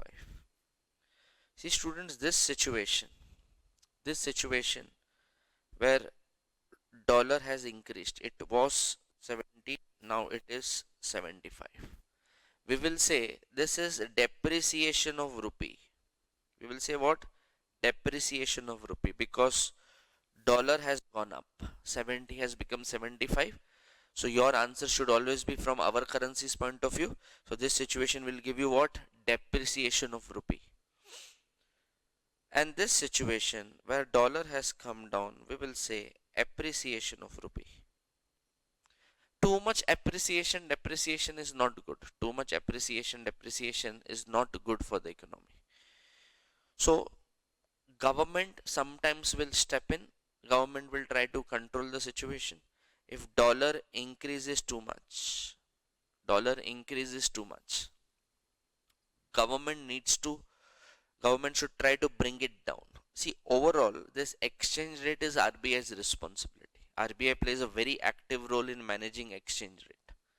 But if government comes into the picture, government will try to increase exports and will try to decrease imports. Moment exports are increased, our currency will become strong, dollar will become weak. Why? Because more exports. What happens when there is more exports? Goods are going out, money is coming in. But can I say money is coming in the form of dollar? Which means our dollar will enter our country and it will get converted into rupee. So dollar will get converted into rupee. Dollar will get converted into rupee.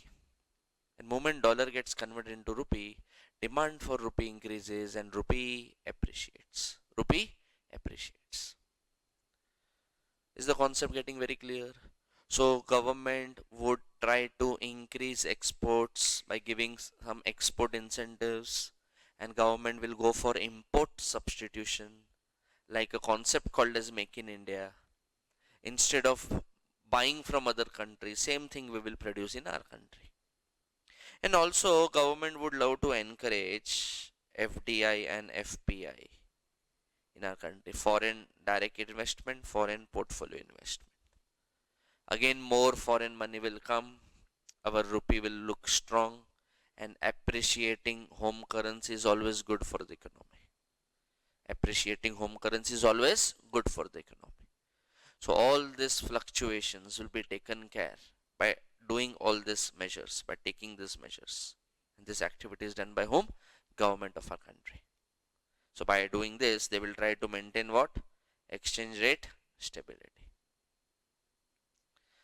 Let's move to the next point. The next point says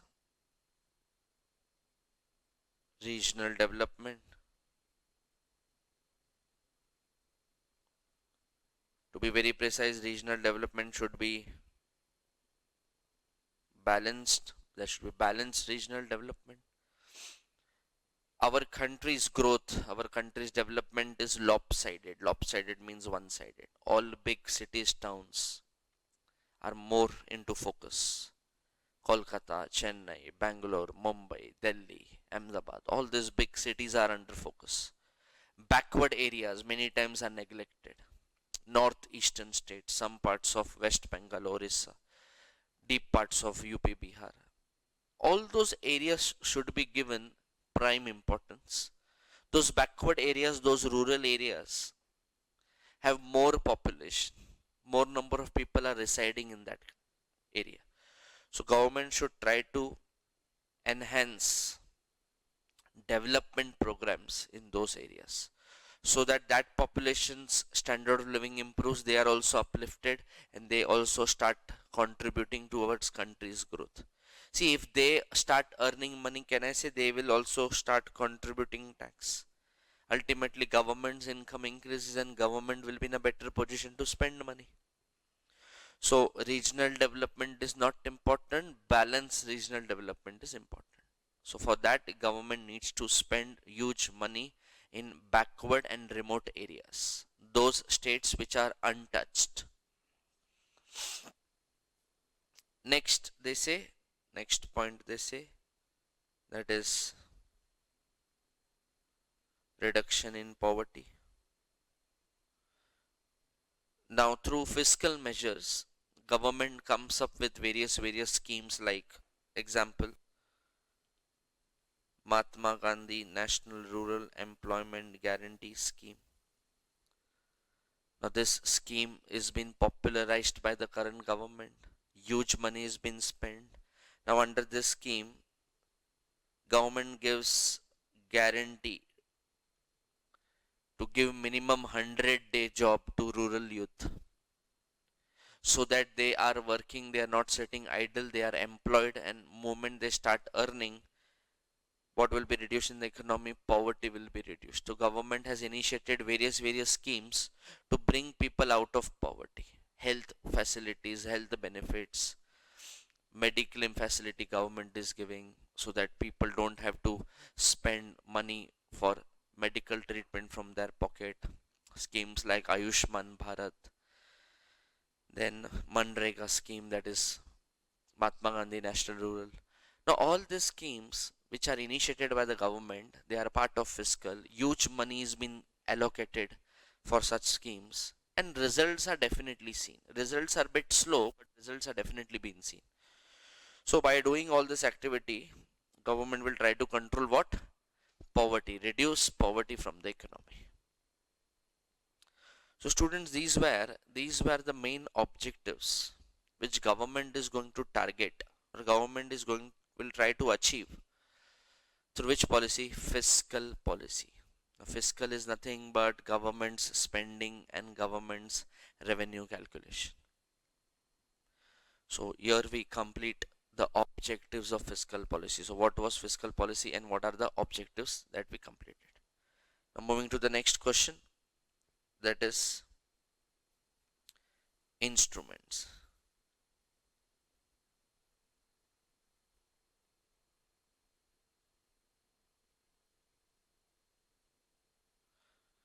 So before I start, let us quickly go through what we understood here. Fiscal policy involves use of government spending, taxation, borrowing to influence both the pattern of economic activity and the level of growth of aggregate demand, output, and employment. In other words, fiscal policy is designed to influence the pattern and level of economic activity in the country. Fiscal policy is in the nature of demand side policy. Demand side means it's basically for the people. Governments of all countries pursue innumerable policies to accomplish their economic goals such as rapid economic growth, equitable distribution of income and wealth, reduction in poverty, just now we discussed price stability, that is inflation deflation, exchange rate stability, full employment, and balanced regional development. Now, these are the main aim, these are the main goals. Objective to maintain full employment, students full employment will increase the income of the people. Maintain price stability, we have already discussed. Acceleration of rate of economic development, that is country would try to achieve higher GDP. Equitable distribution of income and wealth, so government will also try to reduce inequality of income. Gap between rich and poor should reduce, so progressive taxation will be used. Priority of these objectives may vary from country to country. This is very important. Stability and equality may be the priority of which country? Developed country. Whereas economic growth and equity may be the priority of developing countries.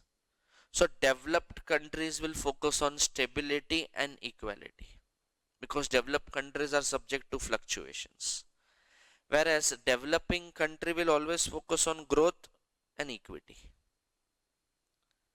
So this was your basic understanding, introduction of fiscal policy, and also we covered what are the objectives of fiscal policy.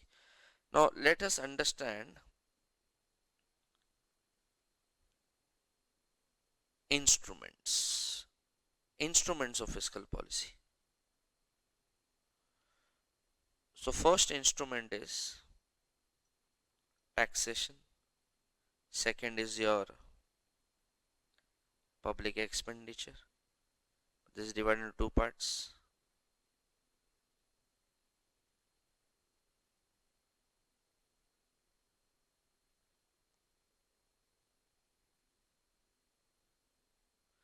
Pump priming and compensatory spending. Third is your public debt.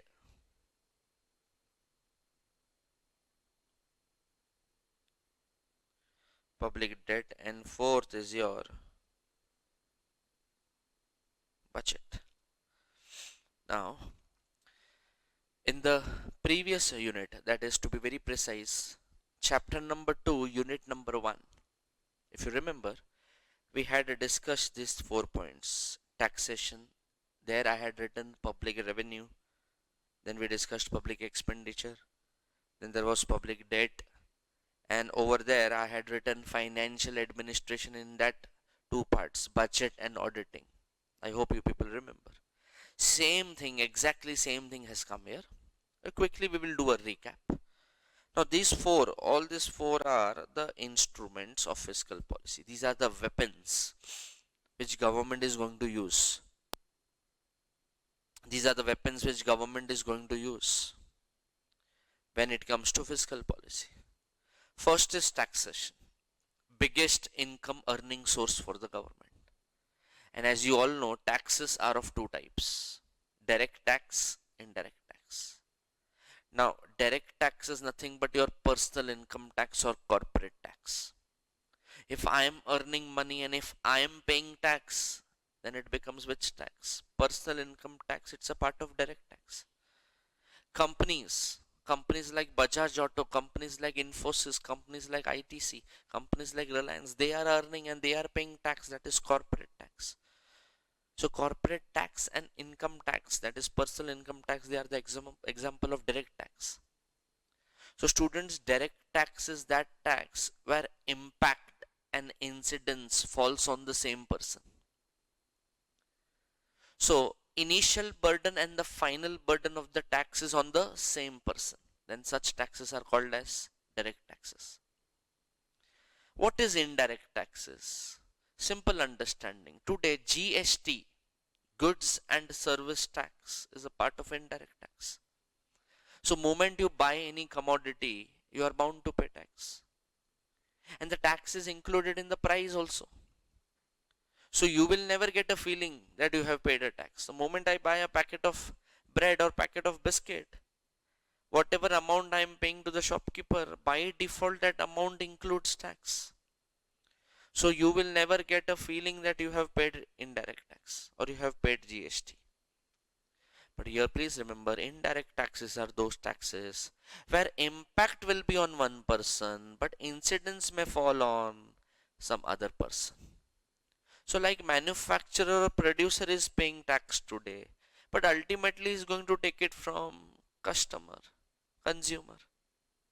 So impact, that is initial burden, will be on one person, but the final burden could go on some other person. So that comes under taxation. Unfortunately, our direct tax collection is not that great. So the burden shifts on indirect taxes. So we have different slabs for indirect taxes. So if you want that indirect tax rates should decrease, it becomes very important for people of our country that they should start paying tax honestly. Because tax is a compulsory payment made by the public to the government. So this was your tax. Your income is going to come in. Government is going to earn money. Next comes your public expenditure. And we had already discussed public expenditure is of four types: developmental, non-developmental expenditure, transfer payments, revenue expenditure. Now what is developmental? Developmental expenditure is nothing but money spent on capital formation, money spent on infrastructure, dams, bridges, airports. जब government ये सब चीजों में खर्च करेगा ना, roads बनाया, bridges बनाया, हाईवेज बनाया, नया एयरपोर्ट स्टार्ट किया, so it will create jobs, लोगों को काम मिलेगा, steel industry, cement industry, iron industry को एम्प्लॉयमेंट मिलेगा. So developmental expenditure are self financing in nature.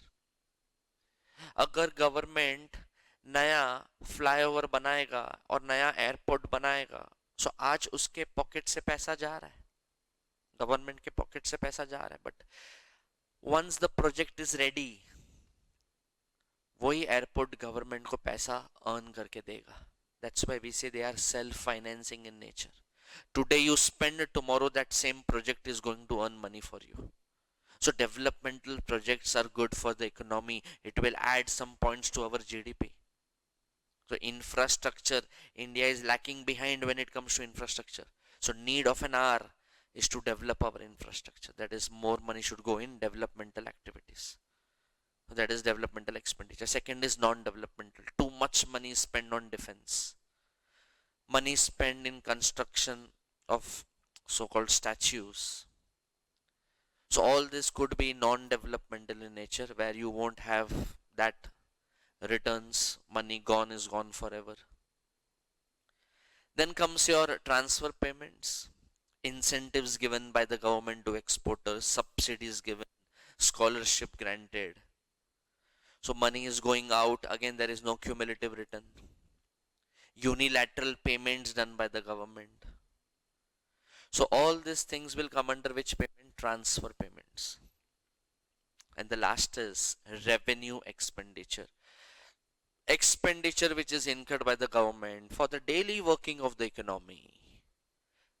Maintenance of street lights, giving salary to government officers, law and order, fire brigade, police force, cleaning of roads, sanitation, all those things will come under daily working of the economy. Such expenditure are called as revenue expenditure. They are revenue expenditure. But here they have precisely divided public expenditure into two parts. One is pump priming and second is compensatory spending. Now what is this pump priming? Pay attention. Now under pump priming, please understand, whenever there is deficiency of private investments in the economy, private investment means all these big corporates, Tatas, Mittals, Ambanis, Ruyas, all these big people, big corporates, they are called as private investors, private investments. So when they don't invest much in the economy, or their contribution in the economy is very less, they have not invested money in the economy. So I will put it in this way. So when there is deficiency in private investments, hardly any contribution has come from their side. So can I say the major burden of expenditure and major burden of investment will fall on the government? So government was expecting 100 rupees, but they have invested hardly 10 rupees. ना के बराबर, कुछ नहीं किया investment, negligible, tiny investment they have done. High level of deficiency in private investment. So here the major burden will fall on government. Government has to spend more now. Government has to infuse money in the economy. So when government starts spending huge money, I will use the word pump priming. Who is pumping money in the economy? Government. Why the burden is on government? Because there is very less participation from private. So when the major burden falls onto the government, then we will say it is which priming? Pump priming. Next is compensatory spending. Now what is the meaning of compensatory spending? In any particular year, this time private investments have taken place. But what happened? Say example, in 2018, private investors, private corporates, big businessmen, multinational companies, they had committed that together we are going to spend 1000 crore in the economy. Just an example. They are going to invest how much? 1000 crore in the economy. Infrastructure, dams, highways, whatever. But actual investment was 700 crore. What was the actual investment done by them? Together they invested how much? 700 crore. Can I say it is less than what it was committed? But this time contribution has come. They have contributed a decent amount, but less than what it was committed. So this difference 300 crore will be compensated by whom? Will be compensated by government. So government will infuse the balance 300 and economy will start moving, because this time there is a good amount of private participation taking place. Only there is a shortfall, only that shortfall will be compensated by the government, then we will say it is with spending, compensatory spending. Here the major burden falls on government, because there is very less or very tiny contribution from the private, negligible. But here who is contributing? Private individuals, corporates, they are contributing. Only the shortfall, only the balance is being compensated by the government. Then I will say it is what? Compensatory spending. Now these both are part of which expenditure? Public expenditure. Let's move to the next. That is which debt? Public debt. Now what is this public debt? Government's income 100, government's expenditure 80. This is not possible in our country. This is definitely possible. Where your expenditure is more, income is less. What's the deficit? 80. Now in order to cover this deficit, government will start issuing bonds in the market. And people will subscribe those bonds. People will buy those bonds, and through RBI, money will be taken by the government, and government is going to use that money to clear this deficit. So can I say government is borrowing money within country? Then I will say it is public debt, because money is borrowed from public. But to be very precise, this is internal debt. Which debt? Internal debt, because money is borrowed within country. So our public debt is of two types, internal debt and external debt. But say example, say example, out of this 80, 50 rupees has come from public debt, that is internal. Balance 30 may come from which debt? External debt. Money will be borrowed from World Bank, IMF, or they will issue FCNR, foreign currency non-residential bank deposits. Now all this, any money coming from foreign, it should be borrowed. Huh? Any money coming from the foreign will be categorized under which debt? External debt. Any money borrowed within country, internal debt. Money borrowed from public, to be very precise, public debt. But internal debt could also be in a form of small savings. Your money kept in post office, national saving certificate, किसान विकास पत्र, सुकन्या समृद्धि योजना, ये जितने भी schemes है ना, इसमें आप अगर आपने आपका पैसा रखा है तो अल्टीमेटली गवर्नमेंट ही ये पैसा यूज करने वाला है. So, but this will come under which head? Small savings. Your money lying in post office is also a debt for the government, because ultimately who is going to use? Government is going to use.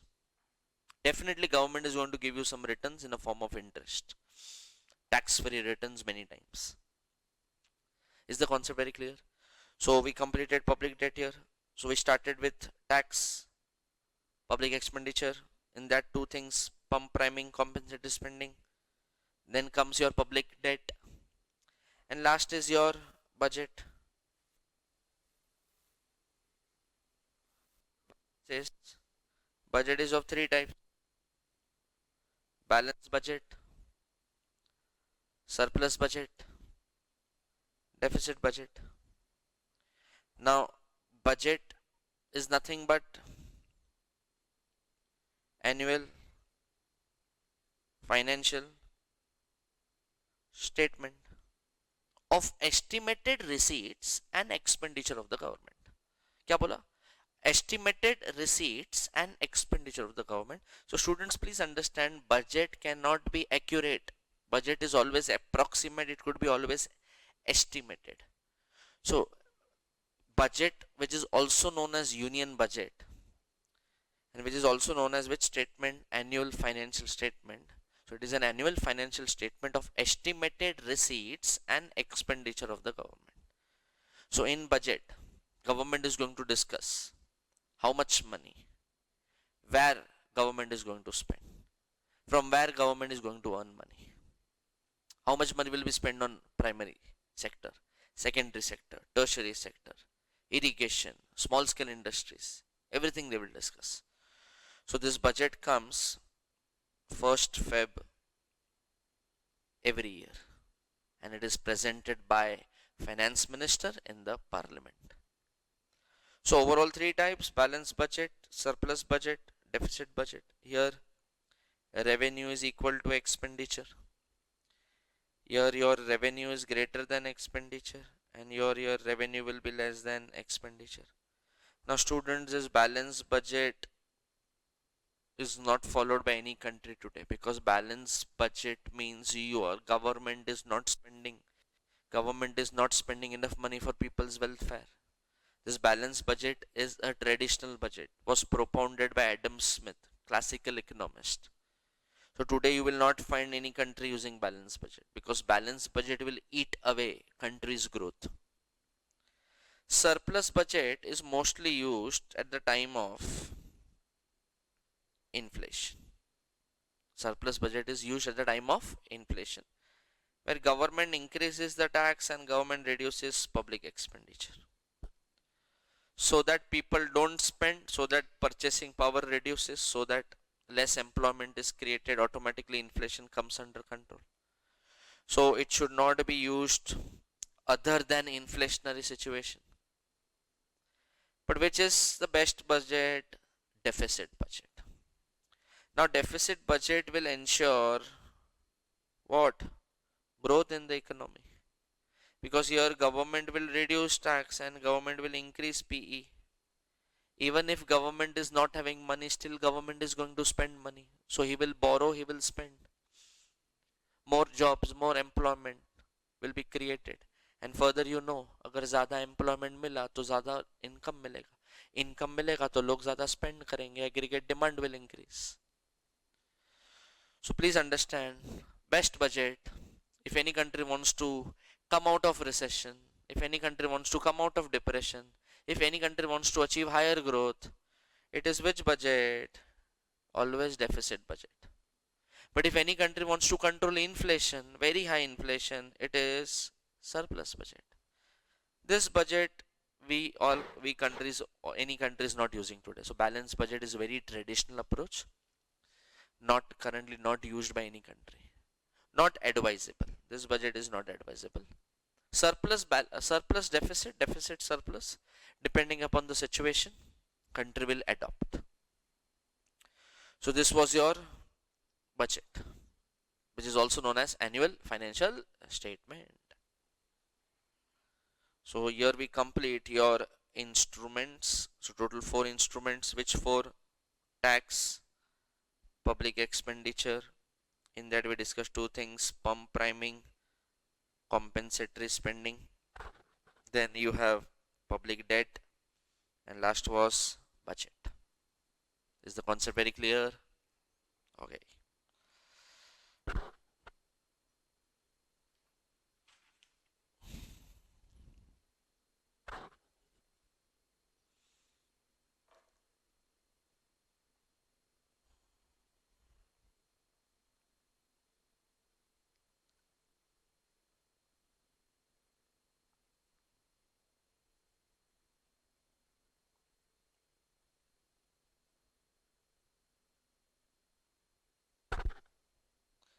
So quickly we will go through instruments. As I told you, instruments of fiscal policy.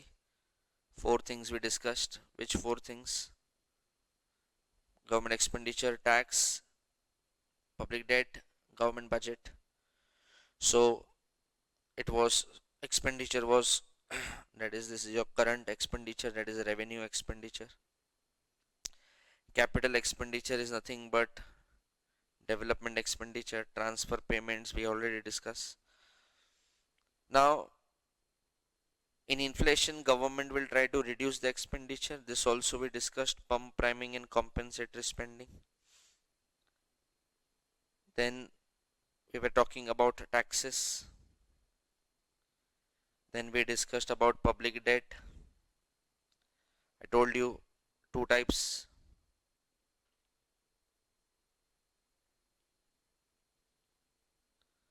One is internal debt, external debt. If government borrows from its own people, then it is internal. Borrows from outside sources, then it is external. Also it could be in a form of small savings, like money kept in national savings certificate. So this we have already discussed. Then we were talking about budget. So it is nothing but a statement of revenue earned and taxes and other sources and expenditure made by the nation's government. 3 types: balance, deficit, surplus. So please remember,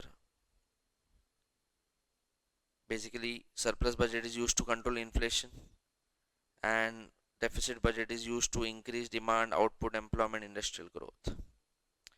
So these are 4 instruments which we completed just now.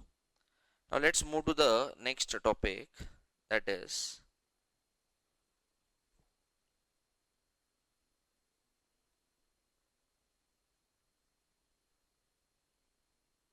non-discretionary fiscal policy, or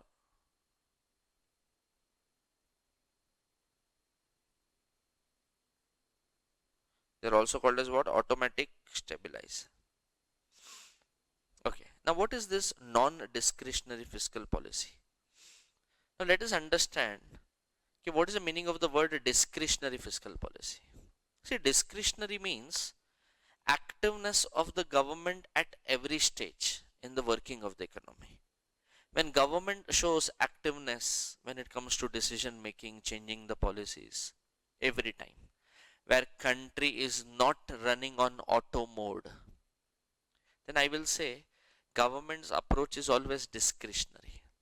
See, whenever government wants to take any big important decisions, introduction of budget, introduction of GST, demonetization, any defense related decision, then government role becomes very active. We needs to participate because those actions and those decisions are very important for our nation. So then we will say they are into which policy? Discretionary fiscal policy. But 70 to 80% cases, government, top authorities of the government may not interfere in the daily working of the economy. They have already designed certain built-in fiscal mechanisms. Predetermined objectives have already been set. Do's and don'ts are already been given. Okay, what country is supposed to do if there is very high inflation? What country is supposed to do when there is a recession? Predetermined objectives, certain built-in fiscal mechanisms are being designed by the government so that government can focus on other important tasks rather than focusing on the daily working of the economy. When tax will increase, when expenditure will increase, when tax will decrease, when expenditure will decrease, everything is been predetermined. Everything was discussed in the budget. Simple example, if a person's income increases, can I say his tax paying liability increases? Now, who will pay how much tax is already been discussed in the budget. Tax slabs are already been given. So you need not ask government now how much I'm supposed to pay. Everything is been given in predetermined. Everything government has told. So government may not interfere in the daily working of the economy. Government will focus on other and better and most important tasks of the economy. So inactiveness, or if the economy is running on an auto mode, I will say it is automatic stabilizer, or I will say they are into which policy? Non-discretionary fiscal policy. Now, under automatic stabilizers, expansions and contractions of the economy will be automatically controlled. What I told? Expansions and contractions in the economy will be automatically controlled. Increase and decrease in taxes will be automatically taken care. What government should do when there is recession? Already everything is been told. But yes, if country gets into depression, then government needs to be very active. Then government will take discretionary mode. But otherwise, daily working of the economy, it will always be non-discretionary. So automatic stabilizers are those programs which will increase GDP moment it starts falling, and it will decrease GDP moment it starts rising too much, because too much increase in GDP will add inflation in the economy. So controlling GDP levels will be done automatically. So there are certain built-in fiscal mechanisms, built-in tax and expenditure mechanisms. When government is going to spend more and in which all areas is already determined. So during recession, aggregate demand will increase automatically. During inflation, aggregate demand will decrease automatically. This structure is normally seen under which fiscal policy? Non-discretionary fiscal policy, where country is running on which mode? Auto mode. Is the concept very clear? This could be for 3 marks. Till now they haven't touched this question in any of the exam. Please don't miss this question. The question is non-discretionary fiscal policy, or explain automatic stabilizer. Let's go through this quickly. What they are trying to say. So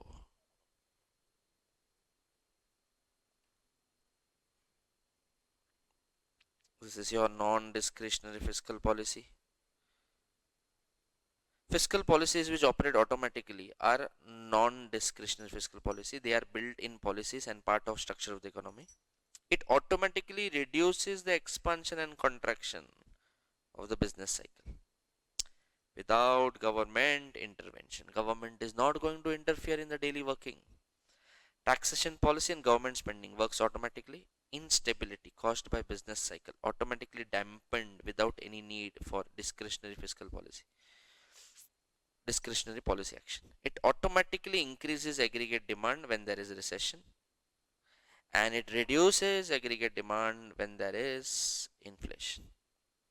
So personal income tax, corporate tax, transfer payment, unemployment compensation are prominent automatic stabilizers. Everything will be taken care automatically. So during recession, income is less, so government will reduce tax. Ultimately, what will increase? Output increase. During inflation, people's income is more, so government wants to increase tax. Automatically, price level will decrease. That is, inflation will be under control.